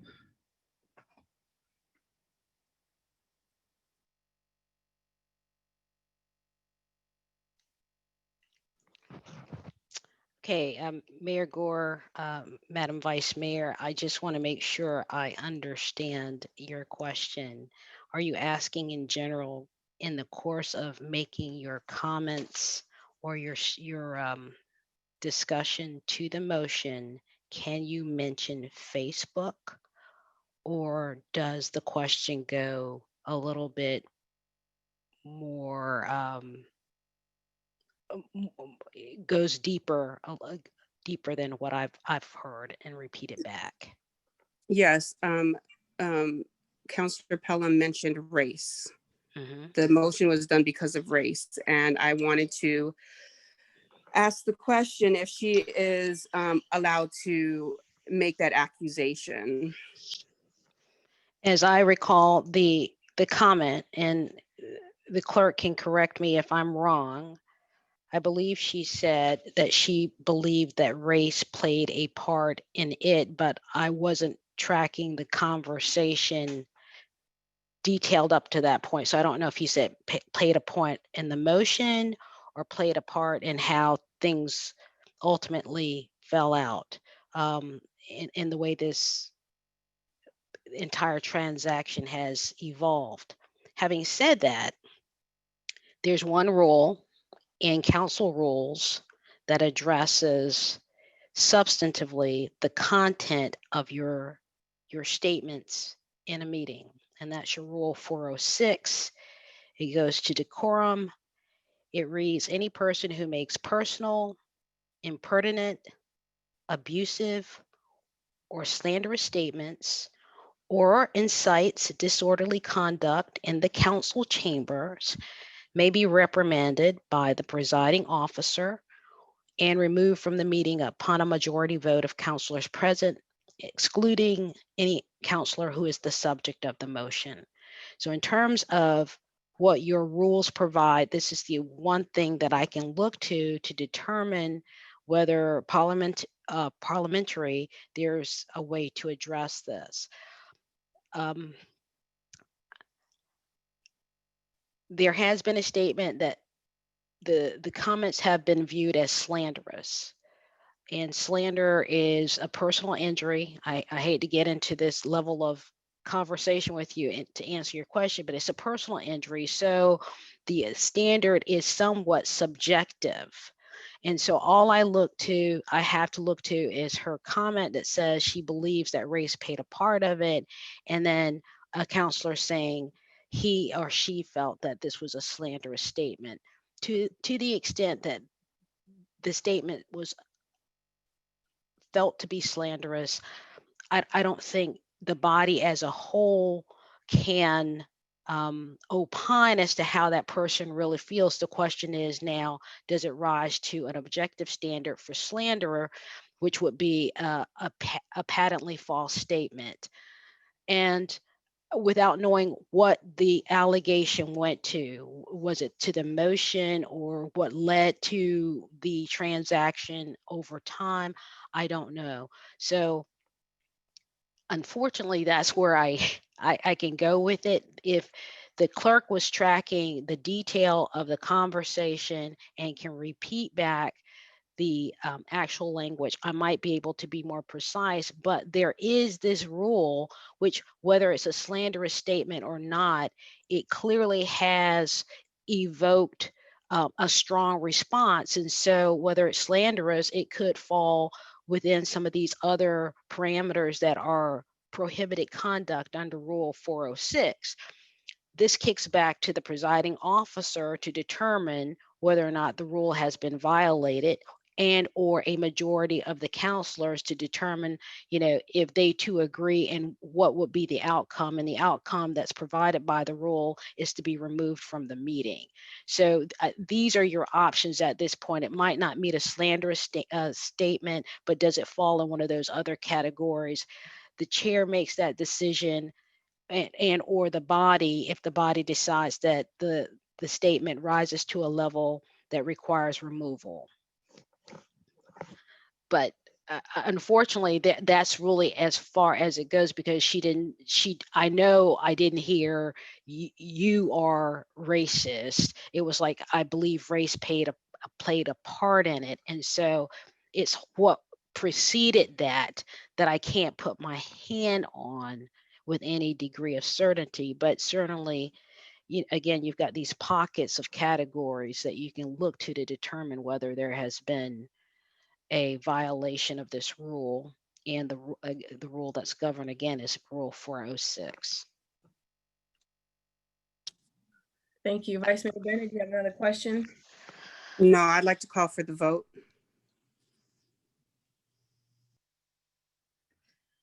Okay. Call for the vote is on the floor. It dies for lack of a second. And I seconded it. Did you not hear me? absolutely not. Okay.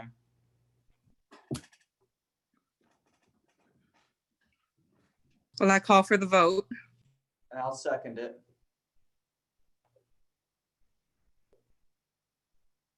Motion on the floor to call for the vote. It's been seconded by Vice Mayor Bennett. Point of order. Go ahead, Councilor Pelham. If once someone's motion failed for lack of a second, can they make the motion again? Ms. Robinson.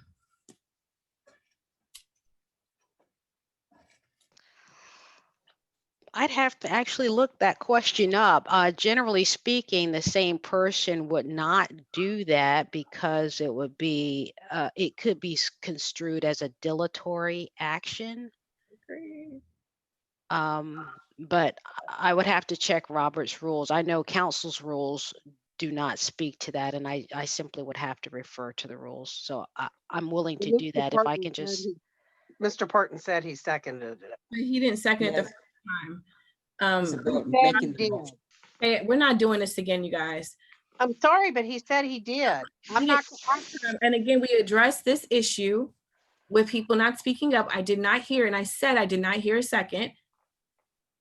And that's when he said, I seconded it. Did you not hear me? Okay. Are you done, Councilor Randolph? I'm just stating that we can't always know that. I mean, how do you know he didn't second it? Because he didn't. We didn't hear him. I had the floor, Madam Mayor. I know you had the floor, but I'm not going to keep arguing with people. So if she wants to talk and waste the time, she can do that. I'm not going to keep interrupting her. So if she wants to talk, and we'll just bypass and keep going forward. Are you done, Counselor Randolph? Are you? What's the decision? Are we allowing it? Because then you allowed them to To state revote. that you keep interjecting. So can I chair the meeting, please, without interruption? It is funny. Thank you. It is because you allowed them to go ahead and and second it. So I'm not sure what's going on, and I'm not sure what you're doing as chair. Right, because she had a point of order, and I'm addressing a point of order, but you're trying to interject. And again, I'm trying to address it, but you want to keep talking. Uh-huh.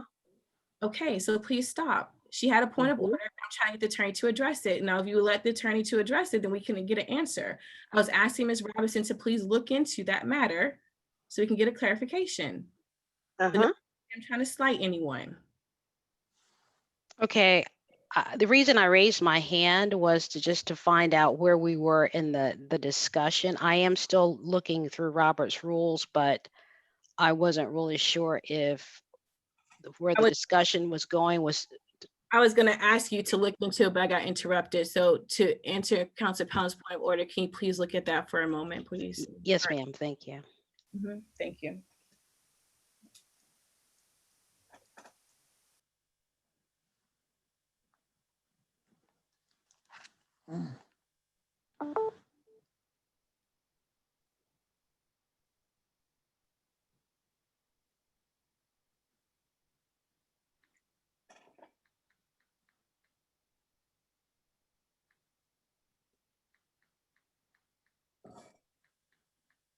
Ooh.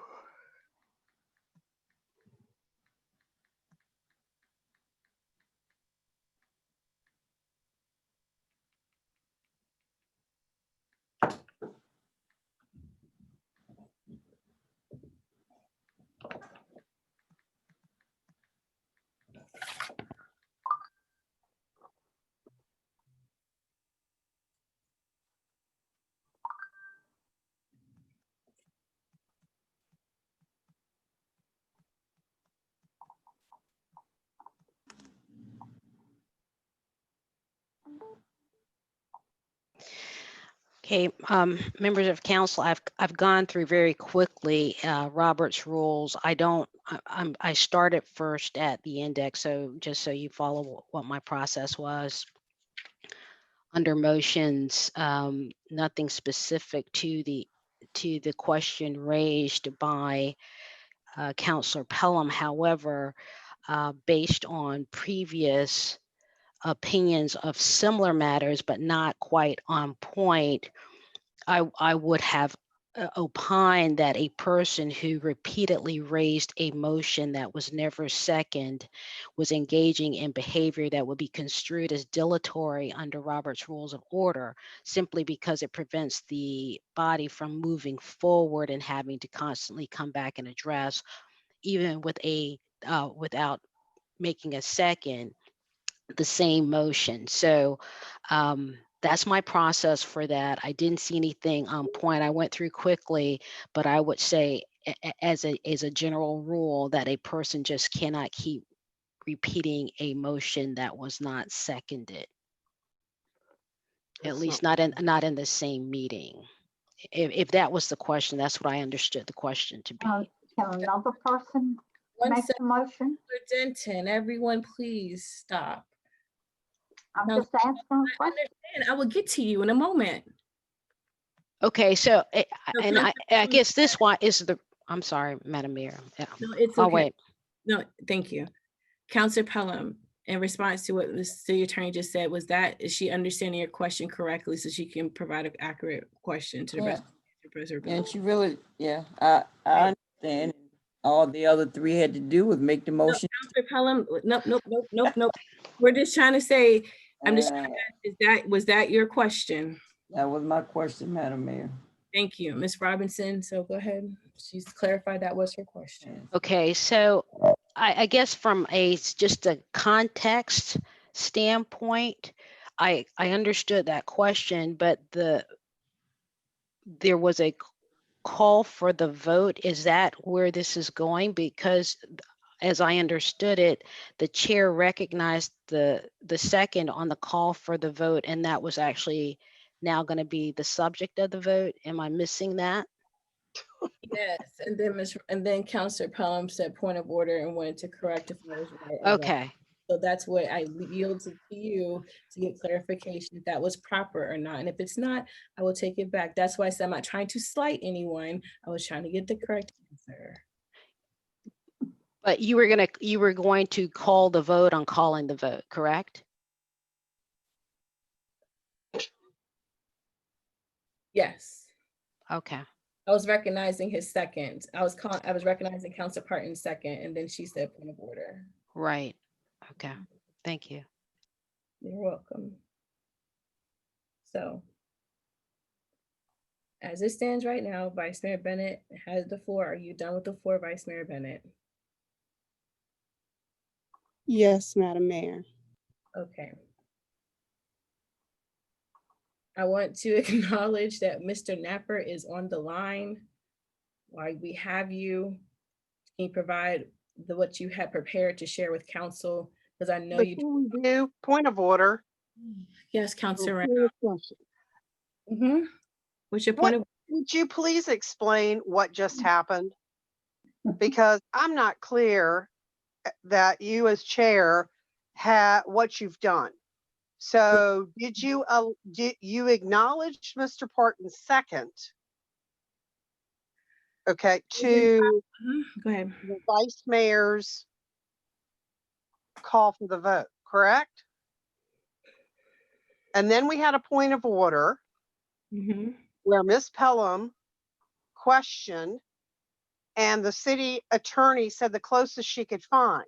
So what was the outcome of all of that? I was improper.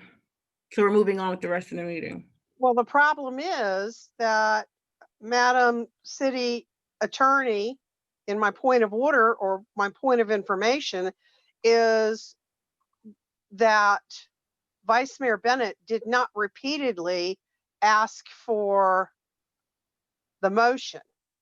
What happened is she called for the vote.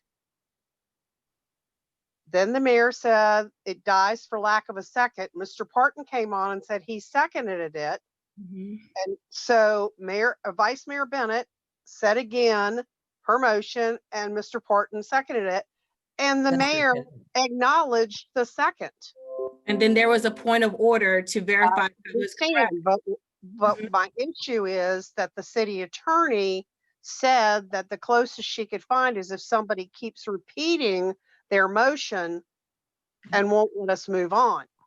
You acknowledged the second to her motion. Point of order instead of So I debating. think I'm wanting the city attorney to tell us if that's a little different interpretation than what she thought had happened.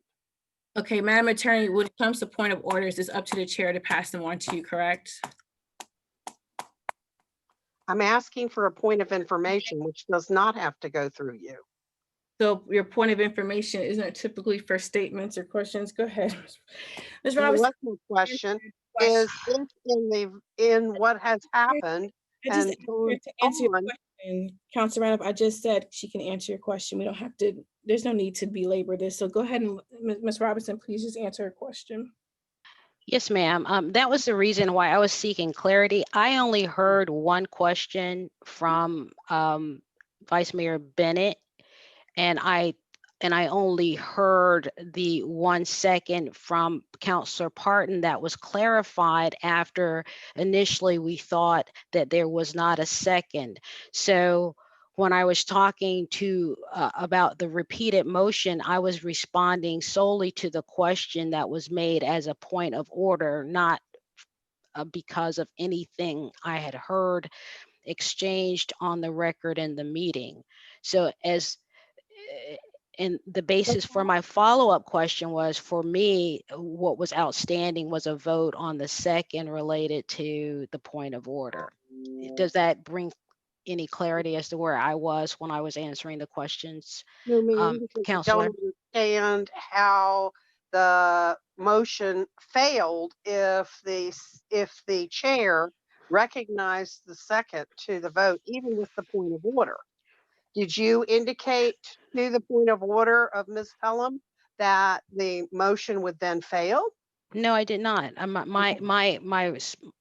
My response, as I recall, was like, how would you treat that motion? And I would treat it as a dilatory motion. I didn't say it would fail or anything of that nature. I said it was dilatory. Now, again, what I don't think I've been clear, so I will repeat it, is I only heard one move for the vote, and it was seconded, albeit the second was acknowledged after the chair indicated that it died for lack of second. Once she came back and said, okay, he has seconded it, it should have gone to either the discussion or to the vote, and that's when the motion, the point of order came. So as far as I'm concerned, we're sort of at this place where there's a second on the call for the vote, and we should be in the discussion part of that if there's an objection, but that's where procedurally I would say the council is postured at this particular time. And that's kind of where I was going, and not that it failed, is that it being acknowledged should have moved forward. And that's why I'm questioning. Okay. So I'm not off base. It did not fail for that purpose, but actually we've not acknowledged the second on the vote, and we should be moving forward. That's how I view it. Yes, okay. ma'am. Thank That's you. my opinion. Thank you for your clarification. I appreciate it. I have my own point of information, Ms. Robertson. How do you manage dilatory processes then?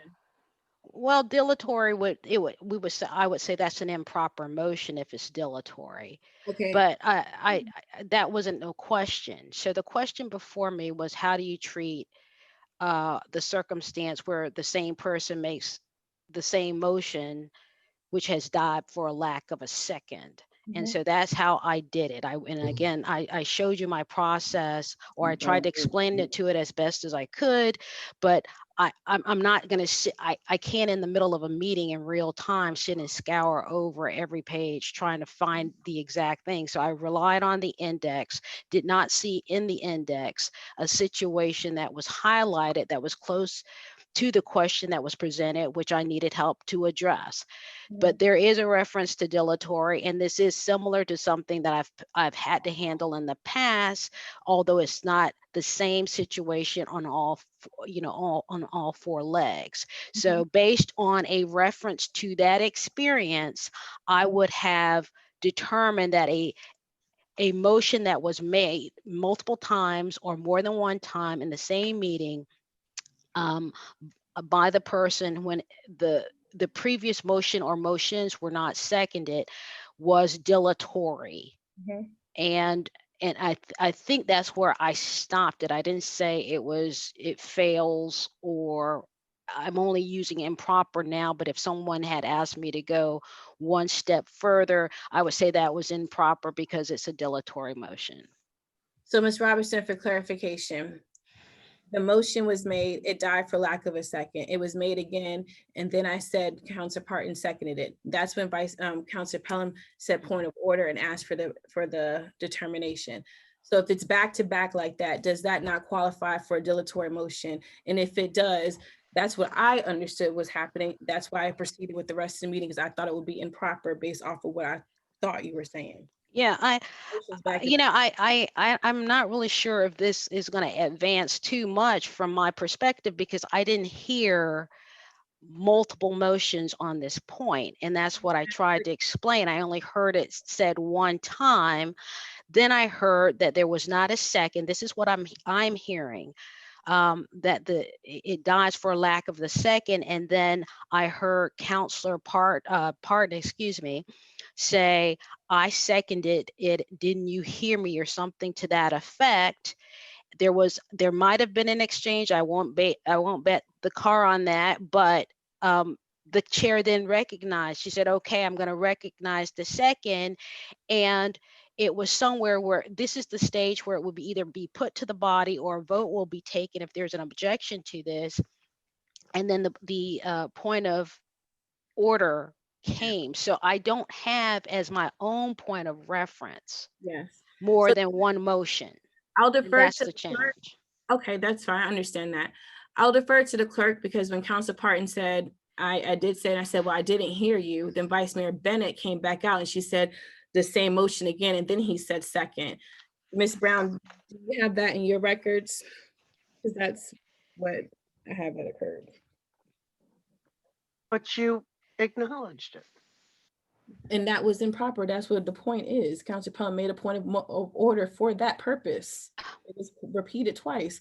So Madam Clerk, can you please answer if for your records, do you have two motions being made? Yes, ma'am. Thank you. Ms. Robinson. Yes, ma'am. So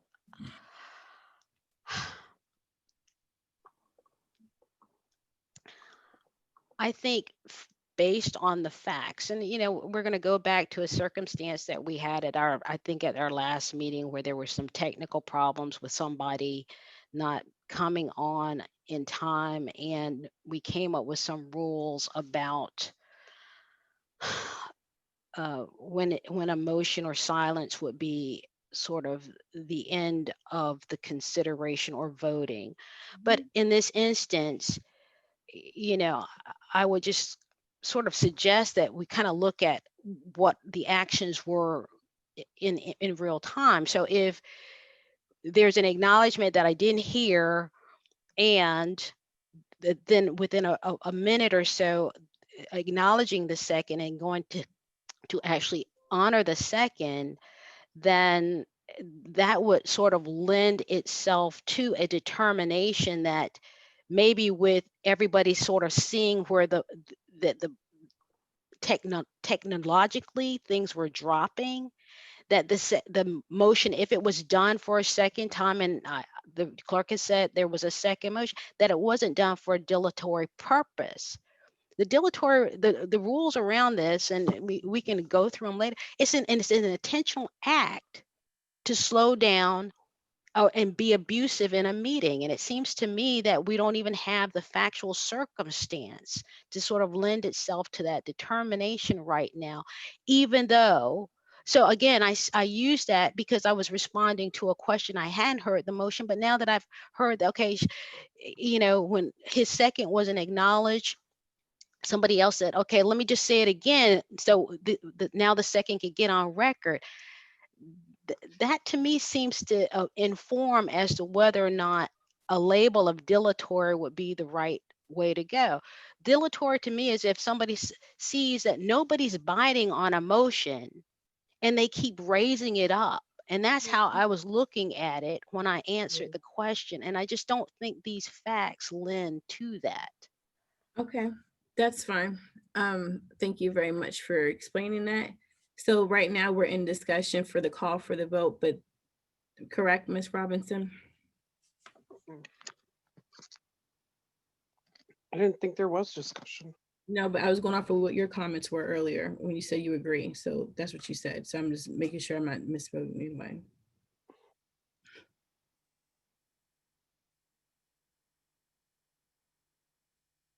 The question on the floor is to limit discussion and then to call for the vote. It's been moved by Vice Mayor Bennett and seconded by Councilor Parton.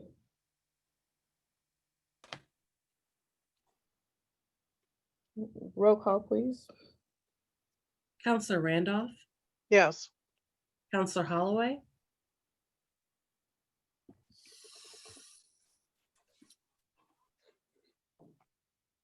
Councilor Holloway, your microphone is muted. Dr. Maker, can you double check hers, please?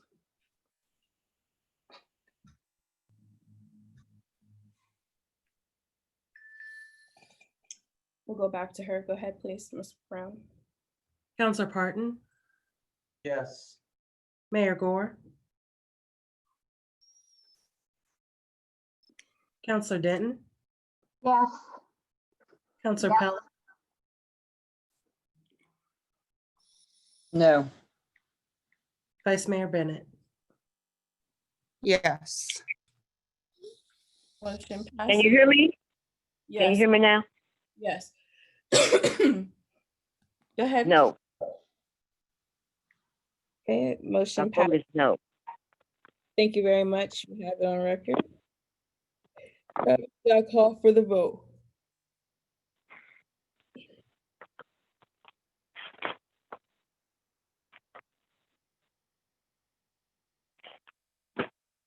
Madam Clerk. Counselor Randolph. Can you convene your vote? Madam Clerk, could you read the motion again, please, in its entirety? Yes, ma'am. Thank you.